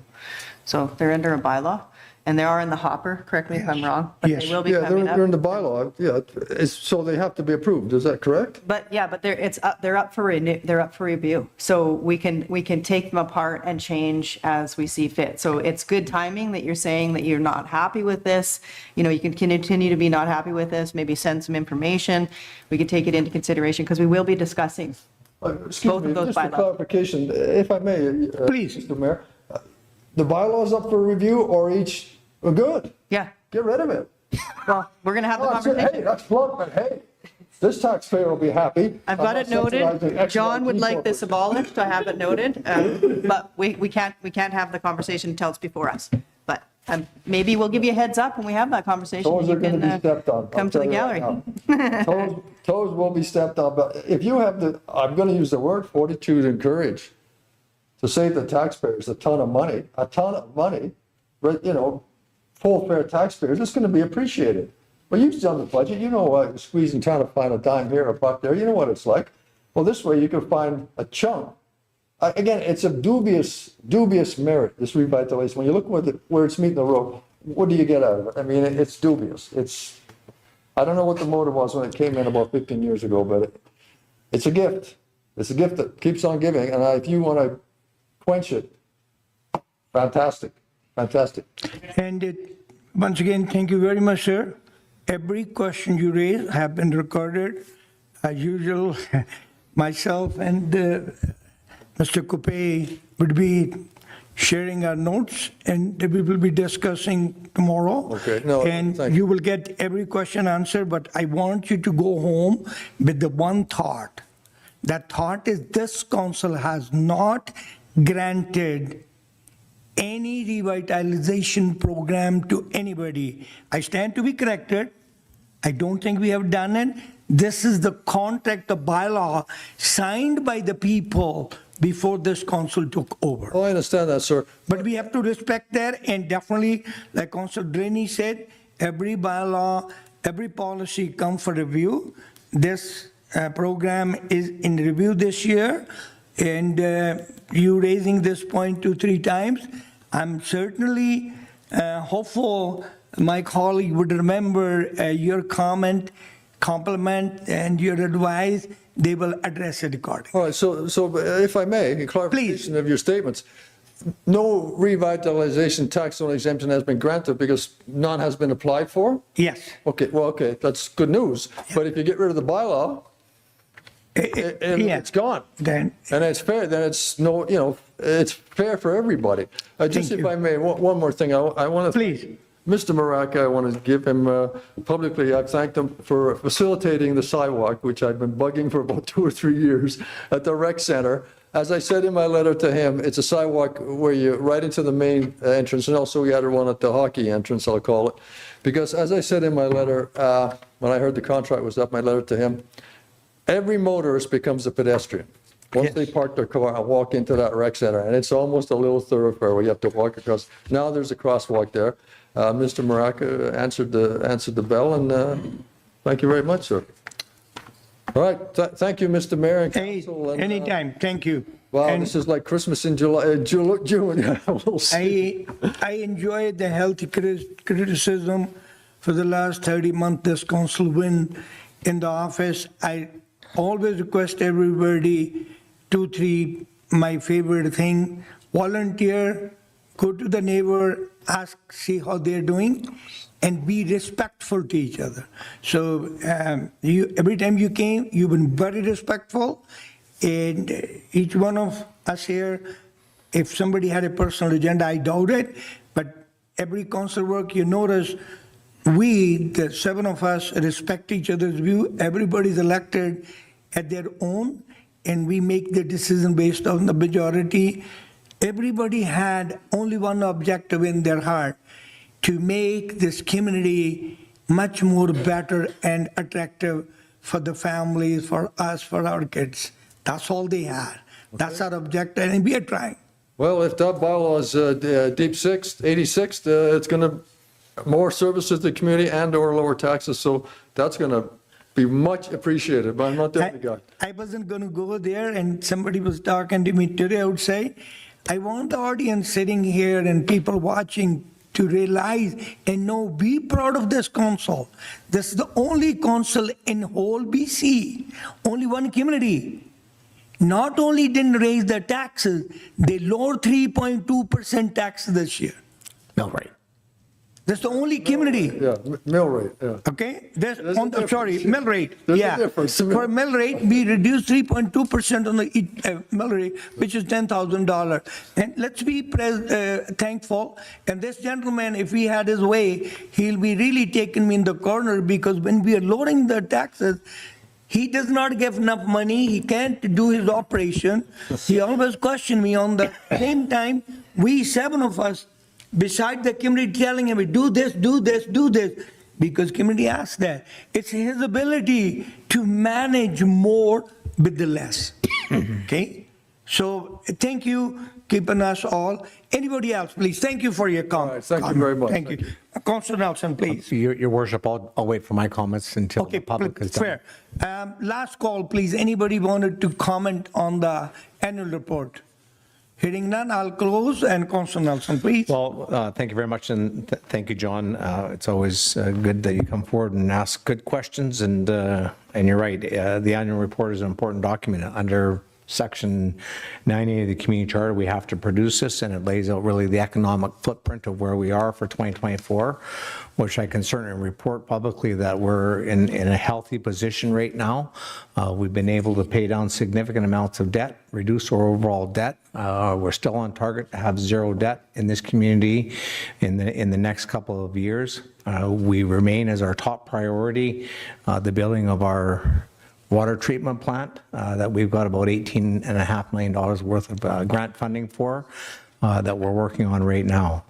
Overall, I think our community has been extraordinarily well off in terms of what's been taking place over the last couple of years, stepping out of COVID. Now we're into the trade wars and different things like that.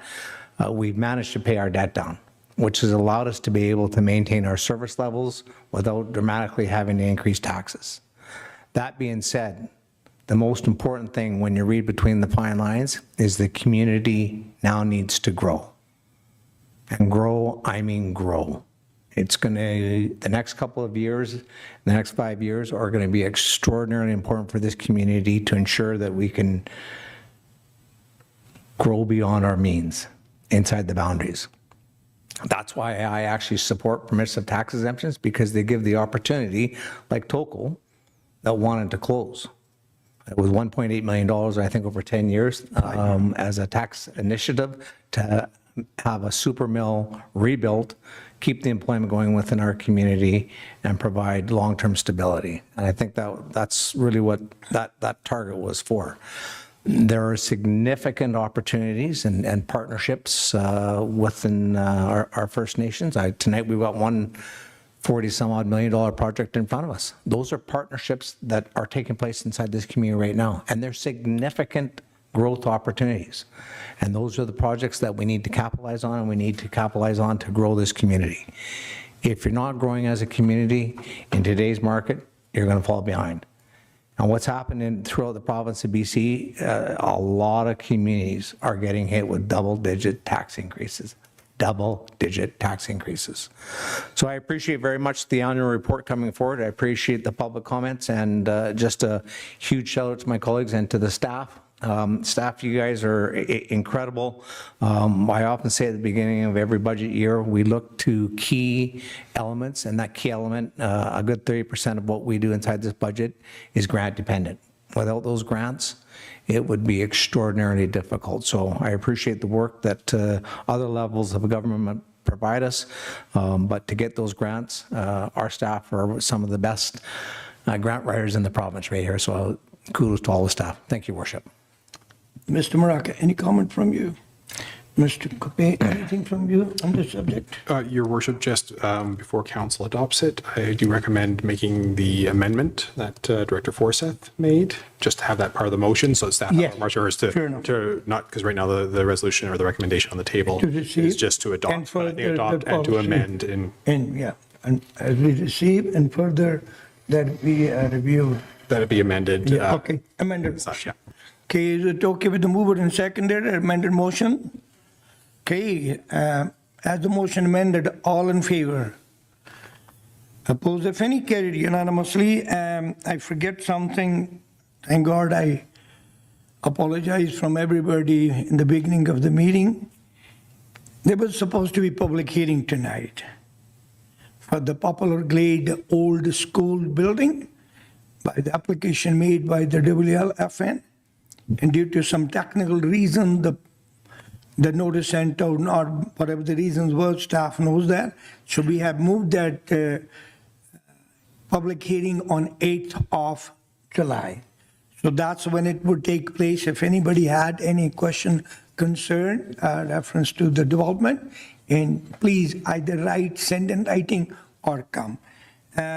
Without moving further or delaying more, our good friend, Mr. Dixon is here, please.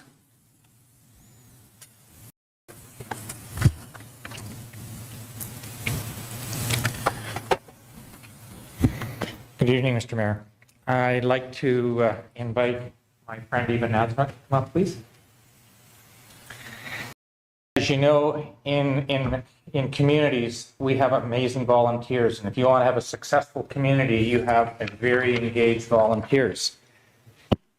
I'd like to introduce an amazing volunteer, and regrettably, Eva and her family are choosing to move on, and they're going to another community. It'll be that community's gain and our loss.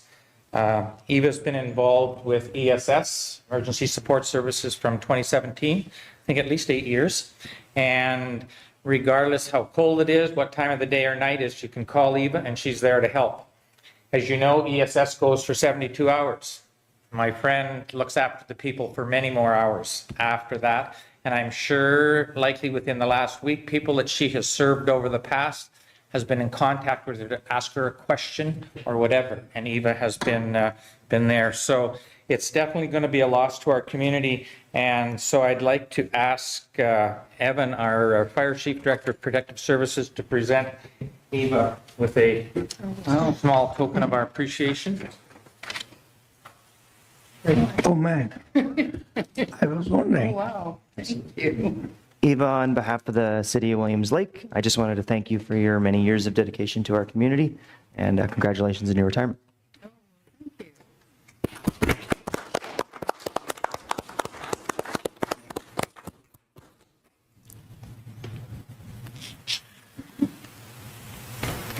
Okay. Take one more. Okay. Take your time.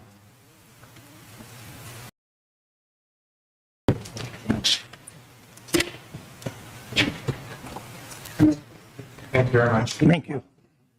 Yeah, can I say something? Please, please. Yeah. I just want to say that we're not leaving the community, my husband and I, because we don't love it here. It's because we want to be closer to our family, and I just want to be really clear about that. I think Williams Lake is a wonderful community. It's been so good to our family. I've been here since 1979. I know I'm barely that old, but you know. And I really do appreciate everything that Williams Lake has given us. My 3 children grew up here, and it's just been a great community. And I always am grateful that during the fires, I think is when I first sort of met Dave and became involved with the emergency services. And I'm just grateful that I can do that kind of work and I can be calm during an emergency. And I think that's a gift, and it's great to be able to share that. So yeah, so thank you very much for all this. Thank you.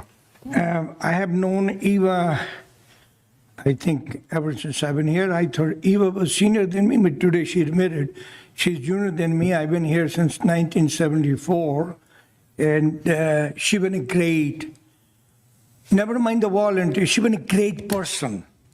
I always tell people, before you become anything, become a best person. She is the best human being. I don't know how big heart this lady had it. Every time you call her, she's there. Every time I call her, she always answers the phone. Doesn't matter, I'm sure she deal with everybody similarly, but every time my family is in deep in the hole or we are up in the air, she's always there. Eva, I salute you. I can't say more than what I'm saying, but you know, everything comes from my heart. Nothing is written. Thank you. I really salute your dedication. I think Councillor Flashfuller want to say something. Before we go, I like to bring the council to the front and take a picture with Eva because it's sad, but the happiness and sadly, it's our loss. I would say that it's where she's going to go close to the family. It's going to be there again. If I'm my way, Eva Bernardi, Williams Lake, I'll put a big levy on her moving away, but I don't have that power. Well, we haven't sold our house yet, so. Well, could we request to the council, please take a picture? Eva? Hey, I'll take a picture. I got the picture. No, I could take it. I got it. There you are. Come on. Yes. Yeah. What, you got it? Oh. Oh. You get it. You get it.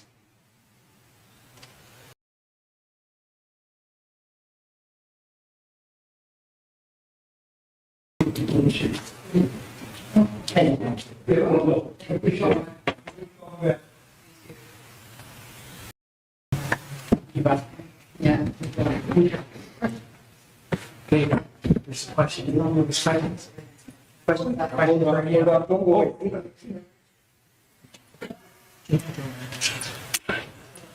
Based on what I always said, every community is known by their volunteer organization on their workers. So Eva is a prime example. Council Flashfuller, please. Thank you, Your Worship. Yeah, I just wanted to thank you for all your work that you've done and emphasize the importance on ESS and what it does for our community because, there's so many amazing volunteers in this community, but those volunteers are there in dire moments for individuals. And I just think it's incredible that you put so much time into it. So I just want to thank you. Councilor Nelson. Thank you very much. Eva, I just want to say you are a super volunteer. Everywhere I go, you are like Norm off of Cheers. Everybody knows you. Your heart is in the right place. And I just want to wish you and your family all the best on the future journey and truly thank you for all that you've done for Williams Lake. Thank you. Thank you very much once again, Eva. I won't say what I always said to you. I guess I better say it, otherwise everybody going to be thinking what the hell I was hiding. Through other Department of Volunteerism, I always accuse Eva because she put me more in trouble. She send me the people to me which haven't done their income tax for 10 years, 12 years, 13 years. I'll say, why you have to do this, Eva? Are you testing my ability? Because she's helping the people. She wants me to make sure we help. Thank you, Eva, once again. Appreciate it. Well, moving along, we got item number C, the development permit, please. The recommendation that pursuant to the report of the planner dated May 30th, 2025, council approved development permit number 4/2024 for Denise Sky Services Society for redevelopment of the existing site located at 450 Mackenzie Avenue South and 265 Fifth Avenue South into office space by varying section 314.4 of the City of Williams Lake zoning bylaw number 1825/2002 by decreasing the minimum setbacks along Fifth Avenue exterior lot line from 3 meters to 0 meters for the subject properties only to legalize the existing building footprint currently located on the property line and by varying section 408 of bylaw number 1825/2002 by reducing the off-street parking requirements for the properties from 159 spaces to 104 spaces, including 4 accessible stalls, and further that the issuance of the permit be held in abeyance subject to the issuance of a release notice or certification document by the Ministry of Environment for the site in accordance with the province's contaminated sites regulations. Second. Councillor Delaney, Councillor Flashfuller. It's another step in the right direction, like Councillor Nelson said a few minutes before. it shows the confidence the community had with us. It's the old building of Phoenix.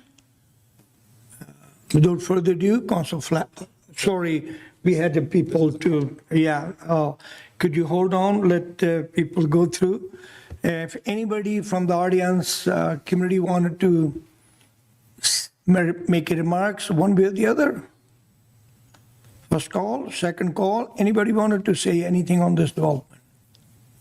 Last and final call, please.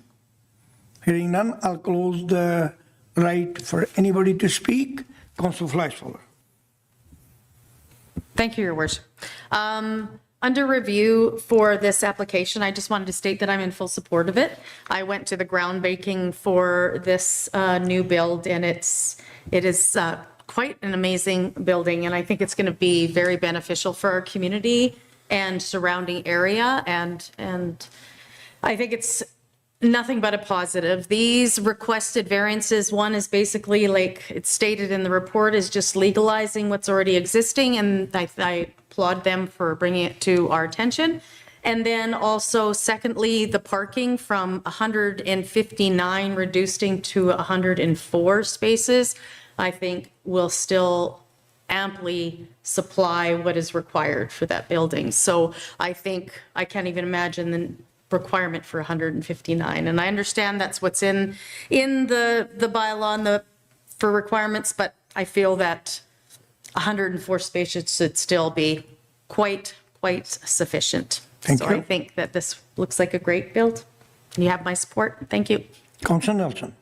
Thank you very much, Worship. I'll be supporting the recommendation for the two variances, and I just want to give a shout out to the organization and their commitment to Williams Lake in terms of this project. It is a significant project. As a matter of fact, it's one of the biggest projects in our community taking place right now, from a size perspective, but also from an investment perspective as well. So I'm fully supportive, and I just want to thank them for continuing their investments in Williams Lake. This is going to be a significant first-class redevelopment project here in Williams Lake.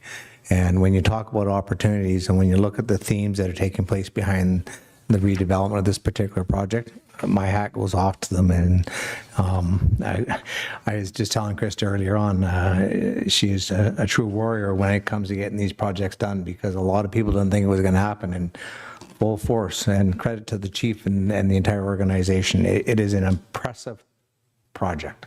And thank you very much. Thank you very much for the investment, Krista, and everything. Bring more projects like this to the community, and I'm sure this council will stand with you and support you. Without any further, no more speaker, all in favor? Oppose, if any, carried unanimously. Another development. Permit, please. The recommendation that pursuant to the report of the planner dated June 2nd, 2024, council approved development variance permit number 6, 2024 from Mark Sin on behalf of the Caribou Park Home Society to vary section C 2.07 sub .3 and .8 of the City of Williams Lake Subdivision and Development Servicing Bylaw number 1730-2000 by reducing the required minimum of inside edge radius on all curves and corners of the driveway access roads from 11 meters to 5.5 meters for the subject property only located at the 564 Oliver Street. Second. Moved and seconded. We'll allow the people, if they wanted to have a comment anymore. This is the building right behind the City Hall, Glen Arbor. It's the addition to the 34 unit, 36 unit being more built. It will be 70 unit apartment. I believe with the cost of $12.5 million, if I'm not wrong. It's nothing but a win-win situation. And without further ado, anybody had any comment for or against, please? Second time, anybody? Third and final call, anybody? I close the right to speak from the audience. Any council member, Councilor Nelson, Councilor Fleischfelder. Thank you very much, Worship. I'll be supporting this minor variance for the Caribou Park Home Society. I think you summed up the terminology, Worship. This is a very minor variance, and in terms of what we're getting out of it, there is a 30 38 units of underground parking on this particular project as well. It's an enhancement to our community right now where we're in dire needs of housing, and it's right in the downtown core. So I will be supporting the application for the minor variance. Thank you. Councillor Flashford. Thank you, Your Worship. Upon review of all of this, I also feel that this is a very, important to build for our community, and I would hate to see it fail in any way, shape, or form. The concerns was for access, and being with a history in emergency services, I know how important that is, but I really appreciate here, it says in it, the report, the applicant has provided modeling from a qualified professional demonstrating that the proposed driveway is usable and can accommodate both fire truck and garbage truck access. So Protective Services has been consulted, have no concerns with the modeling, and have no concerns with the variance as requested. And seeing that in the report makes me feel confident in accepting this variance, because the last thing that we want to have happen is in an emergency, when you're trying to deal with something, you can't access a building, and especially seniors, because I've rolled up there in the past personally in a very stressful situations, and you want to make sure that everything is working well. So I see that this has been addressed, and I think that's great. So I support it as well. Thank you. Excellent. No more further ado. All in favor? Opposed, if any? Carried unanimously. RCMP agreement in principle, please. The recommendation that pursuant to the report of the corporate officer dated June 19th, 2025, the poll of council conducted on June 12th, 2025, endorsing the proposed RCMP 2026-2031 multi-year financial plan, approving the 2026 and 2027 budget cap in principle, and directing staff to send the required budget approval in principle AIP letter to the RCMP to set up a meeting with the RCMP to discuss these costs be ratified. Moved in second. Councillor Delaney, Councillor Flashford, this is a 5-year plan. And you and me, we all pay 70% of the cost for the municipal officer. And the federal and provincial officer, they put together, they look after, they provide us the safety. And the government want ahead of time their plan so we can carry on its commitment for the next 5 years. Councillor Nelson. Thank you, Worship. I'm going to support this because I think that contained in the report that was alluded to, I think, on June the 10th, we had quite the discussion with regards to some savings. We've also put some additional savings into the RCMP. I'm going to advocate that we need to increase our police force by a couple of members over the next 24 months, Your Worship. So I don't want to cap it and say we're not going to do it, because the cap actually pertains to other issues inside that. I think with what's going on in the community, I think that we would be remiss if we didn't look at the opportunity of increasing our workforce over there and in terms of RCMP. So I'll be agreeing to this in principle and obviously looking for the savings, but advocating at the same time for an increase in the number of RCMP officers to protect and enhance community safety in our community. Thank you, Your Worship. What Councillor Nelson saying is, as we can see, as per the crime rate, as per the call, the officers are allotted how many members they need to be. There's so many years has to be the number of calls go down or goes up. And that's what he's mentioning. As we all know, the issue we've been going through for the month or so, how things was happening in the community. We requested the provincial government, Victoria, and me talking to the minister, Mr. Begg and Gary Begg, and we got the task force here, and that's why you see the difference they had made in last 2 weeks, less than 2 weeks.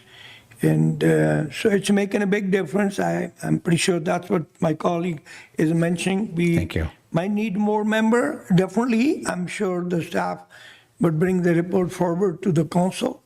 And that's why he didn't say tomorrow, so don't have a heart attack or somebody that we're going to put more burden on you. No.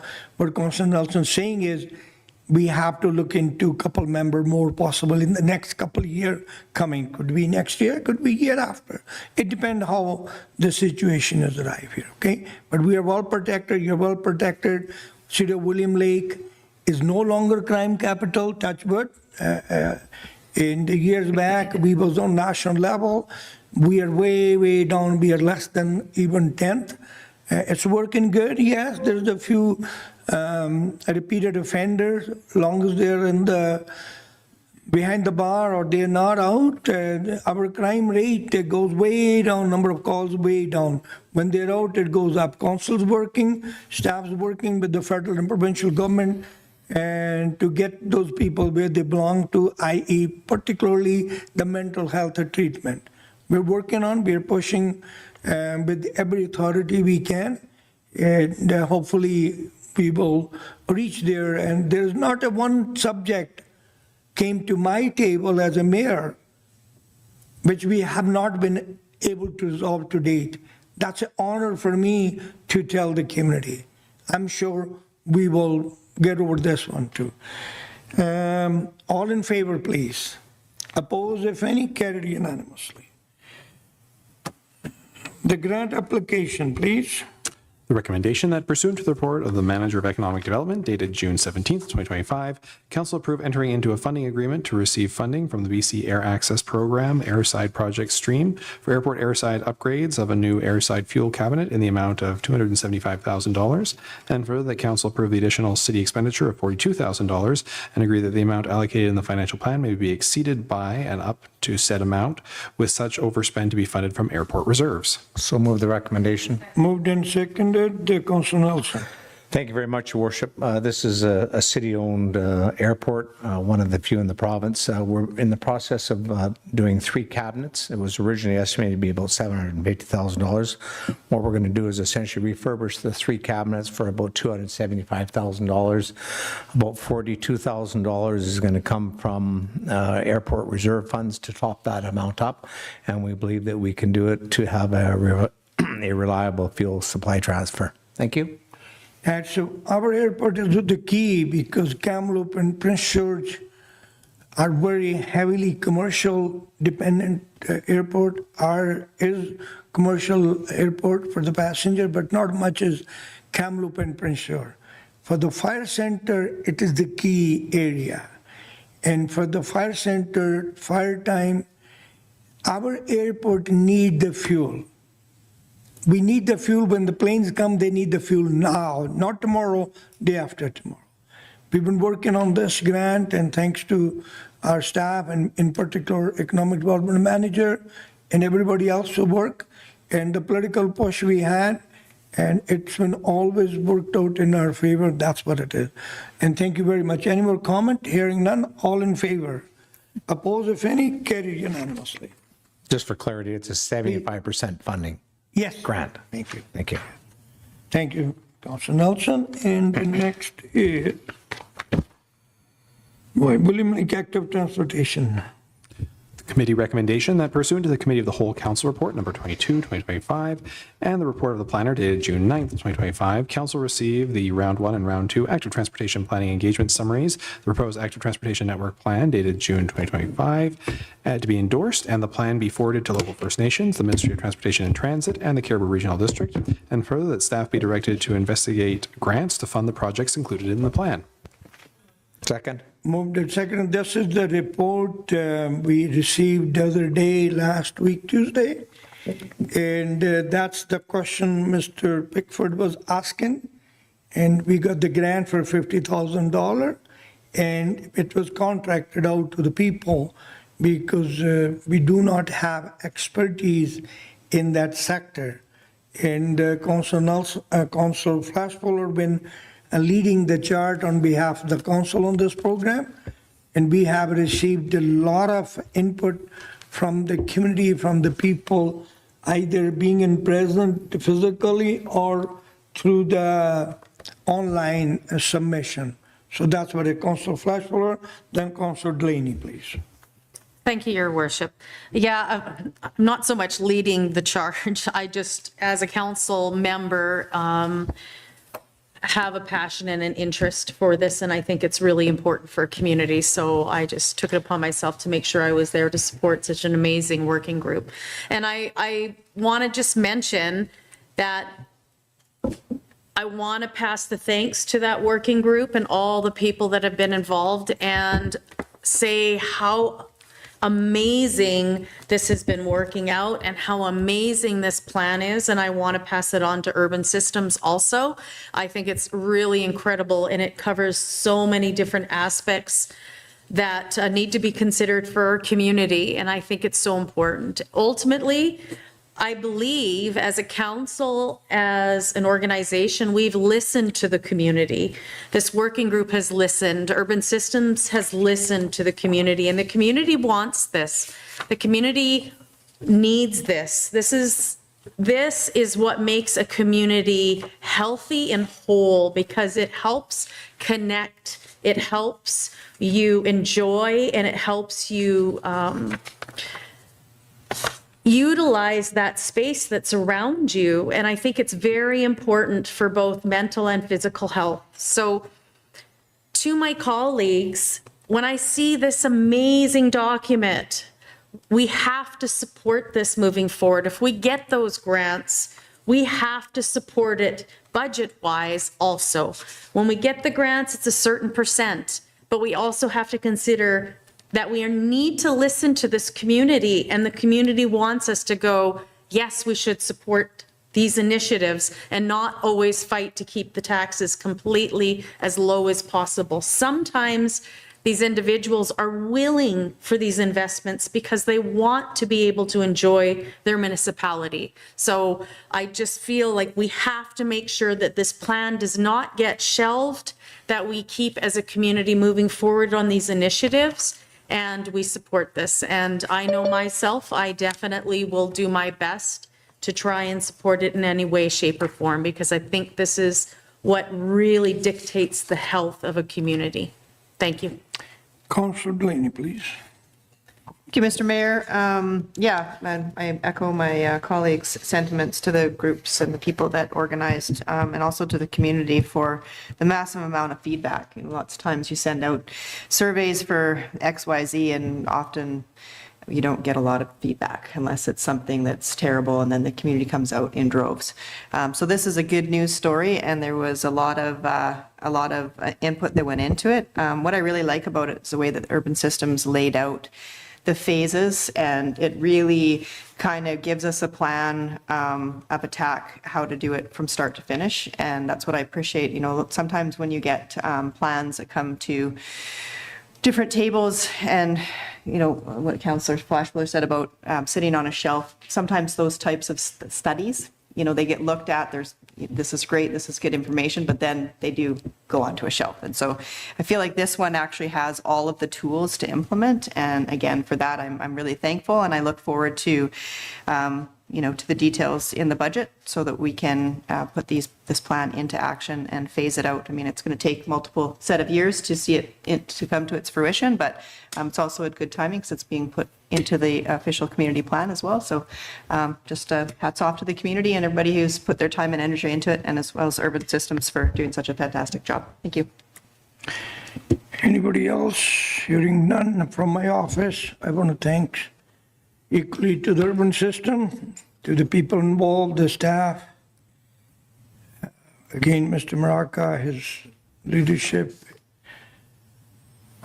and in particular, the people who wanted to share the road, like Mr. Pickford mentioned a few minutes earlier, and the biking people, everybody.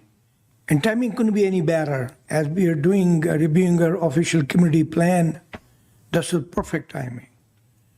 And it's for the well-being of our community. People wanted to ride the bike, perfect timing. I believe it was this week or last week, and then again, I'm sorry, my dates are all mixed up with the situation I went through. We just finished paving the trail to the lake and the area, you know, the $90,000+. And like I said earlier, this council is for you, elected by you, making the progress. Have we reached where we wanted to be? No way. We got a long way to go. All we need is your patience and your guidance and your assistance. We will do it whatever we wanted to do. we can achieve it. And thanks to the provincial